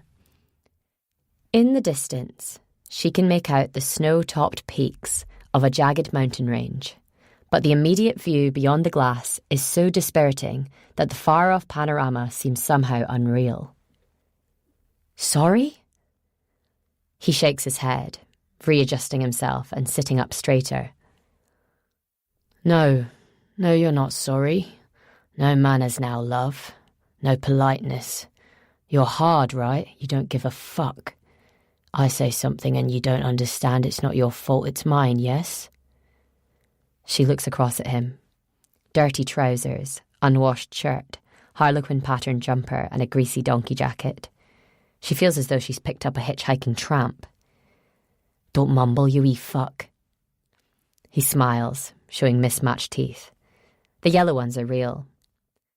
The gleaming white ones have been drilled into the bone, though they move around in his soggy gums like poorly hammered tent pegs. "Was there a reason for the bloody hell?" asks the driver. "Just occurred to me I'm in Scotland, with the Scottish." "What does that mean?" "I've got a lot of jock jokes. It's going to be a battle." "We can laugh at ourselves. You might get a few Englishmen or wankers jokes in return. Difference is, we won't be joking." "And you'd be right. We are wankers." "Takes the fun out of it if it's not news to you." "Take a coach trip to London. You'll find a load of arrogant pricks who still haven't been told." They turn a corner, and the broken-down fence becomes something sturdier. A long line of corrugated iron panels nailed to big imposing posts. It points the way to where a low, pebble-dashed grey building hunkers down as if hiding from the wind, and which conceals the entrance to a large parking area.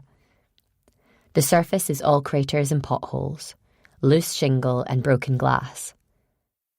Further ahead, another chain-link fence, barring access to a big flat space given over to dozens of wrecked cars, roofs smashed in, bumpers torn off, a mechanical graveyard full of metal bones and rusty innards. "There," says the driver, slowing down. A dark-haired man is leaning against the door of the outbuilding, staring up at the sky as if in prayer. He still has his eyes closed as he turns towards them, delaying the moment for as long as he can. "Not bad looking. You might need to behave yourself." "Get to fuck." "Not bad. Bit more spit when you talk, though, eh? Bit more froth between the teeth. I'm still being me. Oh, right. They pull into the empty parking area, bouncing over the pitted surface.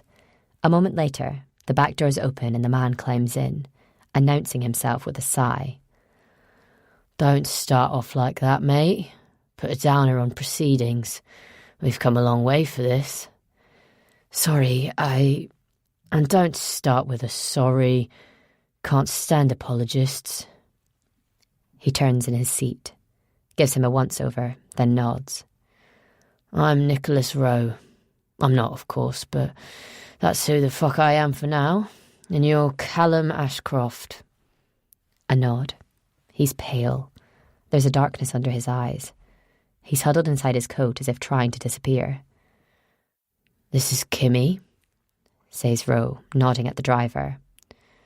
She's a bad girl. Bad as they get. She's been working with one of the Pope's rivals for a good while now, but she's seen the light. She has special skills. She has connections. Connections that Bishop might need and that Pope will appreciate. She's also your bit of skirt, and you're going to introduce her to the people you know. Ashcroft looks at Kimmy. She has her hair scraped back tight, and there are gold studs in her dimples and top lip. You're a copper. Rowe laughs, shaking his head. Well, you're going to be shit at this, I can tell. Should I just shoot her now and save you the bother? What's the matter, mate?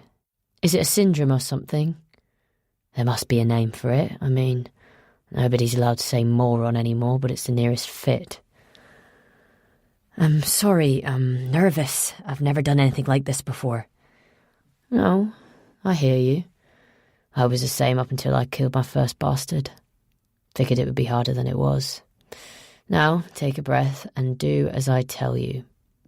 Say hello. Hello. Wrong. That's not how you talk to a Kimmy. Kimmy here, she's been through it. No time for soft soaping.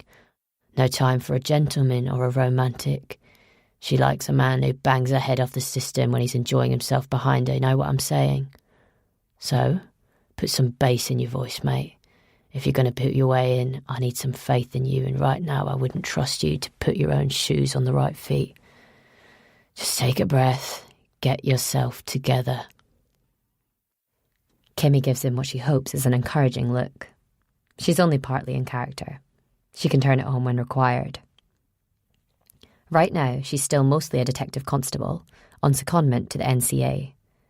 Even with the hair and the jewellery and the semi-permanent tattoos of her former lover's names tattooed on her left breast, she can't be Kimmy until she has to be.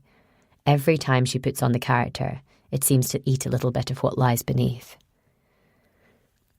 I have a wife, says Callum quietly.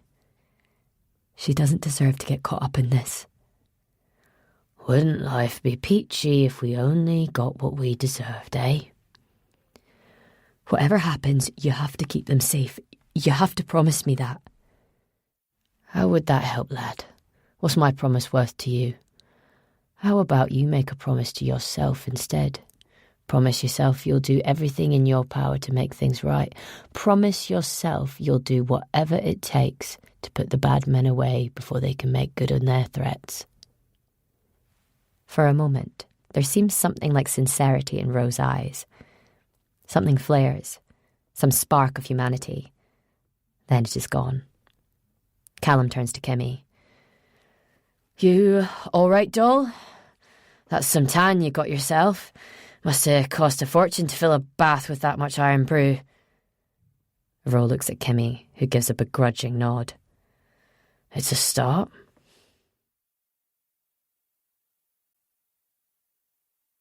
"18. I keep a benign expression on my face, something that suggests I'm a little taken aback, but happy to help. Of course, officer, not a problem, officer. This sort of thing doesn't happen to nice middle-class ladies like me, officer. I catch a glimpse of my reflection and realise I look more like a blow-up doll. I force myself to relax. The cop is making herself comfortable, sitting down at the table and waiting for me to finish banging about with cups and saucers and the fancy milk frother in the kitchen. Coffee for her, tea for him. He takes sugar, she doesn't. I listen out for the sounds of conversation coming through from the next room, but the only thing I can hear is the background static of the children. Poppy and Lily arguing over who is the bigger idiot and who's the more amazing, interspersed with the occasional instruction from their big brother to shut up and move over. Teresa's asleep in the room that used to serve as a study and which is more of a junk room now. She's slumbering away beneath a couple of quilted blankets, her feet elevated with a mound of cushions and enough painkillers in her system to numb the agonies until morning. She was already slumbering when the police knocked at the door, leaving Atticus to go completely against my instructions and let them in. If they know she's here, they're not saying. "That one's yours," I say brightly, placing a poor attempt at a latte down in front of the senior officer and shoving a hand-painted mug towards the local. I sit down, pushing my damp hair from my face, force myself to stay calm. I'm home. I've done nothing wrong, I've nothing to feel guilty about, and I don't have to tell anybody anything if I don't want to. "I saw a lot of police cars zooming past earlier on," I say brightly, talking to the PC. "Wondered if it was an exercise or if there had been an accident or something. Weather took a turn, didn't it? And that bend at Kilcoen can be awful at this time of year." PC Stewart looks uncomfortable again. Shoots a look at the other officer, who's staring at me with the way a botanist might consider a particularly interesting growth of leaf mould. I can meet most people's eyes, but the detective is both hard-faced and chillingly beautiful. A pearlescent blue iceberg in glacial water, entrancing and lethal. She has intensely green eyes, and in the moment before I turn away, I drink enough of her appearance to be able to draw her from memory. She's cinematically attractive, and her eyebrows and teeth have clearly benefited from some serious treatment. She looks like she's just walked out of a salon, and her dark suit, pinstriped and slightly flared around designer kitten heels, has clearly been tailored. Her fingers are unadorned with any jewellery, but her nails are perfect and painted a deep shade of plum. She's tanned, and where her elegant neck disappears into the creamy collar of her blouse, a single gold rose hangs from the end of a fine chain. I wouldn't let Callum sit within 5 yards of her, and never downwind. She smells wonderful. "Veronica Ashcroft," she says, her hands folded in her lap. "Ronnie, yes?" "Yeah, Veronica sounds a bit too formal." "3 kids, am I right?" "Yes. Atticus, Poppy, Lily." "You run your home as a guest house, yes? 3 little lodges for holidaymakers out the back. Your husband, Callum, he did most of the work, so I'm told." "Well, I like to think I helped," I say, determined to keep things friendly until I can work out what on earth to say. "I understand your husband is working away at the moment," she says, tilting her head and keeping her eyes fixed on mine. I fight the urge to look away. "Don't be coy about it," I say. "You know this much, you'll know we're separated. I'm sure our local constable filled you in on all that. Can I ask why you're here?" PC Stewart shifts in his seat, slurps his tea and yelps, pained, as he scalds his lip and chin. "The DCI here is with a different force, Mrs. Ashcroft," he says, wiping a big hand across his face. "We have a responsibility to share information." "So you'll know he's had a fling and I've kicked him out and that I burned his clothes in the front garden, yes?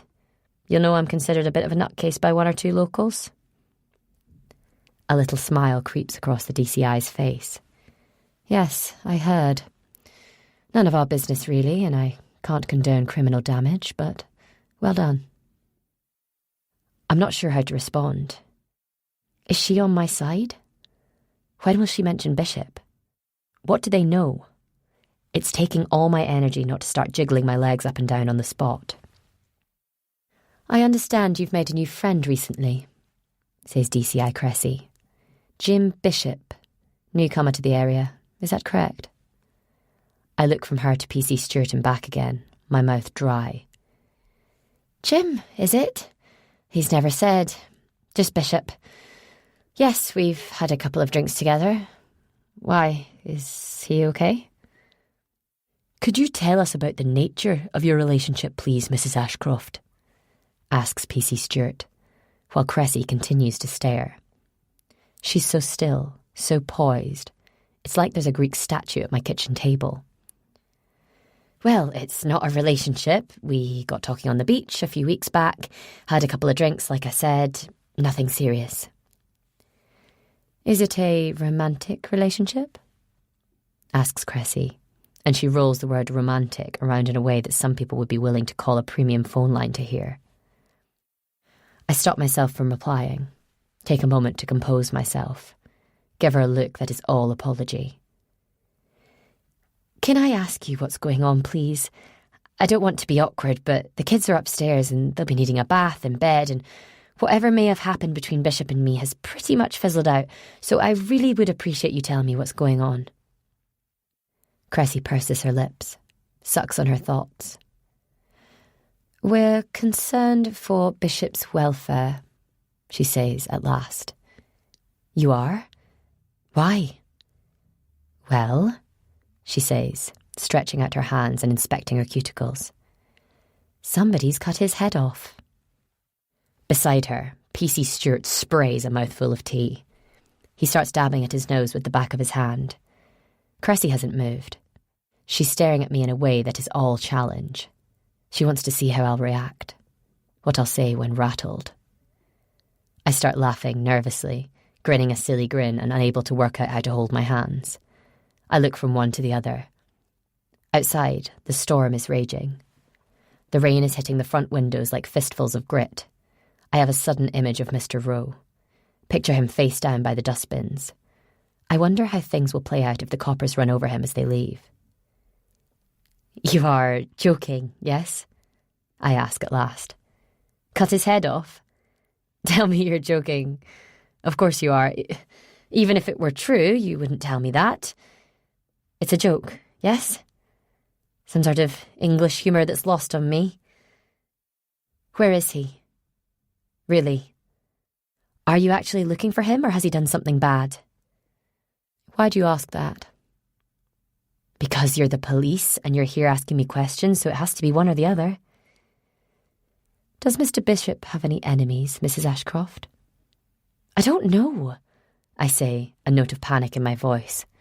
I don't really know him. He works in cybersecurity and has a place near the ferry terminal. We've chatted, but he was more of a listener than a talker, and it sort of petered out. You made several calls to his mobile phone number on Tuesday, says Cressy smoothly. Quite a lot of texts, too. Texts sent from what appears to be a position within Glenborrowdale Woods, which, coincidentally, is very close to where Mr. Bishop's telephone received them. No, I say, shaking my head. No, you're getting it wrong. I was supposed to meet him and he didn't turn up, and that was the end of it. I knew it wasn't going to last, and I'm okay with it. Mr. Bishop hasn't been seen in several days, Mrs. Ashcroft. And today, as yet unidentified human remains were discovered at Ardtoe. I put my hand to my mouth. Everything seems to be buzzing. There are spots dancing in my vision. I need to be alone, need time and space to process everything. That's horrible, I say, looking at PC Stewart. He's a little green around the gills as he remembers what he has dealt with today. Yes, just a bit. And the reason I'm here is because I have reason to believe that your Mr. Bishop was connected to organised crime. Mr. Bishop was a mid-level player with at least 2 known cartels and has connections to a crime syndicate that my unit has been investigating for some time. Bishop? No, he works in security, I told you. What do you know about the man staying in your guest house? She asks, rubbing her wrists together as if spreading perfume. I don't know what you mean, I say, and my throat sounds dry as scorched paper. This is it, I think. This is when she tells me they know all about the castle, the new owners, the service they'll be offering. This is when they ask me to provide a statement that pitches me into the middle of something I can't imagine a way out of. DCI Cressy leans forward.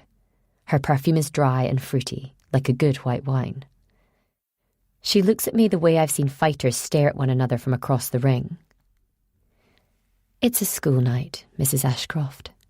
It's dark and cold, and you've no doubt had a difficult day. I'm going to give you a little time to think about things, and then we'll revisit this conversation. We'll need a formal statement, and once that is done, it'll be very difficult for you to come up with a new narrative somewhere else down the line. So you'll be wanting to tell a story that sits right, that you can live with. Because I had to spend several hours on a pissing helicopter to get here, Mrs. Ashcroft, and I'm staying in a hotel that offers milk in little plastic containers, so my patience is a little thin. I would use this evening to make good decisions, Mrs. Ashcroft. Perhaps take a really good long look in the mirror and ask yourself what sort of person you want to be. We'll pick this up again another time. She stands up so quickly that it feels like we're about to have a brawl in a saloon. Then she smiles at me, extends a hand. I take it in mine and don't let my eyes betray me as I feel the piece of paper she has pressed against my palm. "We'll be out of your hair then, Ronnie," says PC Stewart, looking hugely relieved to be leaving. "Teresa Gunn does some cleaning for you, doesn't she? If you happen to see her, let her know we could be doing with a wee chat when she has a moment." I glance up at DCI Cressy. She's smiling as if she knows. I stay seated until they've closed the kitchen door, and I hear the roar of their car disappearing down the driveway. There are no sounds to suggest they've squashed any slumbering drunks. In my palm, a doubled-over piece of paper. I unfold it as if it might explode. 8 digits, and 6 more separated by dashes. An account number and sort code. My account number, my sort code. Underneath, a single question mark. I'm no fan of puzzle games, but I think I know how to solve this one. I'm being made an offer. But by whom? To do what? Then I fold my arms and lay my head down on the table, drift into a dream full of severed heads and stolen hearts.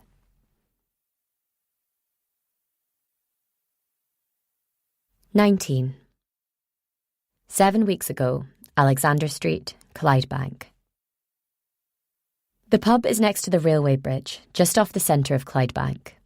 It's a big sandstone affair, with red paintwork and dark windows, and as Nicholas Rowe mooches through the diagonal rain towards its uninviting facade, he experiences the overwhelming sensation of coming home.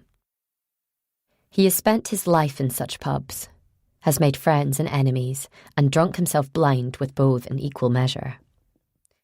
He understands the men, and occasionally women, who find their sanctuary within. He does not believe himself to be an alcoholic, as he never truly craves alcohol, but he yearns for such warm, dark places, the way a rodent might hunger for the familiar darkness of its burrow. He checks his watch as he nears the door. 3 p.m. The streetlights haven't switched off at any point today. Sunrise has been dismissed as a nasty rumour. It's dark and damp and thoroughly miserable, and absolutely perfect for his needs. He pauses at the entrance. 2 plant pots are filled to overflowing with cigarette butts. He grinds out his cigar on the doorframe and pockets it.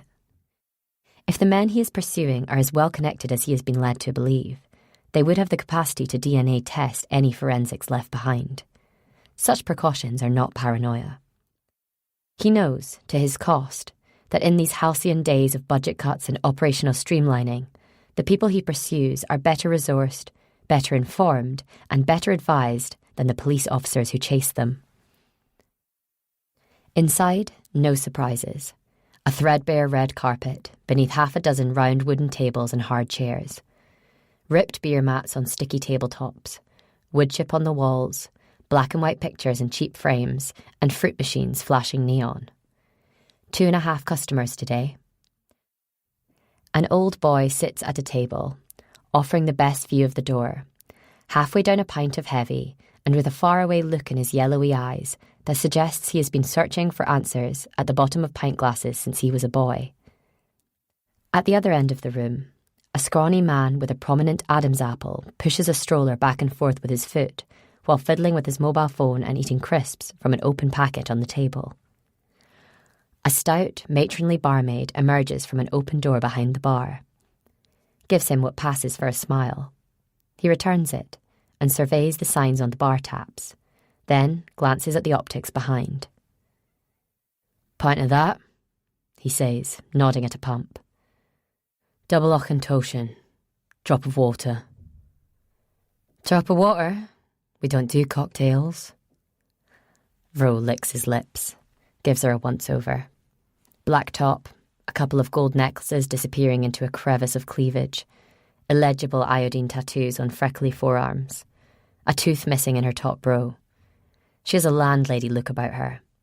If there were time, he could be persuaded to propose. "That an English accent?"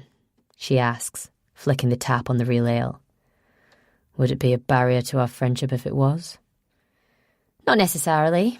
I mean, you're starting with a disadvantage." "In that case, get one for yourself." "Kind of you. Cheers. Just a half. I won't take the piss." "You were well raised, I see." "Oh, I'm pure angel, I am." Rose sips a couple of inches of his pint, hands over a 20 quid note. It's English currency, and she looks at it cynically. "That's legal tender," says Rose, smiling. She returns it, nods, their friendship cemented. "Meeting somebody?"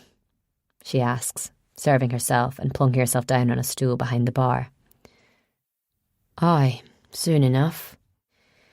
This is your time.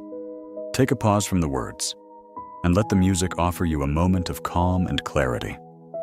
Thanks for supporting this free listening experience.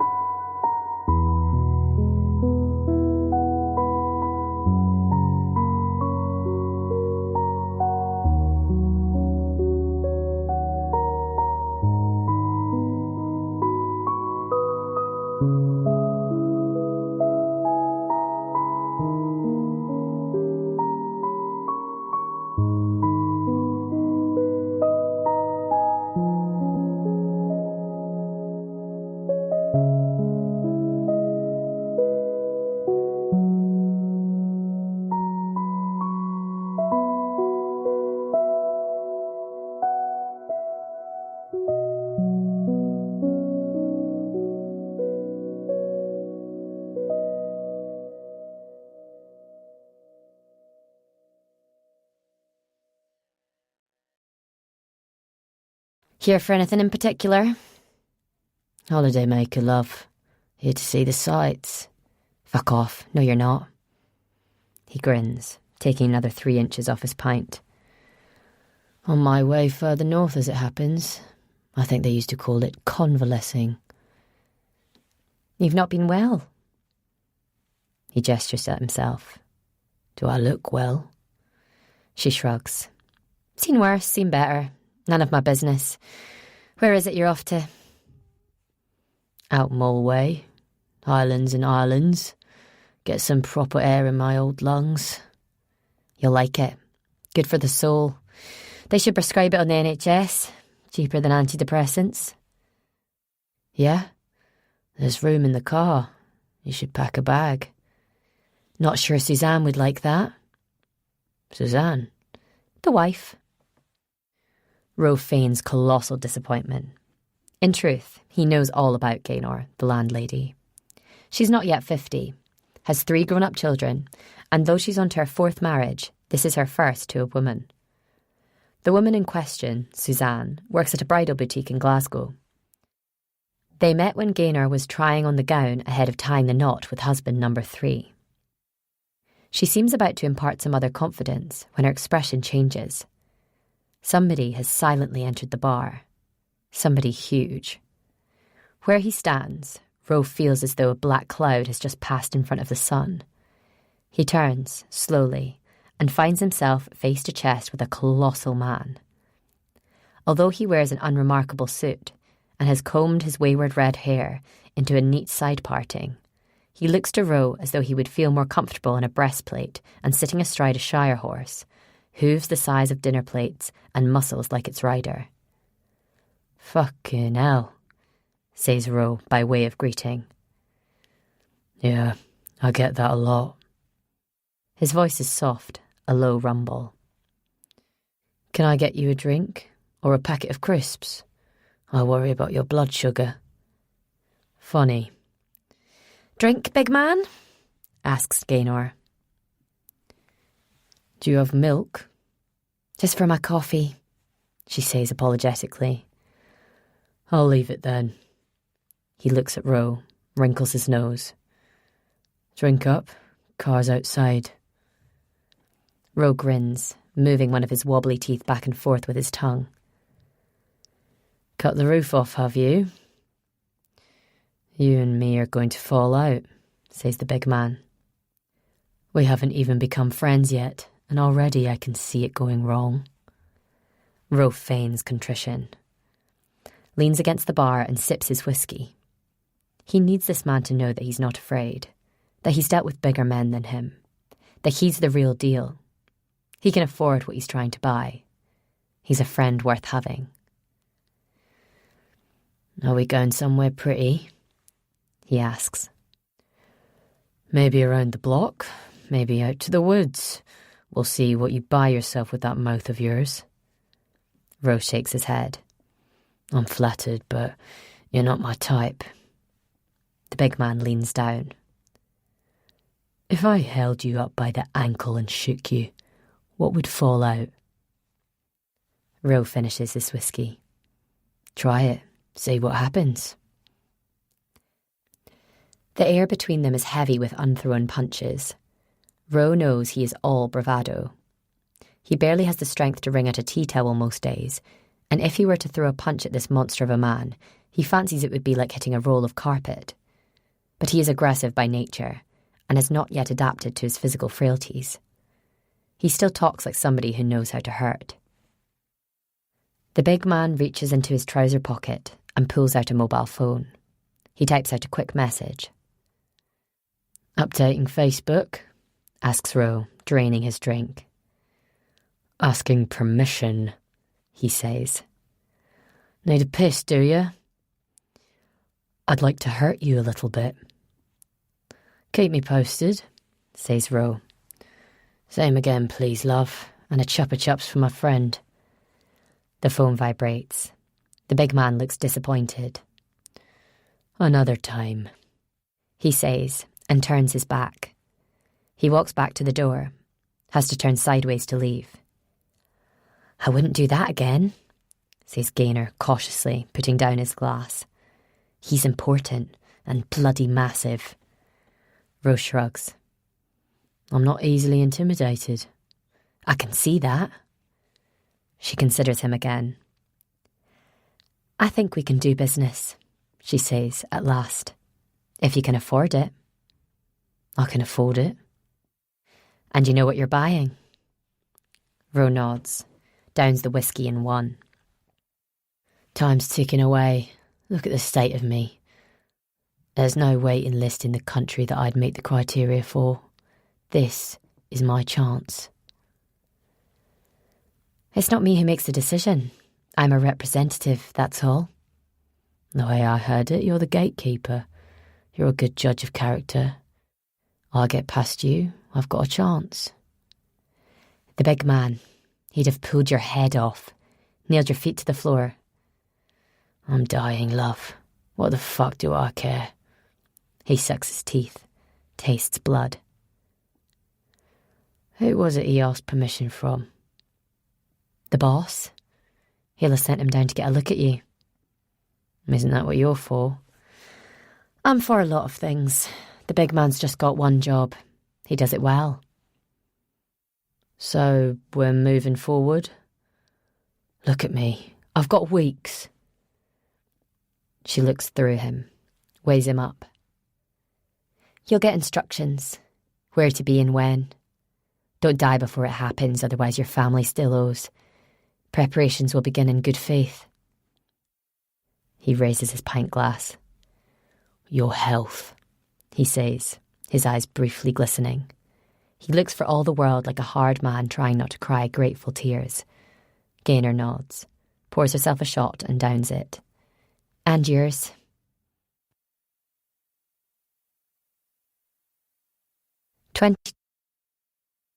A little after midnight, I drag myself up the stairs to bed. The kids have all flaked out in front of the laptop, and I can't bring myself to move them, so I head to Poppy's room and lie down under the Dora the Explorer bedspread and turn on the little music box that casts the shape of multicoloured unicorns onto the wall. My head's pounding. I know I need to eat something, drink something, but it all seems too much fuss. And my brain is still chewing away at itself with echoes of the dream. In the nightmare, it wasn't Bishop's head in the lobster pot. It was Callum's, his teeth gleaming gold. I saw myself too, chest splayed open, ribs sticking out like teeth, my whole torso emptied. My eyes remained open, blinking rapidly, as I stared up from a hospital gurney, and a figure with a scalpel approached my face. I hadn't screamed as I woke, but the urge to run had been very, very real. I pull the covers over my head. The bed smells of poppy, all fusty and lovely, wet grass and cereal. I breathe it in, try to get comfortable, and realise my phone is digging into my hip. I roll over and pull it free. I haven't looked at it in hours, haven't trusted myself to. I want to call Callum. It's eating away at me, making my insides fizz. Why has Ro got a picture of him with Kimmy? Where were they? Does he know Ro? My paranoid mind conjures up a dozen different scenarios in which they could be connected, and none of them appeal. I want the truth, not some palatable version of it. I switch it on, wait for it to warm up, close my eyes as the pictures flash up. My family, in happier times, wrapped up in cagoules and wellies and splashing through the shallows at Sana. We're all grinning, and nobody's faking it. There's a missed call from Callum and 2 more from numbers I don't recognise. I've got 1 new voicemail, an inquiry from a well-to-do Dundonian inquiring about last-minute availability in the Easter holidays. I delete the message, angry with her for not being Callum. I look at the time, 12:14 a.m. He might still be awake. And if not, if he happens to be dozing beside his fancy piece, then I'm not going to shed a tear for spoiling their beauty sleep. I think I deserve some answers. My eyes begin to close before I can decide what to do. I'm tired to my bones. I feel all warm and languid, and somehow, despite all of it, there is a little bit of mania in there too. I feel alive. Scared, yes. Unsure what to do, certainly. But there's a vitality to all this, a feeling that I'm involved in something that threatens to show me a world that I've previously thought only existed in books and movies. Bad people have been doing bad things, and somehow it's washed up at my door. I slide my phone under the pillow and let sleep take me again. I wake up to the smell of crushed earth and stale ash. It's pitch black inside the warm pink bedroom, but I know immediately that I'm not alone. It's a presence, a sense of wrongness that tells me without any possibility of contradiction that there is somebody here, in my home, in my daughter's bedroom, watching me sleep. I shift position, pull the covers down to expose my face. Whoever it is may have let their eyes grow accustomed to the dark. This is Poppy's room. Whoever stands at the foot of the bed may not be expecting a grown woman. I control my breathing, run through the possibilities. It could be the kids looking for Mummy, or Teresa, lost and high on painkillers, trying to find her way back to the cluttered guest room. That scent again. Something foul, something bad. Mr. Rowe. "You were in my room," comes a voice. It sounds like a saw blade moving across sandpaper. "Helped yourself to a little look around. Thought I would return the favour." Slowly, fighting the urge to cry out, I pull myself upright. Reach out and flick on the little unicorn lamp. Look at him through eyes that aren't yet ready for the light. He looks worse than I've ever seen a human being. He's rotting.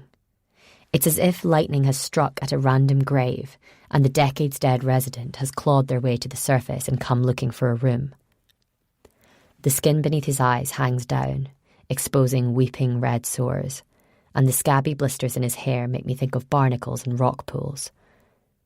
There's a heat coming off him, a greenish pestilence that makes me want to burn every item of clothing and furniture he's ever touched. "What do you think you're doing?" I ask, and I hear the fear in my voice even as I aim for defiance. "Told you, Ronnie. Told you exactly what I'm doing. I'm having a little nosy, poking around. I'm rifling through the drawers, love. I'm moving the pictures and having a sneaky peek behind. I'm sticking a spoon in the skirting board and rooting around for whatever I can lay my beady eyes on." He's standing at the foot of the bed. He's got a dirty fawn raincoat over jeans and an old-fashioned stripy shirt. The sort that might be a pyjama top. I can see the bones peeking through his chest. Can see the great tracery of blue veins on his flesh. Seemed like ripe Stilton. "You talk to the police," he says, and I notice that he's leaning against the footboard. He's wearing gloves. "The pretty one. The one who acts like butter wouldn't melt. You talk to her." "They were here," I say in an angry whisper. "What am I supposed to do? None of this is anything to do with me." He shrugs, not caring. "It is, love. Well done on working out how to open the Palm Pilot, by the way. Took me a bloody age." I screw up my eyes, confused. Palm Pilot? "Bit of technical wizardry that you found in the skirting board, love. Don't pretend." I pause before replying. Panic rises as I begin to wonder how long he may have been here, where else he may have strayed before finding me. "My friend, Teresa." He wrinkles his nose. "Didn't have to happen that way. Poor lass. It won't be much consolation, but heads will roll." He gives a twitch of a smile, something that may be a wink. No pun intended. "I don't know what to do," I say, and it sounds pitiful to my ears. Rose sits down at the foot of the bed, the blankets pulling tight at my lower legs. He looks at me for several long, awkward seconds. "You should call your Callum," he says, at last, and he begins to fumble in his pockets, pulling out tissues and receipts and the stubs of smoked cigars. He finds one, still moist butt, and holds it to his nose, breathing it in like the head of a newborn baby. "Why would I do that?" I ask. Because you saw the picture, him and his fancy piece. You want to know how he knows me. And if I asked you? I'd tell you the truth. But how would I know it was the truth? See? He says with a smile that shows off long, ratty teeth. Knew you had a bit of copper in you. I pull the blanket around me, look at the vile, broken-down specimen oozing smoke and corruption in my daughter's room, and somehow I still feel some twinge of sympathy for him.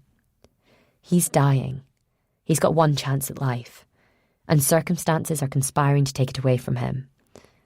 And then I think of the suffering that has given him his second chance. Think of the sort of people who have given him this opportunity, an opportunity he has only earned through dirty money. I don't know whether to pity him, hate him, or turn my back and hope he leaves. What did she ask you? He says quietly. The boss. The boss? DCI. What name did she give you? Emma Cressy. He nods at that. Good. Solid. What did you make of her? I find myself answering, even without understanding why. Expensive, full of herself, sharp as a blade, ruthless. I wouldn't want to take her on. He smiles properly, a father hearing praise about a favoured daughter's gifts. Aye, that's not far off. She tell you about Bishop? Wanted to know the nature of our relationship. Told me he'd had his head cut off just to see how I'd react. Said I should sleep on it before deciding how to proceed. She knew I was holding back. I stop and eye him accusingly. She asked about you. He looks taken aback. Did she? The man in the guest house, that's what she said. Asked if I knew the sort of man he was, the sort of man you are. She gave me a piece of paper with my bank details on it, like she was trying to bribe me. But do the police do that for information? I mean, I know you have informants and stuff. Callum's into his true crime books and knows all this stuff, but... It's not a bribe for information, love. It's a bribe for silence. Somebody wants you to keep your trap shut. But she was the one asking questions. Keeping up appearances, love, for the local plod. I don't know who to believe, I say, and my voice cracks. He shakes his head. Ronnie, you don't know the half of it. I swallow what's left of my pride, look at him with eyes full of pleading. Why do you have a photo of Callum? What's he into? Are we in trouble? I feel so lost, Mr. Rowe. I don't think of myself as a brilliant person or anything, but I don't know whether I deserve to be in the middle of all this. He sucks on his lower lip, an eel slurping at its own tail. I'm a sick man asking you to let my operation go ahead. That's what you need to remember. Bishop was a man you briefly knew, and you can't help anybody out with information about who might have hurt him or why. And as for what happened to your friend, that's bad business, and it disgusts me, and I'll make sure people will pay. My advice is to feather your nest the best way you can. If there's money in it for you, take it. You've got kids. A decent future if you play it right. I'm not that kind of person. We're all that kind of person, snaps Mr. Rowe, a sudden flash of temper in his face. We're a disgusting species, Ronnie. We're a plague. My body is a planet, and all the things eating at me are tiny human beings. That's how it feels. We're all rotten, but while we're here, we may as well be the best we can be. I've got stuff to make up for. Everybody does. My operation is in 3 days. Just bite your tongue until then. I can make it all right. I close my eyes, breathe. Hope that when I open them, he'll be gone. Why do you have a photo of Callum? I need to know. I hear him sigh. There's a lot you don't know about your husband, love. Not your fault. Not his either. Some of the best relationships are built on secrets. But I won't do business with anybody I don't trust, which means I do what I can to find out chapter and verse.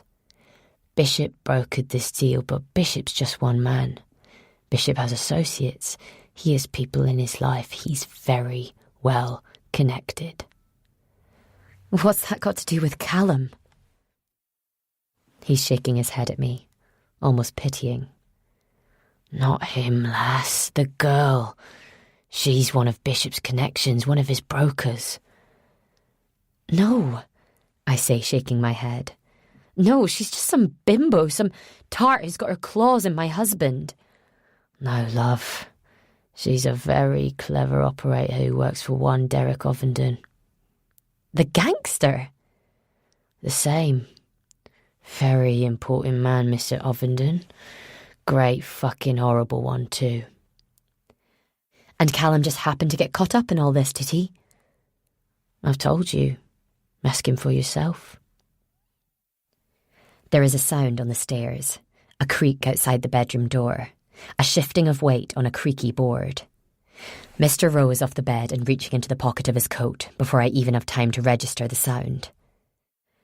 Two figures rushing through the doorway, a hiss of CS spray and the sudden blue volt of a taser, and then Mr. Rowe is on his back and a young woman is screaming, her hands at her eyes, and in the doorway, holding a plastic taser, glaring at the figure on the floor as if he were the very devil, stands my husband. He fixes me with a look I don't remember seeing before, then prizes the woman's fingers away from her tear-streaked face. Even through the grimace, I recognise her. Kimmy. She growls, swears, crosses to where Mr. Rowe lies, convulsing on the floor, and pulls the 2 electric volts from his chest. He opens his eyes and stares up at her, manages a twitch of a smile. Hello. She brings her fist down hard on the bridge of his nose, and he drops back to the floor, blood running down his cheek. She stands up, smearing her hand across her face, and looks at me. Looks me up and down and decides I'm not worth her time. Callum? I ask quietly. Callum, what's happening? He looks at me, through me. I could light a cigarette on his eyes. Get dressed, he says coldly. We've got a lot to talk about. 21. 6 weeks ago, a small damp flat on Dempster Street, Greenock. Slow down. I said, she's kicked me out, burned my clothes on the front lawn. She saw the messages. Me and Kimmy. What do I say? How do I tell her? You fucking don't, lad. You take it for her sake. No, she thinks I'm sleeping with her. Let her think it. It's better than the truth. But I need to be here. That's why we did it this way, isn't it? So I can be here, to keep them safe, to oversee things, to deal with Bishop? Yeah, but you fucked that up. How did you let her find it? I don't know. My brain's all over the place. I can't remember half the lies I've told. I don't know who I am. I've been talking to her like she's Kimmy, being such a bastard. She deserves so much better. Oh, stop whinging. Slow down. We can work it to our advantage. You and Bishop have got a good relationship. You've already got Pope on your side. Kimmy's in. She's doing a good job. Tell Bishop you're shacking up with Kimmy. You won't be around to make sure things go smoothly at the castle. He'll have to come out of hiding himself. He's a fixer. He'll either send somebody else or do it himself. He might get the lot of them.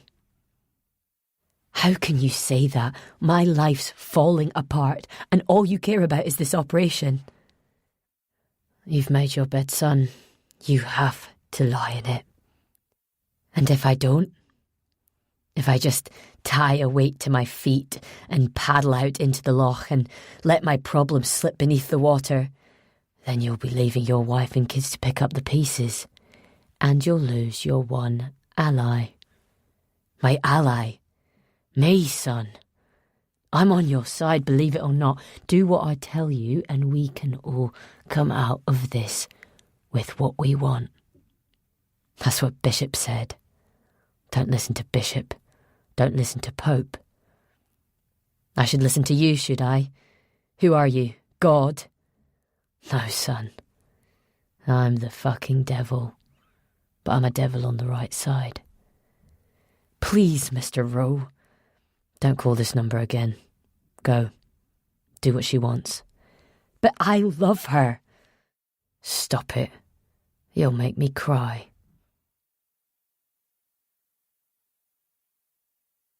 "22. Callum picks up Mr. Rowe with little visible effort, scoops him up and carries him like a groom holding a new bride. Blood runs down Mr. Rowe's face and drips on the floor, a trail of droplets guiding my way as if I were a plane looking for landing lights. "The children," I say, following him past my bedroom door and towards the stairs. "They'll want to see you, Callum. They'll want to see you." Kimmy, leading the way, looks back over her shoulder and gives a shake of the head. "Not now," says Callum, shifting his position. Mr. Rowe's jacket slides down his arms, and I see more of the blue-veined skin of his chest. I suddenly find myself terrified that this man is going to die, and die in my family home. "Callum," I say, raising my voice. "Why are you doing this? Why are you here?" He jerks his head, telling me to follow, and I grind my teeth in frustration as I move down the stairs and into the living room. The fire has died in the hearth, and the large, high-ceilinged room is bitterly cold. Kimmy flicks on a lamp, and a pale yellow light illuminates the space. Callum lays Mr. Rowe down on the floor. Kimmy, in the process of sitting down on the sofa, tuts at him and crosses over to where he lies. She turns him onto his side, classic recovery position, and shakes her head at my husband as she shoves past him and plonks herself down on the couch. Standing by the door, I give her proper consideration. Older than I thought, definitely. Maybe 30? Bad skin. Hair pulled back in a greasy ponytail to reveal a lean, sharp face. Her profile hard enough to split timber. She's got a row of studs up her left ear. She's wearing stonewashed denim jeans and tasselled suede boots, and when her puffer jacket falls open, she reveals a belly button stud, peeking out from beneath a ribbed pink and black polo neck. She sees me looking, opens her arms wide. "I would take a picture, but I reckon you don't need one. Reckon I'll stay in your mind quite a while." "Kim, don't," begins Callum. He's standing over Mr. Rowe, looking down at him as if surveying the pattern of a newly purchased rug. He doesn't look like himself. He's shaved his hair right down to the scalp, and he's got a few days of stubble covering his face. When he's home, he's always clean-shaven, neatly turned out. He likes polo shirts and chinos. He looks wrong in his black camouflage trousers and tight-fitting bomber jacket. It seems as if the man I've been married to for the past 12 years is playing dress-up. "Callum," I say again, and suppress a shiver as he turns to look at me. "That all you say, is it, doll?" asks Kimmy, smiling. "Callum, Callum, Callum. Christ, no wonder he's sick of your voice." Temper flares despite it all. "What did you say to me?" "Oh, that was so sweet," Kimmy grins mockingly. "A real flash of character. Go on, do it again. In fact, show me another emotion. How's about shock? Or sexy?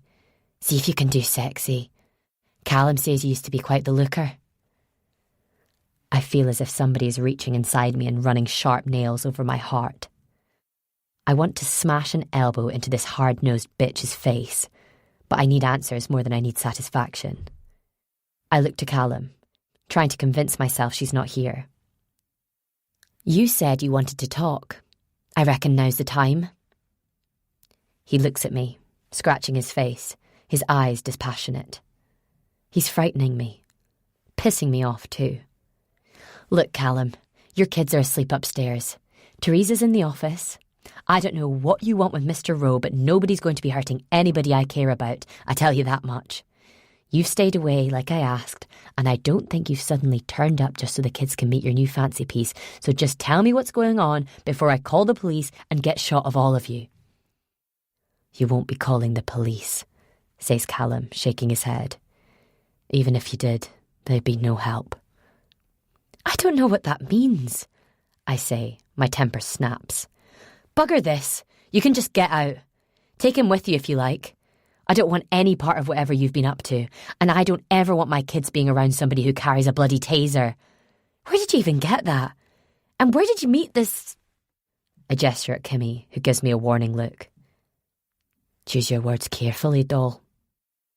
I told you weeks ago it's not what you think. It's a business alliance, nothing more. I roll my eyes, disgusted. I saw your messages, saw the way you talk to each other. I saw a bloody photograph of you holding hands down by the water. He looks at Kimmy. I follow his gaze and see that she's curling her lip. I bloody well knew it, she mutters. Go on, fucking stick him now. No, he says, shaking his head. This is my home, our home. I want to have something to come back to. You don't do as I say and you won't be going anywhere. It'll be years in Barlinnie and every one of them will hurt. He glances at me, and for a moment I see the man I married. There's a sadness to him, a hurt. He's got the beaten, hangdog look of somebody who's tried so hard to do right that he's doomed himself to disappointment. For a moment, I want to put a hand on his face and tell him that it will be okay, that I know he's a good guy, and that whatever the problem is, we can work it out together. But there's a dying man on my floor and a skank on my sofa, and it doesn't seem the right moment for a display of affection. Can I have a drink, please, Ronnie? He asks quietly. A scotch, just to get the taste out of my mouth. I open a bottle, says Kimmy, putting her feet on the coffee table. I'm as dry as a nun's gusset. I push my hair back from my face, trying not to tug it out by the roots. Outside, I hear the gale howling through the thrashing broken trees, hear the rain hitting the glass like pennies on a drumskin. I find myself heading to the kitchen, finding glasses, reaching into the back of the drinks cupboard for the Lagavulin. Out of habit, I fill a water jug and put 3 tumblers on a tray, walk back through to the living room like the good little hostess and fill everybody's glasses while fighting the urge to spit in 2 of them and smash the 3rd directly against the temple of whoever looks at me next. Your health, says Kimmy, and takes a gulp. She winces. It'll do. Prefer a voddy, but needs must. Thank you, says Callum, and breathes in the golden, peaty scent. He closes his eyes, takes a sip. Then he crosses to what used to be his chair, a burgundy recliner angled to stare out through the glass doors and across the lake. He turns it back into the room and gives me his full attention. I situate myself on the stone of the fireplace. I sip my own drink and enjoy the tingle and burn. Through the base of the glass, I notice the big logs in the basket, the poker by the fire. I flick a look at Mr. Rowe. He's making an ugly snoring sound, as if his throat is constricted. What do you know about this man, Ronnie? He asks quietly. No, I say, shaking my head. You don't get to ask me questions. You're the one who has the story to tell. For God's sake, there was a copper here today asking me questions about a severed head. And Rowe here is begging me to stay quiet about what I might or might not know, so he can get the operation that will save him. And then I see he already knows you, and apparently Bishop does too. And as for the delightful Kimmy here, well, I'm just none the bloody wiser. So if you ever want to have anything to do with your children, you start talking. On the sofa, Kimmy gives a snort of laughter. Christ, she's okay when she gets hit up, Budge. You were right. I flash angry eyes at her. Then the name she has used causes my thoughts to grind together like broken cogs. Budge? You haven't been called Budge since school. This your midlife crisis, is it?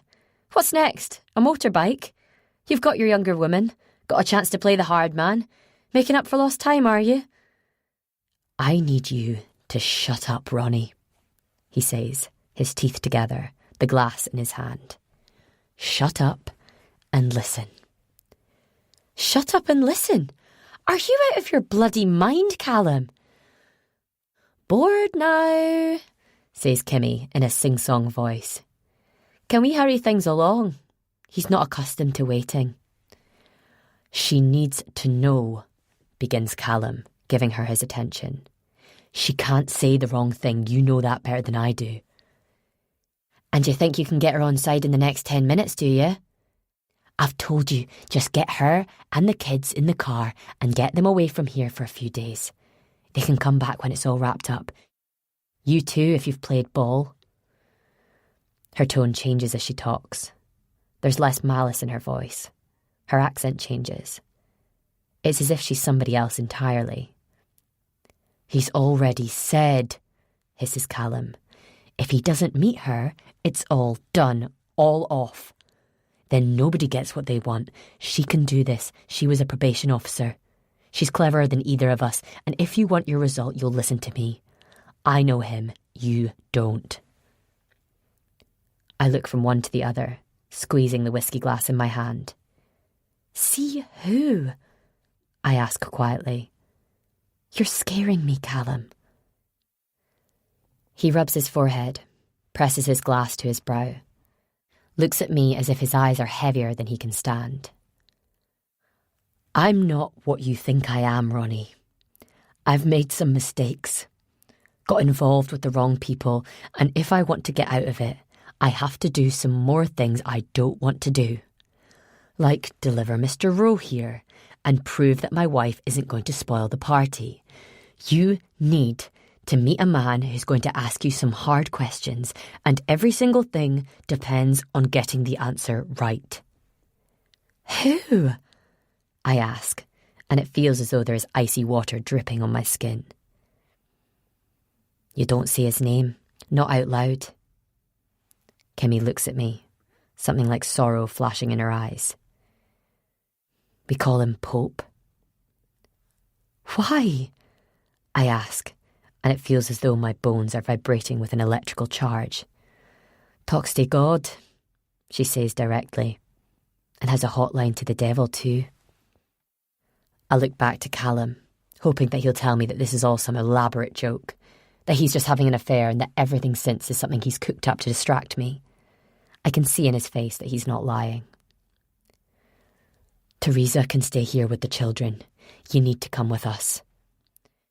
Come with you where? Teresa's off her head on painkillers. She needs to be in hospital. Where are we even going? And do you know what they did to her? At the castle? Do you know what they're doing up there? Is that what you're involved in? On the floor, Mr. Rowe coughs and opens his eyes, staring up at me like a corpse granted one last look at the world. Nobody else notices. He closes one eye, a lazy wink, then retreats into the very picture of unconsciousness. Whatever happens, I want you to know I did what I thought was right. They'll carve that on your headstone, says Kimmy, pulling herself up. As she moves, I spy the gun in her inside pocket. It feels as though there are cold stones dropping into my guts. There won't be a headstone, he mutters. If it goes wrong, there'll be nothing left to bury.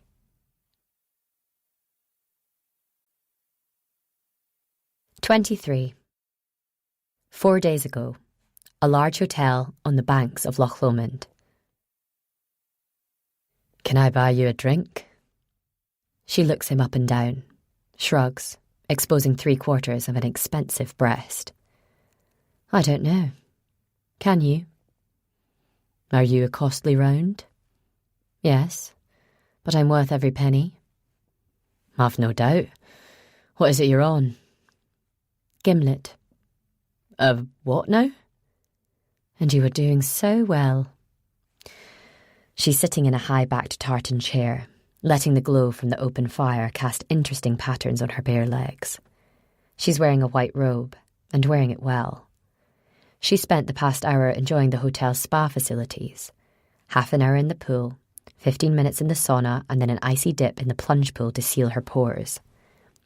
She's paid for her own accommodation, topping up the meagre allowance permitted by the NCA, and is making sure she gets her money's worth. She hadn't seen the point in getting dry after her dip, just pulled on the complimentary bathrobe and padded through to the lounge. Her bag is leaning against the chair, laptop and case notes vying for space alongside towel and sodden swimming costume. The other occupants of the bar are taking it in turns to look at her, some disapproving, some with so much admiration that it stops on the verge of drool. Go on, honestly. Tell me what a gimlet is. She looks up at her suitor. He's okay on the eyes, quite well put together.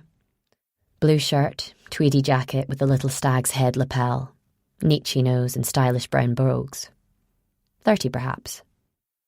His ears stick out a little, but she has forgiven worse handicaps, and she's not adverse to having something to hold on to. She glances at the clock above the fireplace. It's a little before 5 p.m. She could find the time for him, if she felt the urge. Depends whom you ask. It's essentially gin and lime juice, but some cocktail waiters like to add their own little touches. And how do you like it? She licks her lips, gives him a moment's attention. In my mouth. There's something dispiritingly predictable about the way he reacts. He gives her a grin, all silly and boyish, and hurries off to the bar, almost tripping over one of the low tables as he goes. The barman, polishing glasses and looking suitably splendid in tweed waistcoat and purple bow tie, gives a tiny nod of the head, one professional to another, marvelling at a job well done. He's seen it all, and the blonde in the bathrobe is easily the most confident, self-assured and icily fanciable woman he has ever seen. She watches the fire while he waits for her suitor to return. Occasionally, she turns her gaze towards the big windows at the far end of the room.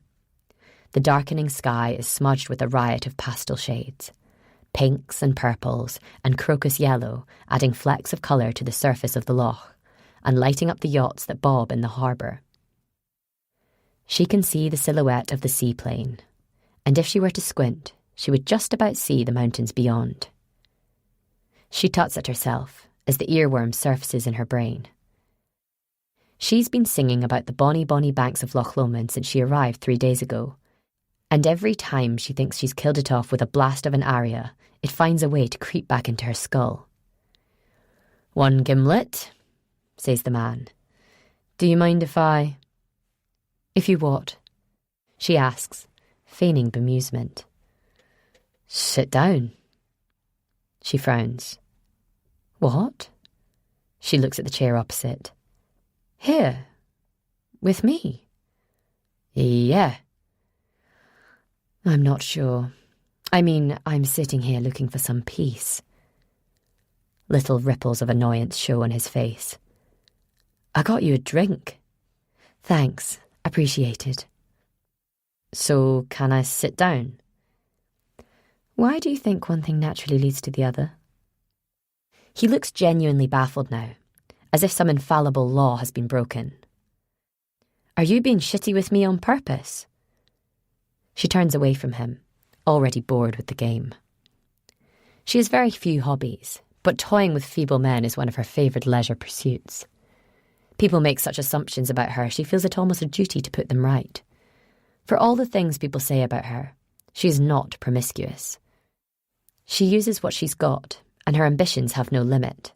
But the idea that she would loan herself out to somebody for the cost of a gimlet strikes her as faintly insulting. If he does get to enjoy her, it will be only after she has spent so much time tearing him to pieces emotionally that it will be all he can do not to weep onto her shoulder. She learns such techniques from the men she has fallen for, and if she ever has a child, she intends to teach them that some old adages really do hold true.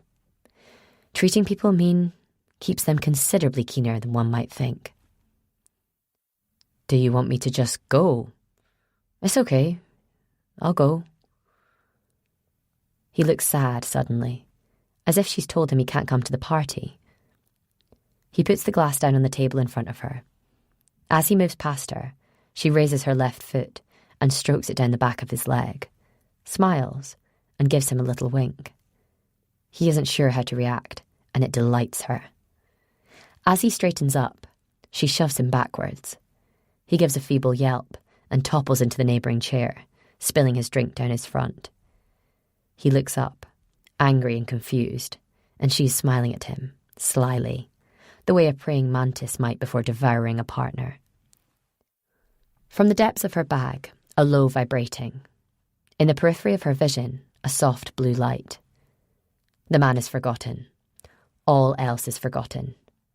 She plucks the phone from the satchel and turns her back on her companion, holding up one hand to mask her lips as she softly says, "Hello?"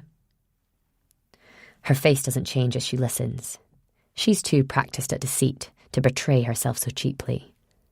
But beneath the glacial facade, she feels a colossal surge of panic for her oldest and best friend. She may have once been willing to let him die, but those were different times. She's a different person now. Not exactly better, but she saves her very worst for those more deserving. She's up and heading for the door without a goodbye. She needs to be in Ardnamurchan, and fast. There's a head, a severed head in a lobster pot. I'll be Emma Cressy, DCI. Stay tight. Don't drink more than you have to. Keep her safe. For God's sake, keep her safe.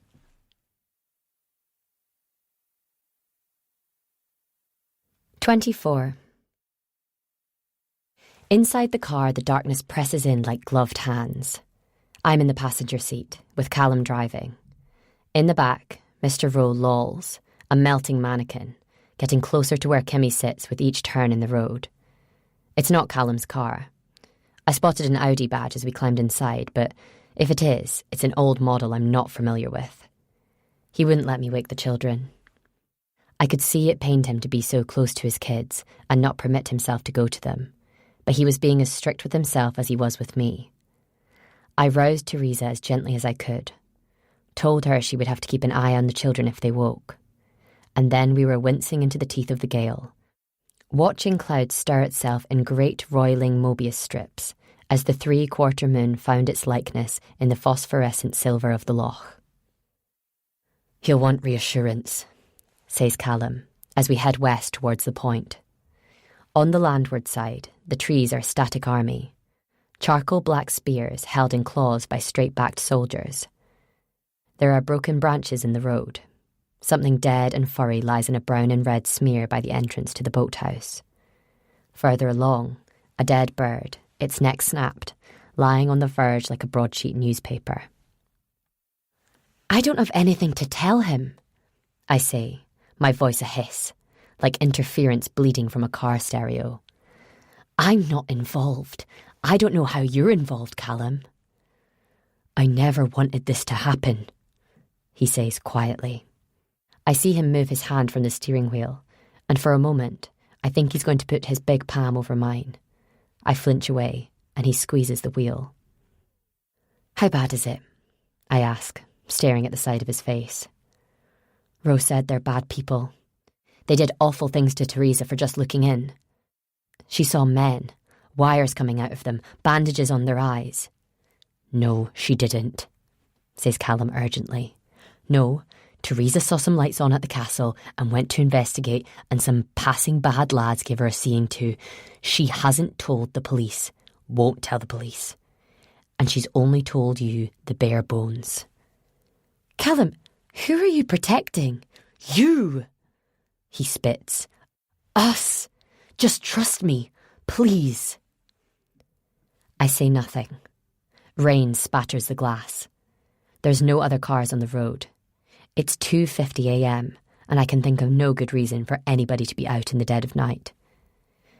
"And Mr. Rowe?" I ask quietly. "A holidaymaker, a weirdo, got overly fond of you and started making advances, telling you all sorts of silly stories. You woke up to find him in the house. I gave him a seeing to and then persuaded you to come with me to see a man I know who'll make sure it all goes away. You're an innocent, naive, You don't know what's going on. I bloody don't, I mutter. And the English copper, DCI Cressy, she came to speak to you about a missing man, a man you'd had a couple of drinks with, but you had nothing to tell her. You'll continue to have nothing to tell her. How is this man involved?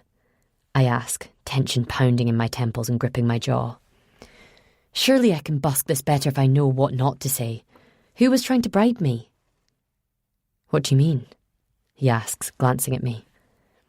She gave me a piece of paper with her bank details on them. Somebody was trying to get me on their side. He grinds his teeth and flashes a look in the mirror at Kimmy. She's saying nothing, glaring through the window, through her own reflection, watching the white caps on the water. Tension is coming off her in waves. You don't mention it unless he does, he says. She might be in his pocket. It might have been him making the offer. He hits his palm on the steering wheel, shakes his head. It doesn't seem like you have any of the answers either, Callum, I say, and I hear my voice catch a little. I can't stand this. I could handle hating him when I thought he was screwing somebody else. Grief softens the heart, but anger gives it steel. Now I feel equally lied to, but I don't know how far the virus of his deceit has crept into our relationship. I don't know where we could go from here. It all seems too momentous suddenly. I want to leap out of the car and run into the woods. Want to sprint back into the real world, where things like this don't happen. We're here, says Callum, and up ahead I see a gap in the tree line. I've seen it countless times before, and never wondered what might lie beyond. The road is full of abandoned properties and half-ruined crofts. All I know is that we're only a couple of miles from the castle at Glenborrowdale. Callum rolls the car slowly through the gap, and we're quickly enclosed in thick forest. He slows down and slides down the window, peering out at the muddy track beneath the wheels. He turns back to Kimmy. 2 vehicles at least, heavy. Fuck, mutters Kimmy. Beside her, Mr. Rowe gives a groan. What will happen to him? I don't know, says Callum, and we move forward into the dark of the wood. The lights turned into a dancing black mesh by the movement of the trees. He glances at him, shakes his head, looks at me as if he wants to tell me something, and clamps his mouth together to stop it coming out. He got himself into this. I wish it could be different. We carry on up a dirt track, claw-like branches skittering against the windows and bodywork, and then we're emerging into a clearing, where a small, white-painted cottage sits halfway up a slope, its near side sheltered by a semicircle of trees. A Porsche Cayenne and something that looks like a London black cab are parked side by side on the small patch of shingly drive, blocking the view of the front of the house. All I can make out are dark windows and the top of a red door. Through Callum's open window, I can smell something incongruous and nostalgic, the mingled sense of comfort, of home. A peat fire, salt air, damp earth. I look at Callum, and it feels for a moment as if we're young lovers again, sneaking away to a countryside bothy for a night of passion. I remember the time before the kids, before life started pulling him down.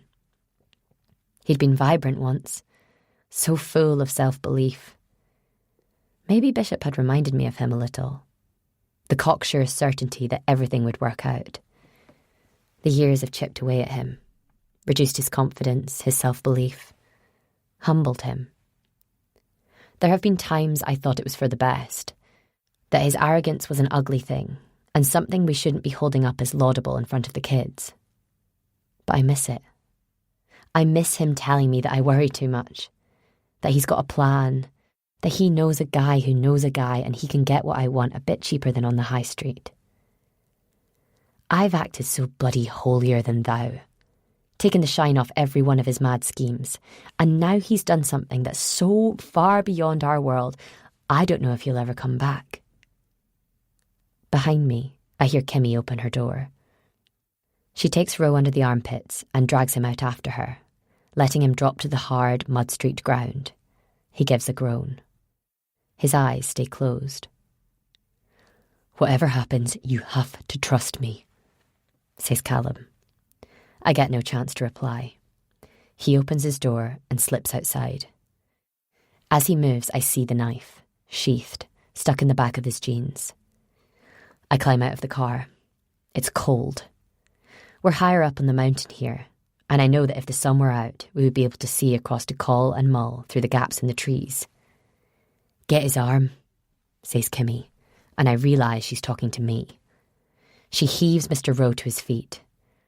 I slip an arm around his waist, and together we drag him across the long grass and scattered stones to the front of the house. I see a wisp of smoke rising from the chimney. As we squeeze between the two cars, the drawn curtains at the downstairs window twitch, and a moment later, the front door creaks and opens inwards, a warm yellow light briefly illuminating the curious quartet on the doorstep. The man who's opened the door is huge. 6'7" if he's an inch. Huge. Introverted. You're the one who brought Teresa, I begin, and stop myself as I feel Kimmy's fingers squeeze my wrist. I glance down at his hands. He's got something metallic wrapped around his fist, something cold and black. I realise it's the pommel of an old sword, guarding his big fist like an iron cage. He stares through me, looks at Mr. Rowe, then at Kimmy, and finally gives his attention to Callum. 2 minutes early, he says in a low growl. Callum shrugs, his manner completely transformed. Want me to go kill some time in the woods? Think I saw your mum up there grazing? He doesn't rise to it, looks at me. She okay? The lady? I don't know how to reply. Is this him? Is this the one who they're all terrified of? He's in, yeah? Asks Kimmy beside me. It's just this dying bastard's leaking all over me and I wouldn't object to a place by the fire if you could shift your big arse. The man I knew as Lachlan is about to speak when a voice drifts out from behind him. It's Glaswegian, dry and breathy, like the crackle of a dying fire. Bring them in, big man. Fierce fucking night. Fierce. And there's a lady present, I'm told. 2, if you count Kimmy. And plenty of people are counted Kimmy. Make room, lad. Let's get this over with, eh? Callum looks up at Lachlan, daring him to contradict the instruction.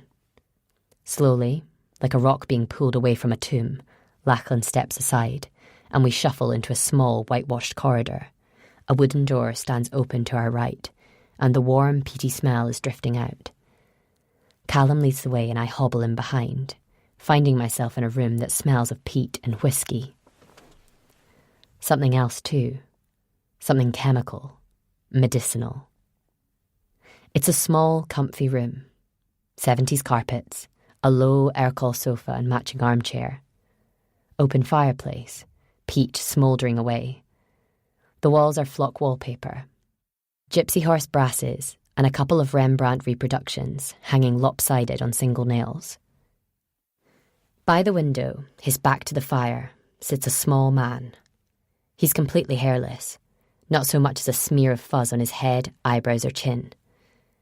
His eyes are sunk deep, like belly buttons in a plump gut, and there's a malformed lumpiness to his features, as if the bones in his face have shifted like tectonic plates and made bumps and ridges where there should be none. He's sitting in a high-backed rocking chair, his hands in his lap, dressed in comfortable loungewear and a too-big jacket.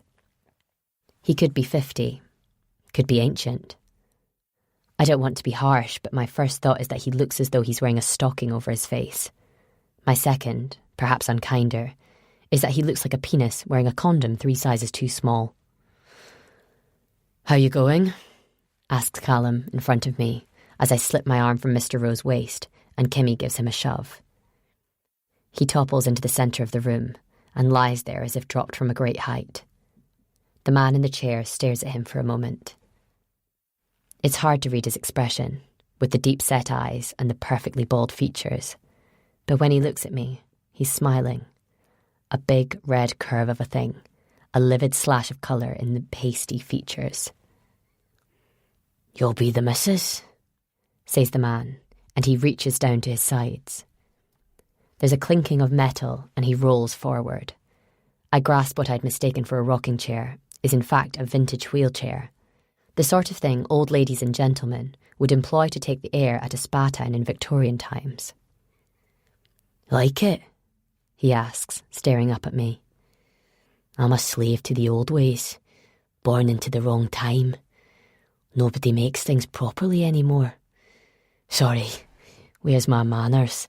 I'd stand to greet you, but my body's not cooperating. Takes me an age to get out of my chair, and I can never be sure I won't have embarrassed myself. Much as the big man at the door there does his best to save me from such petty humiliations. I look to Callum for guidance. He's chewing on the inside of his cheek, listening to the man as if he were the greatest orator of his time. Beside me, Kimmy rubs her eyes. Boring you, am I, love? I see you've had a wee weep. Or did our pal here get a shot of the CS before you brought him along? Kimmy doesn't speak. I stand awkwardly, unsure what to say. I'm Pope, he says, and there's that smile again. I understand you've been unnecessarily ensnared in a business transaction I've my interest in. A gentleman of my acquaintance has gone and got himself disappeared. There's talk of a nasty nick to the neck. Talk too of a fancy English copper coming up and making waves. I'm not a well man, Ronnie. You can see that for yourself. And I don't need aggravation at my time of life. That's what I told Callum here. I said, Callum, I'm no so young as I was, and I suffer with my nerves. Do me a favour and go round up your pretty wife and ask her to come see me. We can chat. Set the world to rights, explain a few things, and while you're there, how about you pick up that zombie-looking prick who's been staying in the guest house? We can get together, light a fire, see how the land lies. Mr. Pope, I say, and the tremble in my voice isn't forced. I don't really know what's going on. Callum and I are separated. As far as I know, he's with this lady now. And I don't know why they're here or why you wanted to see me, and it's all a bit much with the kids at home. As for Bishop, I don't really know him, and I just hope he turns up safe and sound. I'm really rather out of my depth, if I'm honest. Pope doesn't alter his expression. Up close, I can see that his eyes are an unsettling blue, and as he stares into me, the pupils expand and dilate and seem to form new patterns, like ink dropped in water. You've coached her well, Callum, says Pope, still looking at me. You said all that without moving your lips. Trouble is, I'm a bit neurotic. Paranoid, even. And I still get this horrible feeling she's going to hold a grudge about one or two things, and she's going to make a fuss.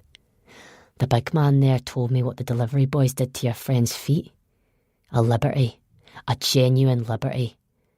It'll be repaid, I promise you that. You can watch if you want. But I need you to respect an old man's wishes and to keep your own counsel for a few days more. I can arrange that in several ways.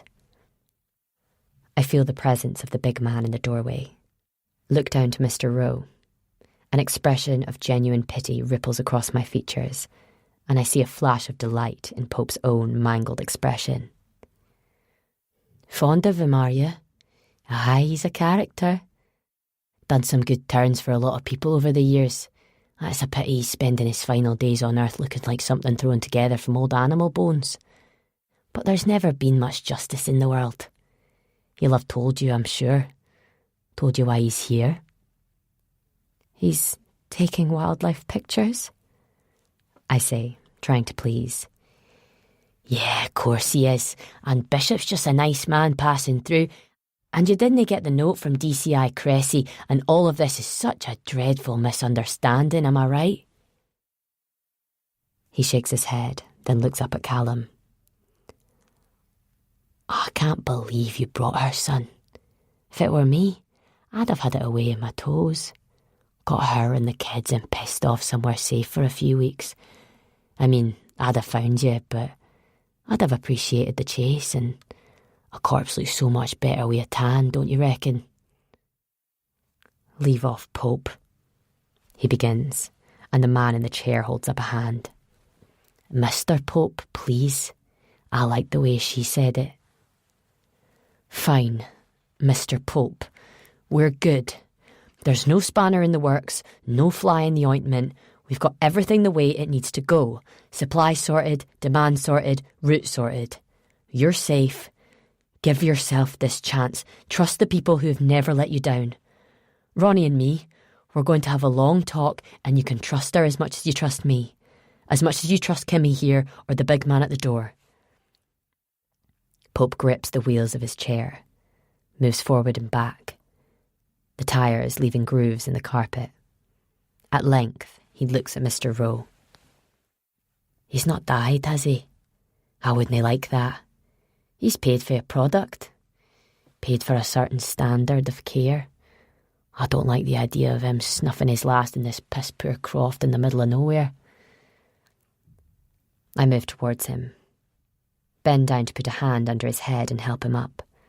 Pope raises his hand, Caesar holding back a baying crowd. No, let Kimmy show her maternal side, he says.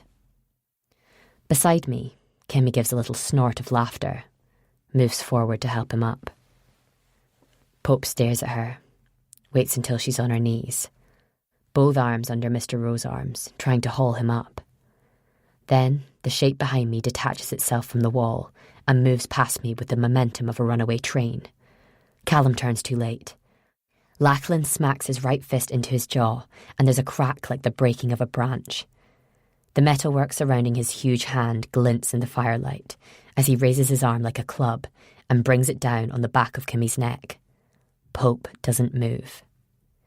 And I'm standing stock still, my hands at my mouth, and Pope's eyes are staring into mine.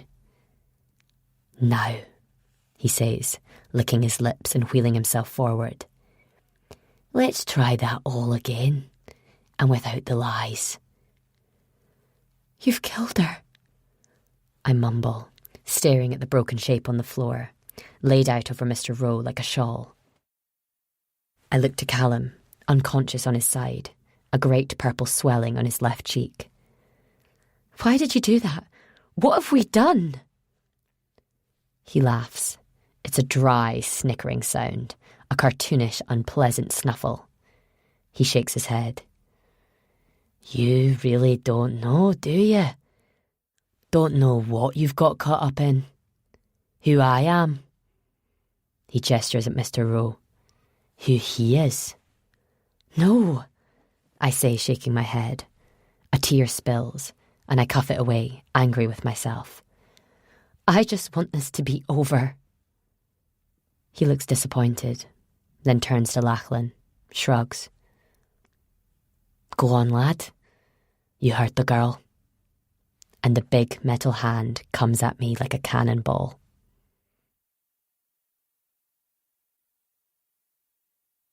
Part 3. 25. Now, 5:56 a.m. Seashell Lodge, Acherakal, Ardnamurchan. She isn't often lost for words. Her life has seen no shortage of luxury. She knows the best restaurants in Monaco, where to get the best gimlet in Tunis at 3 a.m. on a Tuesday morning. She's made love inside a mummy's tomb and fucked her knees bloody in a private box at the Opera House in Palermo.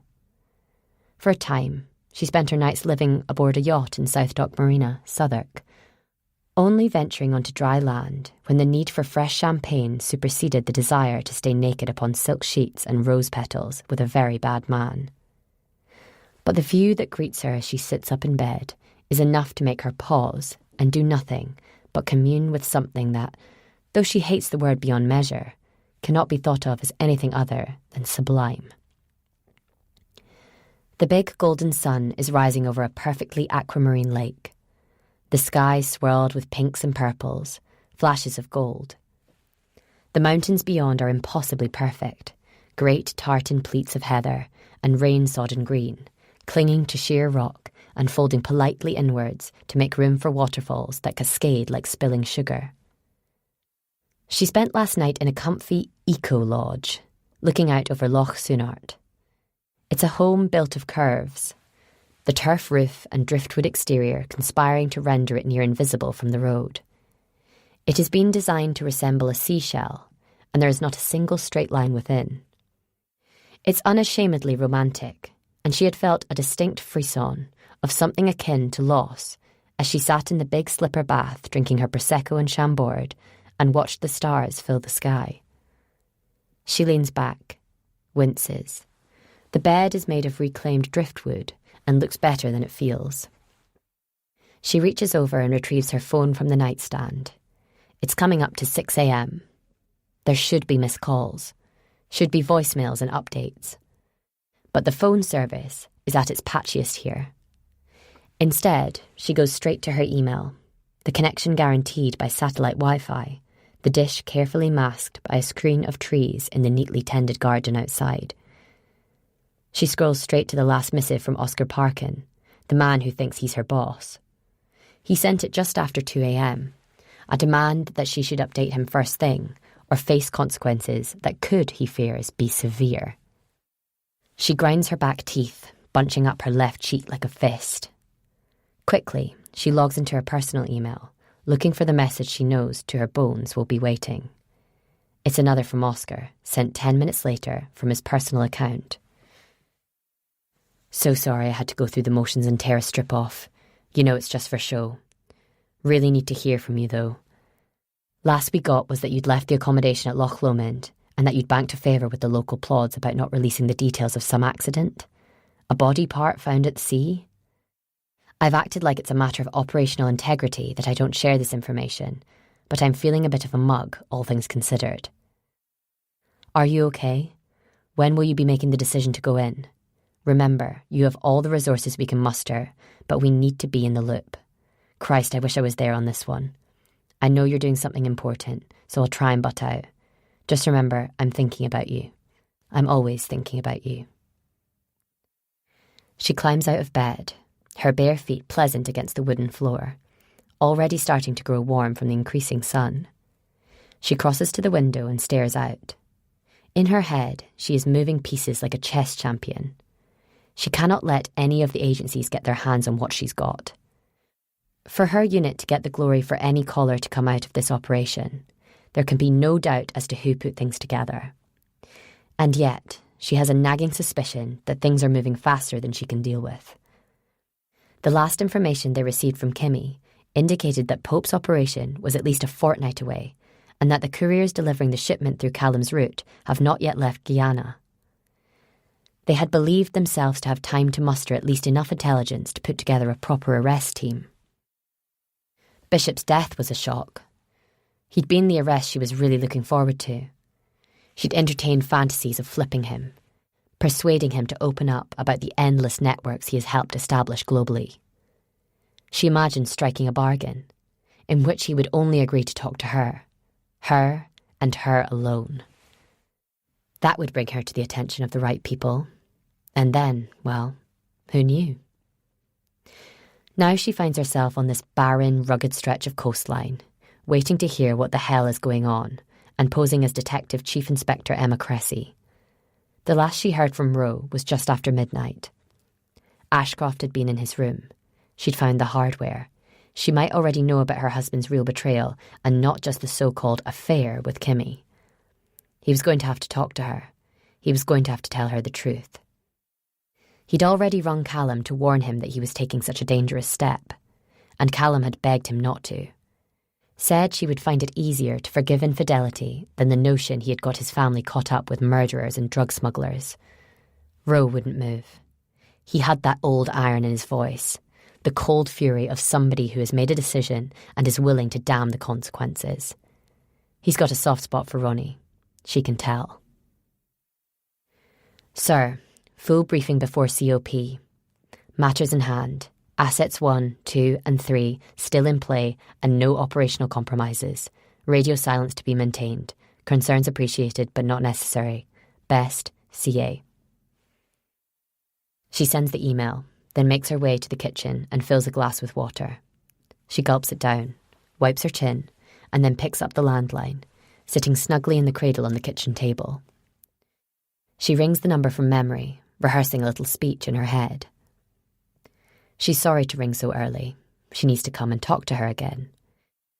She understands that the picture has become a little clearer, and that Nicholas Rowe has revealed the actual nature of his sojourn on Ardnamurchan. They can offer protective custody, provided she cooperates. She can make it all work out, provided she stays quiet a little while longer and gives her a chance to make an arrest that will cement her legend and stop some very bad people doing even worse things than she has done herself. She already feels as though Ronnie could be an asset. She'd expected some reaction to the passing of the slip of paper, the amateurish attempt at bribery. Ronnie has not reacted like a person out of their depth, has neither reported her nor jumped at an opportunity to feather her own nest. She is somebody with a decent mind, and perhaps a touch of integrity. Once upon a time, she might have made a decent copper. "Hello, this is DCI Emma Cressy. Am I speaking with Ronnie?" She stops talking. The phone has been answered by a child, a boy. He sounds frightened. "This is Atticus. I don't know where Mum is. She's not in her bed, but we slept in that. Teresa stayed here, and she'd been hurt. She's in the spare room, and there's blood on the bed. There's blood on the stairs, too. I think somebody was here. I heard noises in the night. Poppy said she had a nightmare about Dad. The house smells funny, too. I don't really know what to do." She feels her stomach clench, has a vision of her friend, manacled, bleeding, being hurt the way he was hurt before. The first time she betrayed him, the first time she gave him up in a bid to prove she would make the hard decisions when they were called for. She makes sure there's some steel in her voice when she talks. "Atticus, listen to me. This is what I want you to do."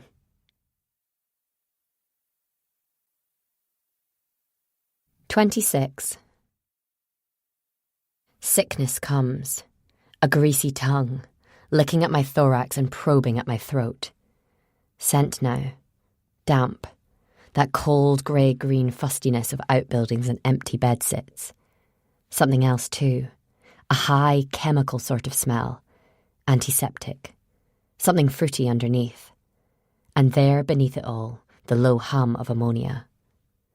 Slowly, like a story made of shredded pages, I begin to remember.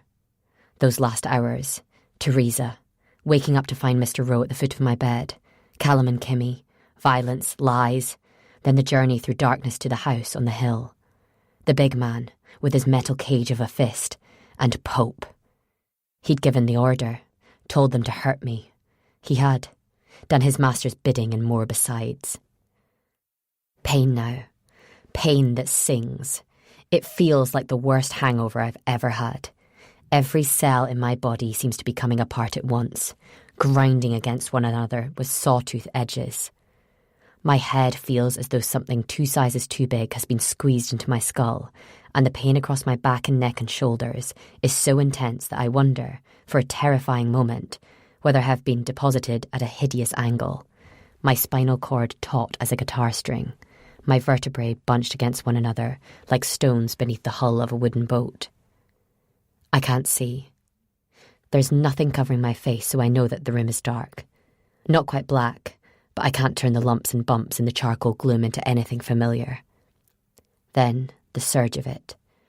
The great crescendo of panic and pure unadulterated terror as I see the faces of my children swim in my mind's eye like moonlight on a choppy sea. All other thoughts fade away. Atticus, Poppy, Lily. I see them waking up in a house that has no mummy, no daddy, just Teresa with her tortured feet and that lingering whiff of violence and loss. I force myself to stay calm. I try to make sense of my surroundings, attempt to sit up. I roll drunkenly, clattering onto my face. I can't work out up or down. I feel rough cord against my face, carpet, dusty, damp-smelling carpet. I begin to reach out, to put my hand down for support, and realise with horror that I can't make my limbs do what I want. There are jagged white lines in what passes for my vision, and a terrible tingling in my arms. It's like a migraine. Worse. I wonder if something has been knocked loose in my brain, whether the little bones in my inner ear are shaking around like dried peas in a tin. And finally, I am aware of myself. The fog clears away in a way that makes me think, incongruously, of suddenly finding the right station when searching through the radio channels.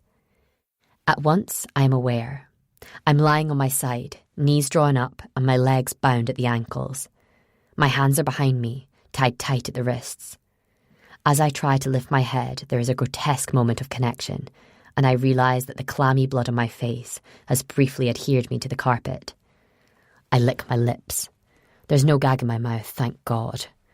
My mouth is horribly dry, and it takes an age to work up some spit into my mouth. I clear my throat with as little noise as I can and try my voice. I can croak, can whisper, talk to myself alone, bound, terrified beyond words. Hello? Hello?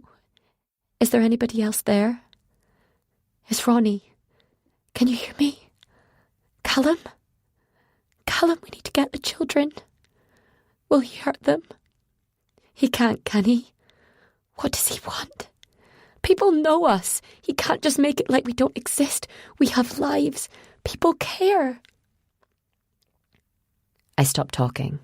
The words come back from far away. I'm in a room with a high ceiling and a dusty, damp carpet. I roll forward, wriggling on my elbows and knees, commando style, waiting for the moment when whatever is tethering me in place snaps me over backwards. It doesn't come. I'm not tied to anything, save myself.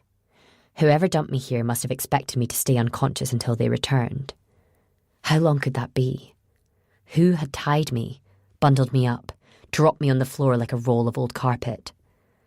My heart starts to beat faster in my chest. I can see the children's faces again. Cruel, unhelpful images begin to flash in my mind like photographs ripped from an album of the grotesque. I see Poppy, waking to find the big man leaning down over her, his huge metal hand closing over her mouth like the legs of a great crab. I see Lily, waking to the lingering aria of her father, her daddy, searching the house for the man she adores and misses so much, and instead finding Teresa dead, her mangled toes sticking out from the end of the bed. I push forward, elbows and knees, feeling the rough carpet abrade my skin. I stop as I feel the faintest whisper of draft. The chemical smell is stronger. So too that dirt and tree bark smell that I know as well as any local might. I can smell the forest. I can smell the dawn. My head bangs against something hard. I rock back onto my haunches and stroke my face against the obstacle. It's rough, exposed brick and ragged, dusty plaster. Please, I whisper, to myself and the air and to the whole horrible world. Please. I shuffle around, putting my back to the brick. I don't know which direction my captor might come from, but I know that whatever I do, I have to do it quickly. Feeling like a fool, half tempted to give in to some mad giggle, I start rubbing whatever binds my hand against the roughest chunk of brickwork. I have a sudden memory of Saturday afternoons, watching cowboy films with Dad. There would always be a handy piece of glass or a smouldering campfire upon which the hero could test their bonds. But brick would do. Brick would definitely do. It happens quicker than I'd imagined. One moment, my hands are bound together at the wrists, and the next they spring apart as the hard plastic that had bound them gives way. At once, I feel the blood returning to my fingers, my palms, my wrists, and it feels as though my fingertips are filling with ground glass. Awkwardly, I change my position and pat the floor with my half-dead hands, looking for something that might allow me to cut the bonds at my ankles. I touch something cold and curved and metallic. Paint pots, a stack of them, piled haphazardly against the brick wall. And then my hand closes upon a length of something hard, thin, unyielding, covered in something congealed. I begin to hack at the tie wrap that holds my feet together. My fingertips touch bare skin, and I experience a hard, ugly memory. Teresa's feet, her snipped toes, the things they did. The bonds spring apart, and I sprawl on the floor as if released from a trap. I shudder, exhausted, and realise that the pain has subsided as surely as the adrenaline has flowed through me. I want to sit still, to gather my breath, to take stock of what the hell to do, and then I am shuffling back against the wall as I hear the unmistakable sound of footsteps and muffled voices. It takes me a moment to tune into their frequency, and then I am turning snatched words into sentences as I hear the two men come closer, moving towards a spot directly in front of where I sit and cower and clutch the paint-streaked object as if it were a blade. Lost his fucking mind, mate. No talking to him anymore. Whatever's in his innards is in his brain too. He's gone, man. I hear you, but what choice is there? If it all goes his way, he rules the roost for another God knows how many years. And if we're the ones who've been with him through the bad times, then it has to be good for us. And even if it goes wrong, loyalty will look good with whoever comes next. I don't want the job, but I don't mind being close to it. You're just shitting your pants in case the big man loses his temper with you. Fuck off. And anyway, he doesn't lose his temper. That's what's so scary about the big bastard. So we're doing it, yeah? Nothing fancy. She's probably closed her gills already. Closed her gills? You know, died, like, swallowed her own blood. She was snoring like her throat was full of hacksaw blades when I dropped her. She might have done us a favour. You got your gloves? Come on, the tide. Billy, put your pissing gloves on. Emotions crash against one another within me. Rival tsunamis that twist and rise and threaten to suck me under. There's fear, yes, but it's rage that fills me more than any other emotion as I sit, coiled, in the dark, and wait for these two bastards to stop discussing whether I'm dead or alive, and the best way to remedy the situation if I happen to be breathing. Desperately, praying for any kind of help, I cast around for something I can use as a weapon. As my eyes become more accustomed to the dark, I realise that I'm in what I take to be a disused bedroom. There's a headboard and mattress against the far wall. Pasting table set in front of a high window hung with ragged drapes. The object I'm holding is the aerial from a radio, coated in thick, dried paint. I reach out and close my hand around the lid of a large tin of paint. I lift it. Half full. Heavy as a dumbbell. Heavy enough to swing. The sound of a key turning in the lock. The sudden square of yellow light spilling in a great rectangle into the tatty room. Two men, their shadows long and dark, stepping lazily into the space as if expecting to find a dead woman. I spring forward from where I crouch, swinging the tin of paint like a mace. It makes a perfect arc, an inch-perfect upswing all the way from the floor, and I give a primal shriek as I deliver the blow. The tin catches the nearest man just below the hinge of his jaw and makes a noise like a frying pan striking a wall. His feet leave the floor. I feel the tremor all the way down my arm. I swing it again, catching him on the temple, and one side of his face caves in like soft fruit. Fuck, Billy! Billy, move! Hey! Hey, Billy! As the one called Billy crumples like somebody sinking into the earth, I lock eyes with the other man. I recognise him as the driver of the van that hit the wall, but the realisation seems to come in some faraway point in my mind, where reason and common sense still play a part. Here, now, all that matters is the need to be free, to be with my children. On his eyeballs, I fancy for a moment that I can see a tiny reflection, see a half-naked, blood-soaked woman, face in rictus, teeth bared, swinging the paint pot down like a club.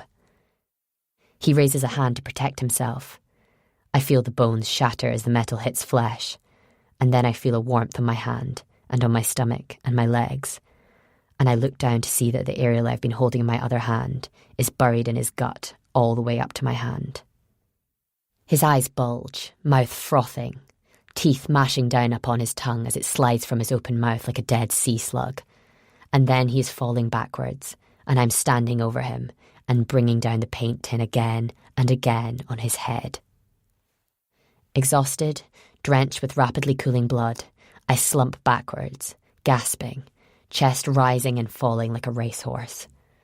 None of it matters, I tell myself. Not the dead men, Not the thing you just did. You need to get home to your children. You need to make sure they're safe. This is what you're for. Billy is wearing white trainers. I slip them off his feet and try them on. They're a size too big and still warm. He's got a black coat on, and I drag it from his shoulders as if stripping the children for a bath. In the pocket, a mobile phone. The keypad is locked. Cursing, I check his other pockets. Check the other man's too. A wallet, cigarettes, a strange hard object that I discover to be a roll of coins tucked into a long black sock. I pull on the jacket, use the hem of Billy's t-shirt to wipe the blood from my face. Pocket the phone and the cosh. Put my back to the doorframe and push both big heavy men into the room with my feet. In my pocket, the phone rings. It sends a shudder through me, as surely as if a cold hand has reached up and touched my neck. I retrieve the phone. The number doesn't come from a known contact, the screen instead filling with the digits of a random mobile phone. I feel an overwhelming urge to answer it. Perhaps whoever is ringing is from a different world to the brutal one in which I find myself. Maybe all I need to do is tell them that I'm in danger, that people are going to be hurt, that they need to send the police, and fast. My finger hovers over the phone, and finally, I stab at the screen and raise it to my ear. Billy? Job done, mate? I say nothing, just listen to the unfamiliar voice.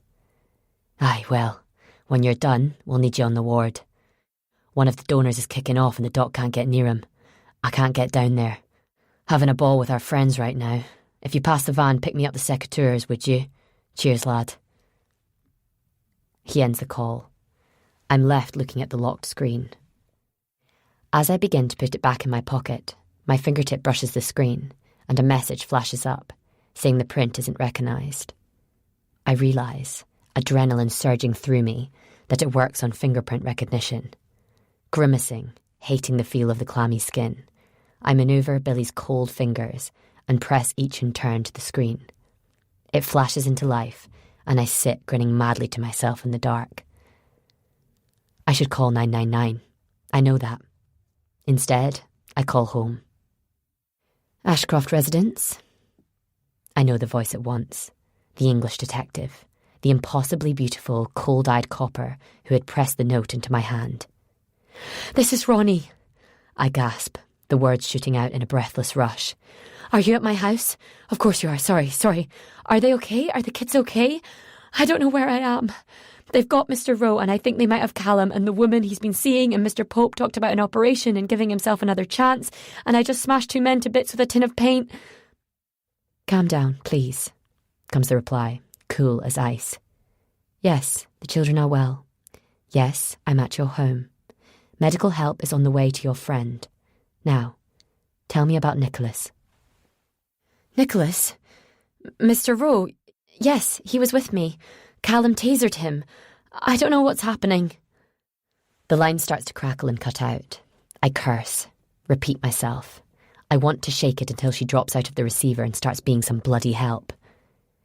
You said the operation was going ahead. Was Nicholas in the vicinity when that was said? Or Kimmy? Why are you asking this? What's happening? Mrs. Ashcroft, it's vitally important that you stay precisely where you are, take whatever steps you need to remain out of sight, and do not be tempted to try and find... I'm left staring at a dead phone as the signal drops out. I want to scream, but I swallow it down and let myself think of the children. Safe at home with a police officer. A police officer who knows more than she will tell me, and who tried to buy me off. I need to get away from here. The knowledge is absolute. The door is open.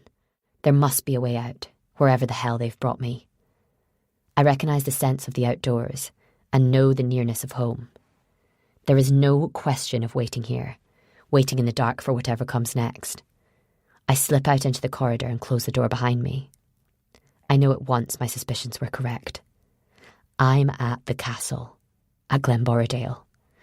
I'm in a long, cold corridor lit only by flickering bulbs, moving quickly across a threadbare carpet with a 70s pattern, loud and ugly and torn to shreds in places where a convoy of equipment has been dragged across its surface.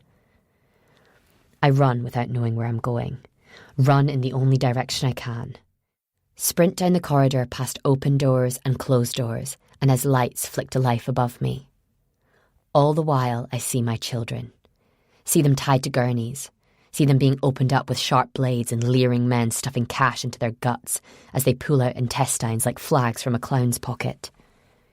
I reach the top of a staircase, scurry down the curving stairs, one hand slick on the banister, feet thundering on the stairs. I catch a glimpse of the dawn, a shaft of sunlight spearing in from a gap in the curtains at the base of the stairs. I know I'll throw myself through if I have to. Know I'll do whatever it takes. And then I hear him screaming as if somebody were drilling into his bones. Callum.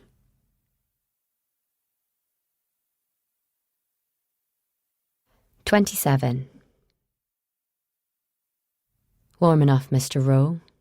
Comfy. I can get you a blanket. Man in your condition should take care of himself." Rowe is strapped to what he takes to be a full-size snooker table. He has been pinned out like Vitruvian Man, like a rat ready for dissection. He cannot feel much beyond his knees and wrists, so cannot tell whether he is being held in place by bonds, or whether something has driven through his wrists and ankles. He cannot see who speaks to him. The voice comes from somewhere towards the back of the room. It carries no trace of accent, no trace of emotion either. Nicholas Rowe is all too familiar with the different ways that people behave when they sense the nearness of death. Some scream, others beg. A certain type will adopt a kind of posturing bravado, a refusal to give in to the crippling fear that courses through them. He has met a handful of psychopaths in his life, and has always found himself begrudgingly impressed by the absence of fuss they make in times of suffering. He knows himself to be among their number. He can hold out in the face of pain for a very long time. He endured every conceivable form of suffering when a captive of the criminal syndicate that took him to the place between life and death, and who returned him there at their pleasure. He kept his fight for a long time. Never let them think they had destroyed him. He kept his eyes on them as they brought the hammer and chisel down upon his bones. He dredged up every last insult he could think of, and spat it in their faces as they went about the business of disassembling him. But eventually, the will to fight bled out of him. Eventually, he felt the first stirrings of defeat. He experienced a whispered, disloyal urge to beg, to plead, to ask them to stop hurting him just for a moment. He never acted upon the impulse, but by God he had wanted to. Here, in the big, red-painted room towards the rear of the castle, he takes comfort in the fact that there is nothing that can be done to him which hasn't been done before. It is no effort for him to affect an air of bravura. He isn't afraid. "Would it be horribly predictable if I told you to fuck off?" asks Rowe, raising his head and looking down at the bits of himself on display. He's gladdened to see he has trousers on. His feet are bare, chest too. He squints into the semi-darkness, sees the length of flex around his left foot, and feels a moment's relief. Cord, not nails. That had to go down as a win. "I fear you're not happy with the service you've paid for," says the voice. "I should imagine this isn't your idea of a professional transplant and care service in the relaxing grounds of a luxury private hospital. Would I be right?" "You're here for the bed bath, are you?" asks Rowe. "Crack on then, son. Balls could use a wipe." "We find ourselves in something of a quandary, Mr. Rowe," says the voice, and it seems to have altered position. It's coming from elsewhere in the room now. Rowe tries to get a sense of his environment. High ceiling, the scent of stale cigars and spilled whiskey, the baize beneath his skin. He's in the games room, he realises, still on the peninsula, not far from the loch. He thinks fleetingly of Ronnie. He allows himself to hope that they left her where she fell. He cannot put any weight behind the fantasy. The big man hit her hard enough to crack a thick skull. He feels a great wave of regret surge within him. He had thought that by being close to her, he could keep her safe in Callum's absence. It had been a contract of sorts, an unspoken agreement between himself and her husband. He would make sure nobody harmed her or his children, and he wouldn't pull out of the operation. Quandary, is it? Growls Ro, licking his lips. Sorry, son. Awful big word, that. Are you saying you fucked up? Looks like it to me. Looks like you've taken my money and knocked me about like a piece of meat, is what it looks like. I've paid for a second chance. I'm due a new liver and lung. I've taken my meds. I've let you take your samples. I've kept my mouth shut and done whatever you've wanted me to do, and now I'm pinned out like a kite. It's not ideal, says the voice ruefully. And if it's any consolation, this is very much against my judgment. And you are? Unimportant, for now, comes the reply smoothly. Suffice is to say, I am the one who will decide whether you get the service you paid for, or whether it would be best to put a line through your name. Ro feels hope unfold like the petals of a rose. There's still doubt. They might not yet know who he really is. He could still put things right. What have I done wrong? Asks Ro, raising his head. There's a stab of pain across his shoulders. He hears a grotesque crackling sound as he tries to catch his breath, tastes blood. Pope is not an easy person to do business with, he says wistfully. He has whims, enthusiasms. He can be impulsive. This entire venture is questionable in terms of risk-to-reward ratios. I fancy we are causing ourselves more problems than we are solving. The supply chain that he controls is an obvious asset, but the use of couriers as donors is only going to lead difficulty in finding new couriers. Word does get around, I'm afraid, and there is something distasteful about the work we will be doing here. I'm not squeamish, but those who become medical professionals surely do so out of a desire to help and heal. I fear for the integrity of the individuals we have been forced to recruit to perform the opposite service. A pause, and a long, slow exhalation. Ro smells cigar smoke, his own brand. Are you smoking my cigars? He asks, and sucks blood through his teeth. One liberty too far. I must say, Mr. Ro, you are not doing much to help your case. And what charges am I facing? Pope thinks you're a cop. I do not. Others within his employ do not. I don't wish to be rude, but I cannot see you as anything other than the near-dead specimen who so desperately thrust his money into the hand of our salesman and begged for a new liver and lung. You're a dying man, that much is clear. You don't wear makeup. There are no affectations.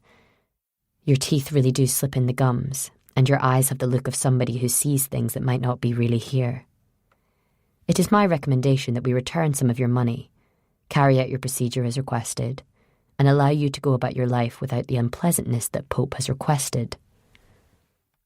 Ro hears his breath stutter as he tries to breathe in. The man hears it too. Your medical notes say that a transplanted organ could buy you years.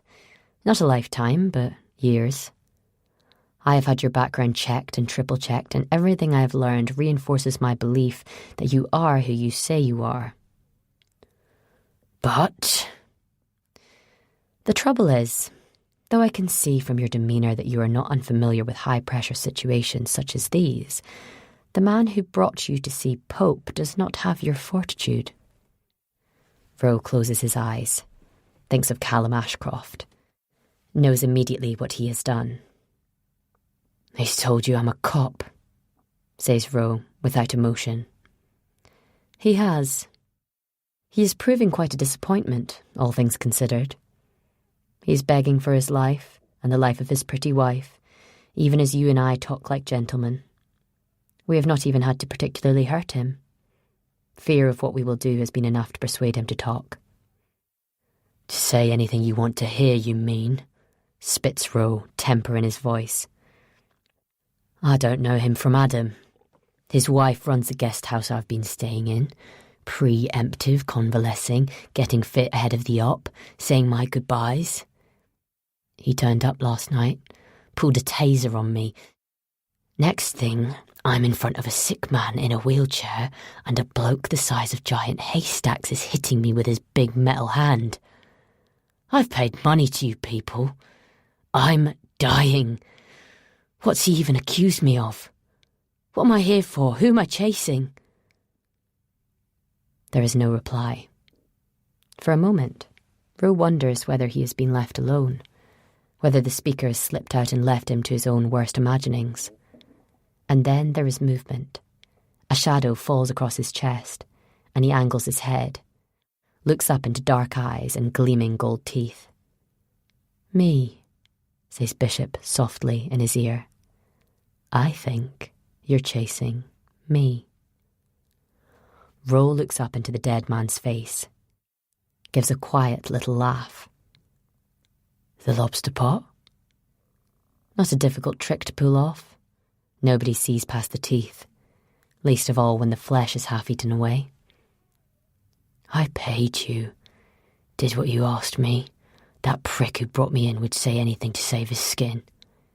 "I realise that, which is why I'm giving you an opportunity to state your case. Tell me you're not a copper. I'll make my recommendations to Pope. He may be agreeable. He is currently being prepared for surgery. He is rather jubilant. I believe he and I will do business together for some considerable time, or at least as long as it takes to persuade his contacts that they are better served by my other associates. And then, well, I shall have to repossess that which doesn't belong to him." Ro pauses, swallows painfully. "His heart. His fucking heart. And you'd do that, would you? You'd turn on him, kill him, put your own South American buddies in control of all the narcotics flooding into Northern Europe. He will live because I have procured him a heart, Mr. Ro. He will die when I take it away." Ro sucks his lower lip. "Can I have a tug on that cigar?" he asks. Bishop smiles, puts the stub between Ro's lips, and lets him take a long, comforting drag. He breathes out a plume of grey. "The woman who was with him. Hard-faced. Kimmy, was it? Who's she?" "According to Mr. Ashcroft, she too is a police officer. My colleague is currently questioning her just as I question you." "And the woman? Ronnie?" "Alas, I fear that by now she will have been disposed of. This isn't her world. She could not be called upon to keep her own counsel about what we are doing here. Her friend may yet try and tell the authorities that she was ill-used here at the hands of Mr. Pope's rather brutish associates. She cannot be permitted to validate that story or to give any information that could lead to Mr. Pope's rather sizable enforcer. I'm sure you see that." "Where?" asks Ro quietly. "Where is she now?" "Physically?" asks Bishop. "An upstairs bedroom, I think. The hotel is getting rather crowded. Our couriers from Guyana are being kept as comfortable as possible ahead of the procedures. The fight has quite gone out of them, and they are enjoying the benefits of our hospitality. If they know what awaits them, they haven't spoken of it aloud." "They're alive?" "Of course. Even now your new lung inflates and deflates in the chest of a small dark-skinned man called Ignatio. I hope you will take care of it, should it make its way into you." Ro looks up at him. "Big mouth, ain't you? I feel that you and I have an understanding. We're alone here. If I allow you to go ahead with the operation, you will be in my debt and in my confidence. And if not, you will be dead and no threat of any kind." "There's a third option," says Ro, craning his neck so he can put his face directly in Bishop's eyeline. "And that is?" "Third option is that my colleagues have overheard everything you've just said. The third option is that I'm transmitting this whole conversation back to the team leader with the National Crime Agency. Bishop smiles. With what? You have a tracker in your balls? Roe returns the grin. Feels the pressure relax in his left hand as the knot he has been clawing at with his long yellow nails gives way as if chewed through by a rat. No, lad, he says. It's just below the skin of my bottom rib. Fuck off. Bishop laughs, but he glances down to Roe's navel, considers the wickerwork of scars and half-healed wounds. Roe closes his hand around a billiard ball, lurches forward and cracks it, as hard as he can, across Bishop's cheekbone. It caves in like hard pastry, and he falls backwards with a grunt, slipping onto his back and his head cracking off the floor with a sickening thud. Roe looks at the ball in his hand. It's pink. He grins to himself as he starts unpicking the ties that hold his other hand. Decides, on balance, that when he writes the report, he'll say it was black. He has a reputation to maintain. Moments later, he slithers down from the table. He's in pain everywhere, but that is nothing new. His clothes are in a neat pile at the rear of the room. He retrieves his jacket and searches for the tiny, pill-shaped piece of metal sewn into the seam of the lapel, presses it hard, sits down and catches his breath as it begins transmitting. Painfully, arthritically, he climbs up on the pool table and fumbles around on the dusty light until he finds the recording device. Voice-activated, the best money can buy. There are a dozen of them scattered around the different wings of the castle. He got lucky the day he decided that the games room should be on his list of locations. He knows enough gangsters to have no doubts that it would be somewhere that bored men might congregate and let their guards down. Then he searches Bishop's pockets and finds a slim, black mobile phone. He reaches over and pulls down Bishop's blood-caked eyelid and points his eyeball at the screen. It comes to life. He dials a number without preamble. When she answers, her voice is a balm for his wounds. He tells her what he has, what he needs. Then he tells her not to delay and hangs up. See you soon, he whispers. Then he dresses himself and heads for the door. He stops, his hand on the handle. A selection of old-fashioned games and bits of sporting equipment are on the rack by the door. A smile crosses his lips as he picks up the croquet mallet. At last, he whispers as he feels its pleasing heft. A chance to look sophisticated.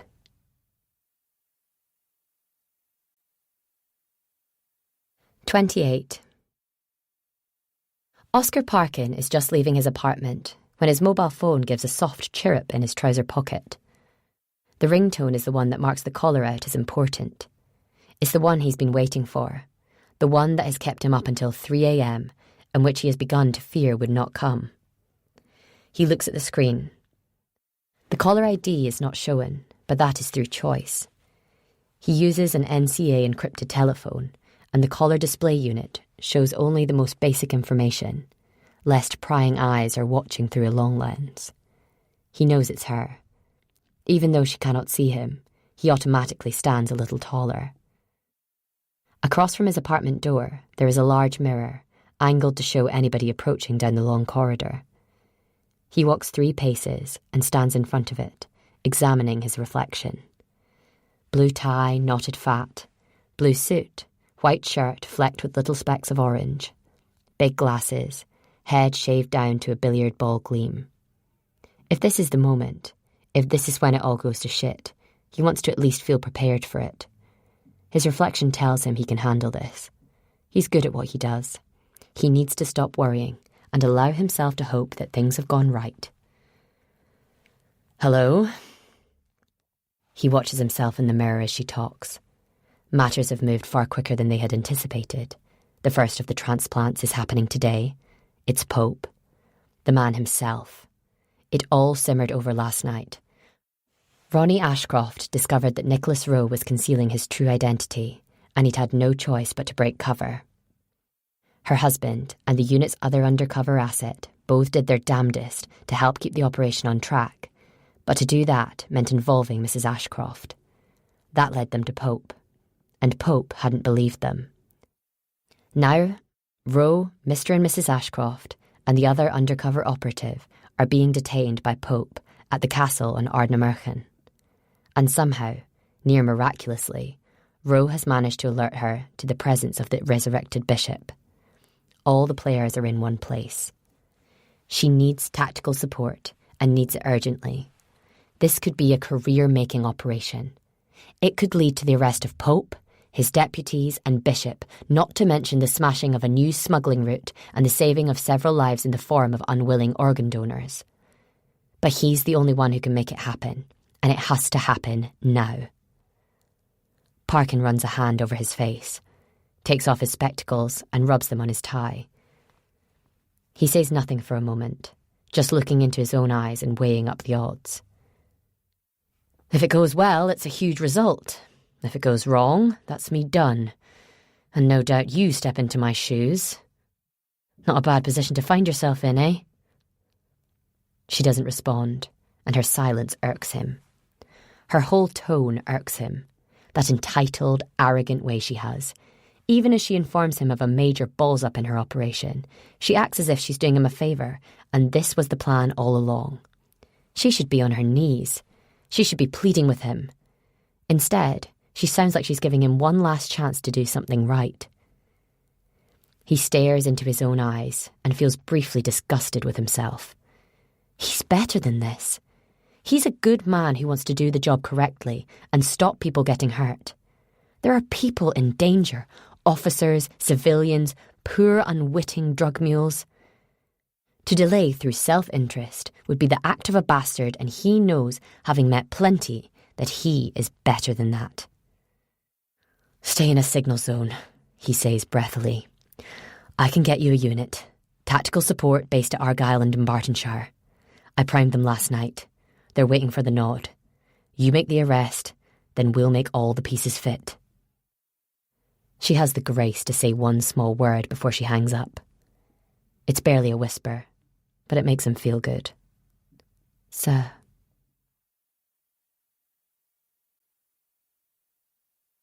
"29. I can smell fresh paint. Through the double doors at the end of the long corridor, I find myself in an area of the castle where workmen have made progress. There is little light, but the walls gleam a moonlight white, and the carpets have been ripped up, showing a wood floor beneath. There are dust sheets down in places, and against one wall are big open boxes. I peek inside. It's full of tasteful art prints and self-assembly frames. A smaller box contains glossy leaflets advertising the new Convalescence and Rejuvenation Spa, opening this spring. I find myself wondering how many of the rich and famous guests, paying for detox sessions and facial peels, will know that in another wing, men from the far side of the world are being sliced open and having their organs removed for transplant. That their reward for crossing the sea to bring narcotics into Scotland is to become little more than a suitcase full of cash. I hear it again, the screech of it, the high, agonised wail of pain. Callum. I don't feel like myself anymore. I can't seem to make my hands do what I want. I'm groggy, ham-fisted. There's a numbness spreading through me. I can't hear properly. There's a dull bloom of warmth across my back, and it feels as if parts of me are falling asleep in turn. I shake my head, willing some life into my legs, and half run, half stagger down the white-painted corridor, towards the sound of the shriek. What are you doing? I demand of myself. Stop, stay safe, hide, think of the children. You can't just blunder in. What can you do? I ignore the voice, push open a wooden door, and suddenly I am staring through a glass panel into a long, brightly lit room. I scrabble backwards before anybody can see me, and try to make sense of the picture before me. At the back of the property, through the last wooden door, is what I can only think of as a field hospital. Whatever purpose this room used to serve, it has been transformed into a long, white-painted space. The doors that shut it off from the main house have a glass panel midway up, and light spills out along with the noises of suffering and pain that have called me here from the relative safety of where they left me. Crouching low, half afraid to move, I force myself to scurry forward and to peer through the glass. I have to bite down on my hand as I see what lies within. There are 4 hospital beds, side by side, strapped down, lashed like patients in a Victorian asylum, 3 dark-skinned, emaciated men. They stare at the ceiling, slack-jawed but chests heaving, drugged into some kind of paralysis. One man has gauze pads taped upon his eyes. He looks up to a drip. Somebody has placed a blanket over him, but shivers still rack his frail body. And beyond, in the 4th bed, the woman I know as Kimmy. She's on her side, in what I take to be the recovery position. She's been stripped. Bruises cover her back where the light catches her pale, scrawny form, and a colossal purple patch blooms on her cheek. She's not tied down. She's not moving. I turn my head, duck down. In the corner of the room, enormous in a too small chair, is the big man. The one who hurt me, who hurt all of us. He's talking into a mobile phone, his face inscrutable. I raise my head again as I hear another anguished yell of pain, and then a door opens at the far end of the room, and a tall, white-haired man in surgical scrubs pushes through from a darkened space beyond. He's shaking his head, grumbling. The big man stands as he approaches. I press my ear to the door, but I can only catch snatches of words. Not ready, can't work like this, too many unknowns, not even sanitary, let alone sterile. The big man doesn't want to hear it. Make it work, he says. He dies, you die. It's not like that, it's not wishful thinking, it's medicine. You've been paid, do your fucking job. And then that scream again. It's an animal thing, the screech of something hurt beyond enduring. Head down, showing as little of myself as I can, I watch as the big man pushes past the man in surgical scrubs and barges through the doors to the room beyond. I bite down on my wrist as he returns, moments later, dragging Callum by one bloodied foot, his fist wrapped around his ankle, hauling him out like a sack of rubbish. He's naked. His face is swollen all down one side, and his fingers stick out at different angles, like the stakes in a broken fence. All the toes are missing from his left foot. Blood bubbles in his mouth as he yells, despairingly. And as I watch his lips move, I realise that the scream is not some unintelligible cry. It's a word, a name. He's shouting for me. He's shouting Ronnie, as if he's a child who wants his mother. I feel parts of myself begin to dissemble. I'm overcome with such pity and love for him that it almost saps me of my fury. It comes back in a tsunami. How dare they? How dare they do this to him? To me? To any of those poor bastards in the beds? I have to fight with myself to stay where I am, to not push through the doors and beat my hands bloody against the back of the great beast who has taken my husband apart. I sense a presence behind me. I turn, braced for impact, coiled to run. Don't, says Mr. Rowe. Don't go in there. By the light of the window, I make out his features. He's at once the man I know and somebody else entirely. The illness that has haunted his features seems to have melted away like yesterday's snow. He walks taller, carries himself stronger. Years have fallen away from him.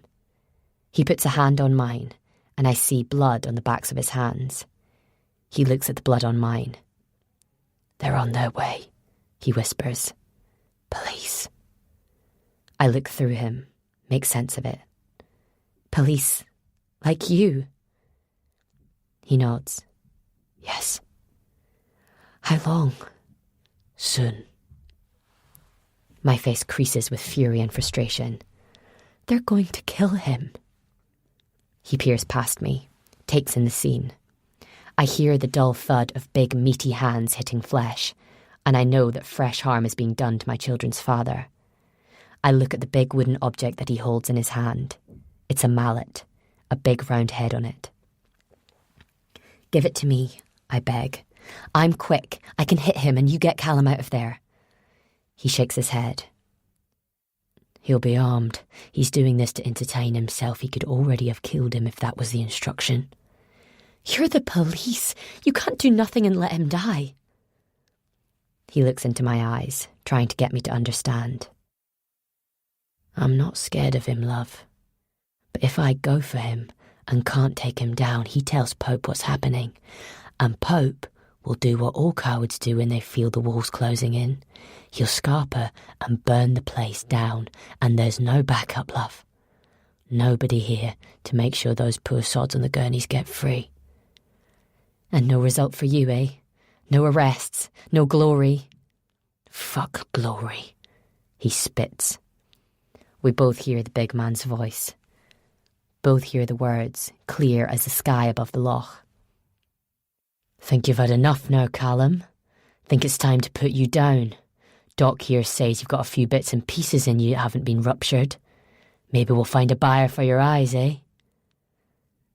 Sadness shows in Mr. Rowe's face. Acceptance too. The decision's been made. Been a blast, he says, and one bony hand closes around my arm.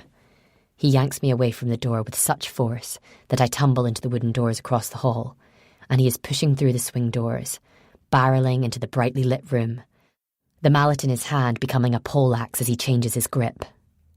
I scrabble forwards, trying to follow. The door clatters into me, knocking me backwards, but through the strobing in my vision, I see. The big man is down on one knee, blood gushing from a wound to the crown of his head. The man in surgical scrubs is on his back, both hands between his legs, blood gushing from his crushed nose. And Rowe is leaning over Callum, trying to get an arm beneath his head. No! The big man is back on his feet. He grabs Rowe by the head, his whole hand closing over his skull like a basketball player clutching the ball, and he drags him backwards as if he were a child. He throws the other hand as if it were a hammer, and Rowe only just manages to wriggle free of the grip in time to duck the lethal blow. He kicks out, booting the big man between the legs, but if it pains him, he doesn't show it. I watch, in stasis, as he throws another great haymaker, and I see Rowe swing upwards with the mallet. It hits the giant in the chest, and he staggers backwards, half stumbling over Callum. I charge forward, unable to help myself, and Rowe, gasping for breath, throws the mallet towards me. I catch it as I move in one fluid motion. I bring it down hard on the big man's forehead, as if on a fairground strongman machine. He grunts and slides sideways, and I rush to Callum, who blinks bloodily as I swim in and out of his vision. Oh God, I say, and it's all I've got. Oh God. I don't see the big man move, just feel the sudden agony of a hand closing around my neck. I leave the floor, feet kicking, gasping for air, and my vision spins and swirls and eddies as he dangles me high in the air.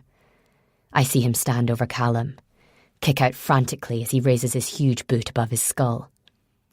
In the doorway, a flash of light, blonde hair, blue eyes, an absolute absence of feeling in her impossibly perfect eyes.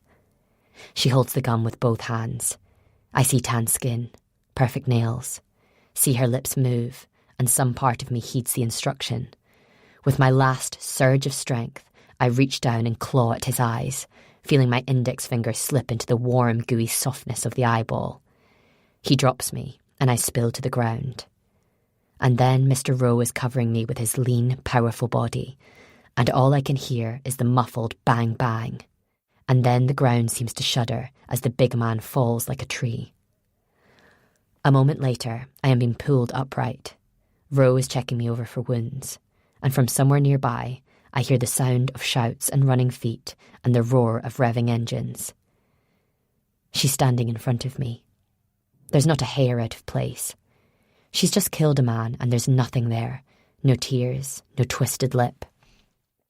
I think of myself, feel the blood on my hands. Those men, I think suddenly. I killed those men. Get him? Asks Rowe softly. She nods. Lovely guest room in the east wing, paisley pyjamas and a bottle of Lucozade. He's still up there, if you want to go take a piss before we take him in. Rose shakes his head. And Bishop? For the first time, she smiles. Oh yes, she says. We've got Bishop. Alive?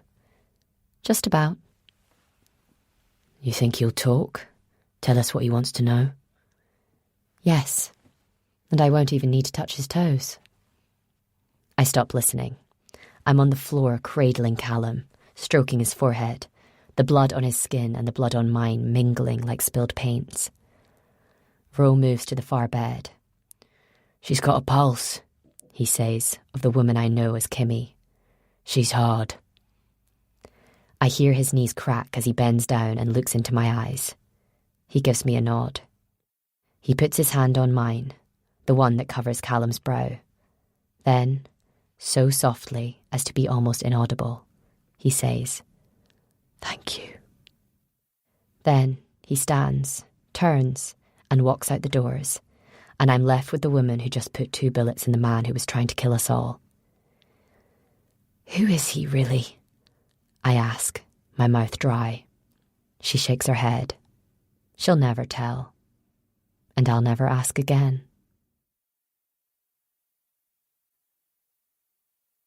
Epilogue.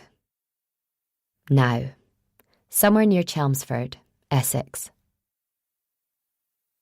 A green and pink canal boat, tied up at a shabby marina on the Chelmer and Blackwater Canal. Dirty lace curtains cover dirtier windows.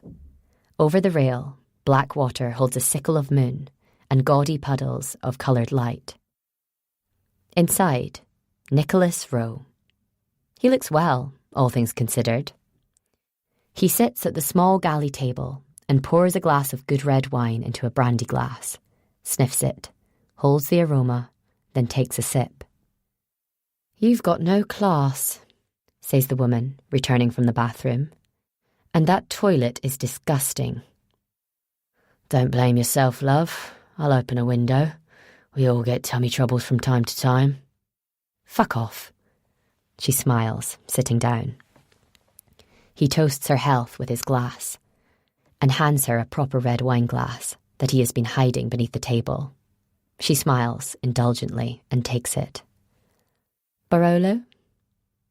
Could be. They were in a case on the deck of another boat. 12 of them. An invitation, wouldn't you say? You just took them? No, I whistled and they followed me home. They sit in companionable silence. The clock above the sink says 9:03 p.m. She may yet stay the night. He might yet invite her to. Perhaps tonight they will finally talk things through. What she means to him and what he means to her. It will never be physical. It is a bond beyond that. She kept him alive, even as she sentenced him to death. She's turned him from one thing into something else entirely. Whatever he is, she has created. She is his redemption, and he is hers. Everybody happy then? I saw the press conference. Jesus, Parkin was tumescent. That's hard, yeah? Erection? You know it is. You don't have to play me, love. I know you're cleverer than I am. Don't pretend to be less than you are. Sorry. Old habits. Die hard. Yeah, you do. And yes, they are. Bishop is talking. We've got new friends in enforcement agencies all the way across Europe, and the feds are literally wanking themselves silly over the information he's providing. And he'll only talk to you, yes? She sips her wine. Yes. You've got it safe? The recording? Yes. To be used only if he stops cooperating or threatens to talk to somebody else. And the organ donors? A bit fucking confused. Home Office is offering asylum, but they still want to go home. He shakes his head. Now as queer as folk. Go on, she says, eyeing him. Ask. About what? About her. Mrs. Perfect. Ronnie, what are you implying? Not a thing. But yes, she's doing okay. He's not. Injuries aren't healing anytime soon, but he's not facing any charges and will be dipping into the discretionary fund to provide financial assistance. He sucks his lower lip, roots around for a cigar, lights it, slowly, and states his case. She's good, don't you think? Clever, tough, dogged. Could run a safe house without batting an eyelid. Middle of nowhere. And she'd do it? He shrugs. I think she could do anything. Pope's got days, she says, changing the subject. They're readying for war in Glasgow. We've probably caused more problems than we've solved. That's the job, love. They stay quiet for a time, drink and think, and let words unsaid dance on the air between them. You saved my life, he mutters at last. He'd have torn my fucking head off. She looks away. Least I could do? Yeah, probably. He smiles. She looks around her. I can't believe you bought it. This was the scene of a major arrest. An asset, recovered under the Proceeds of Crime Act. Do you really plan on staying here? He shrugs. Nowhere else to go, love. She drains her glass. The unit's the toast of the NCA. You're in line for QPM. Me too.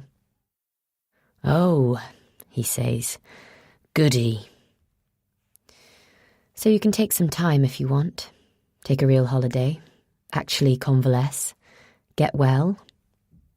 He smiles at her knowingly. I'm not going back to Scotland. The air's too fresh. I had to suck an exhaust pipe just to get my breath. So where? She pulls a flyer from her back pocket. It's neatly folded down the middle. She opens it up and shows it to him.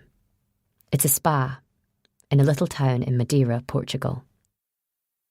They offer all sorts of services, she says. Some of them aren't entirely legal. You might benefit from what they have to offer. I have the discretionary fund, like I said. He takes the leaflet, gives a nod of thanks, and pockets it. You want to stay? He asks. The sofa pool's out. I could make it up if you want. She looks around, makes no attempt to hide her distaste. No, she says flatly. No, that would be fucking horrible. He grins, delighted with her. Do you want me to talk to her? Ask her about the safe house idea? She nods. The Ashcroft's already half forgotten. She has her eyes on bigger prizes. She's learned an awful lot of things from her conversations with Bishop. Knows more than any police officer should, especially one willing to take a life for the right result. You're thinking of the next op, he says. What have you got for me? She looks him up and down, wonders whether her love for him will ever be enough to stop her putting him in harm's way. Decides that, on balance, he probably doesn't mind. When you're away, don't top up your tan too much. We need you pale and interesting. Oh, yes? Yes, you're going to Guyana. He drains his glass. That's a song, I think. She considers him, gives a moment of absolute honesty. I'm pleased you're not dead, Colin.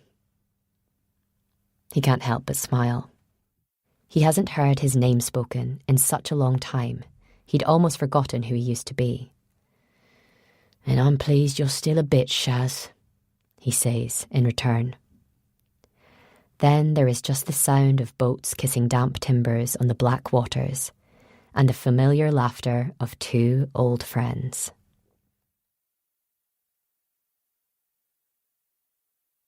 Thank you for listening to The Guest House by David Mark, read by Laura Ferries. Produced by Chatterbox Audio for Saga Egmont. Egmont is a charitable foundation that donates €13 million to vulnerable children and young adults every year. We are working hard to ensure as many children as possible get invaluable access to education and social resources. Thank you for helping us make a difference. To find out more, please visit our website www.egmont.com.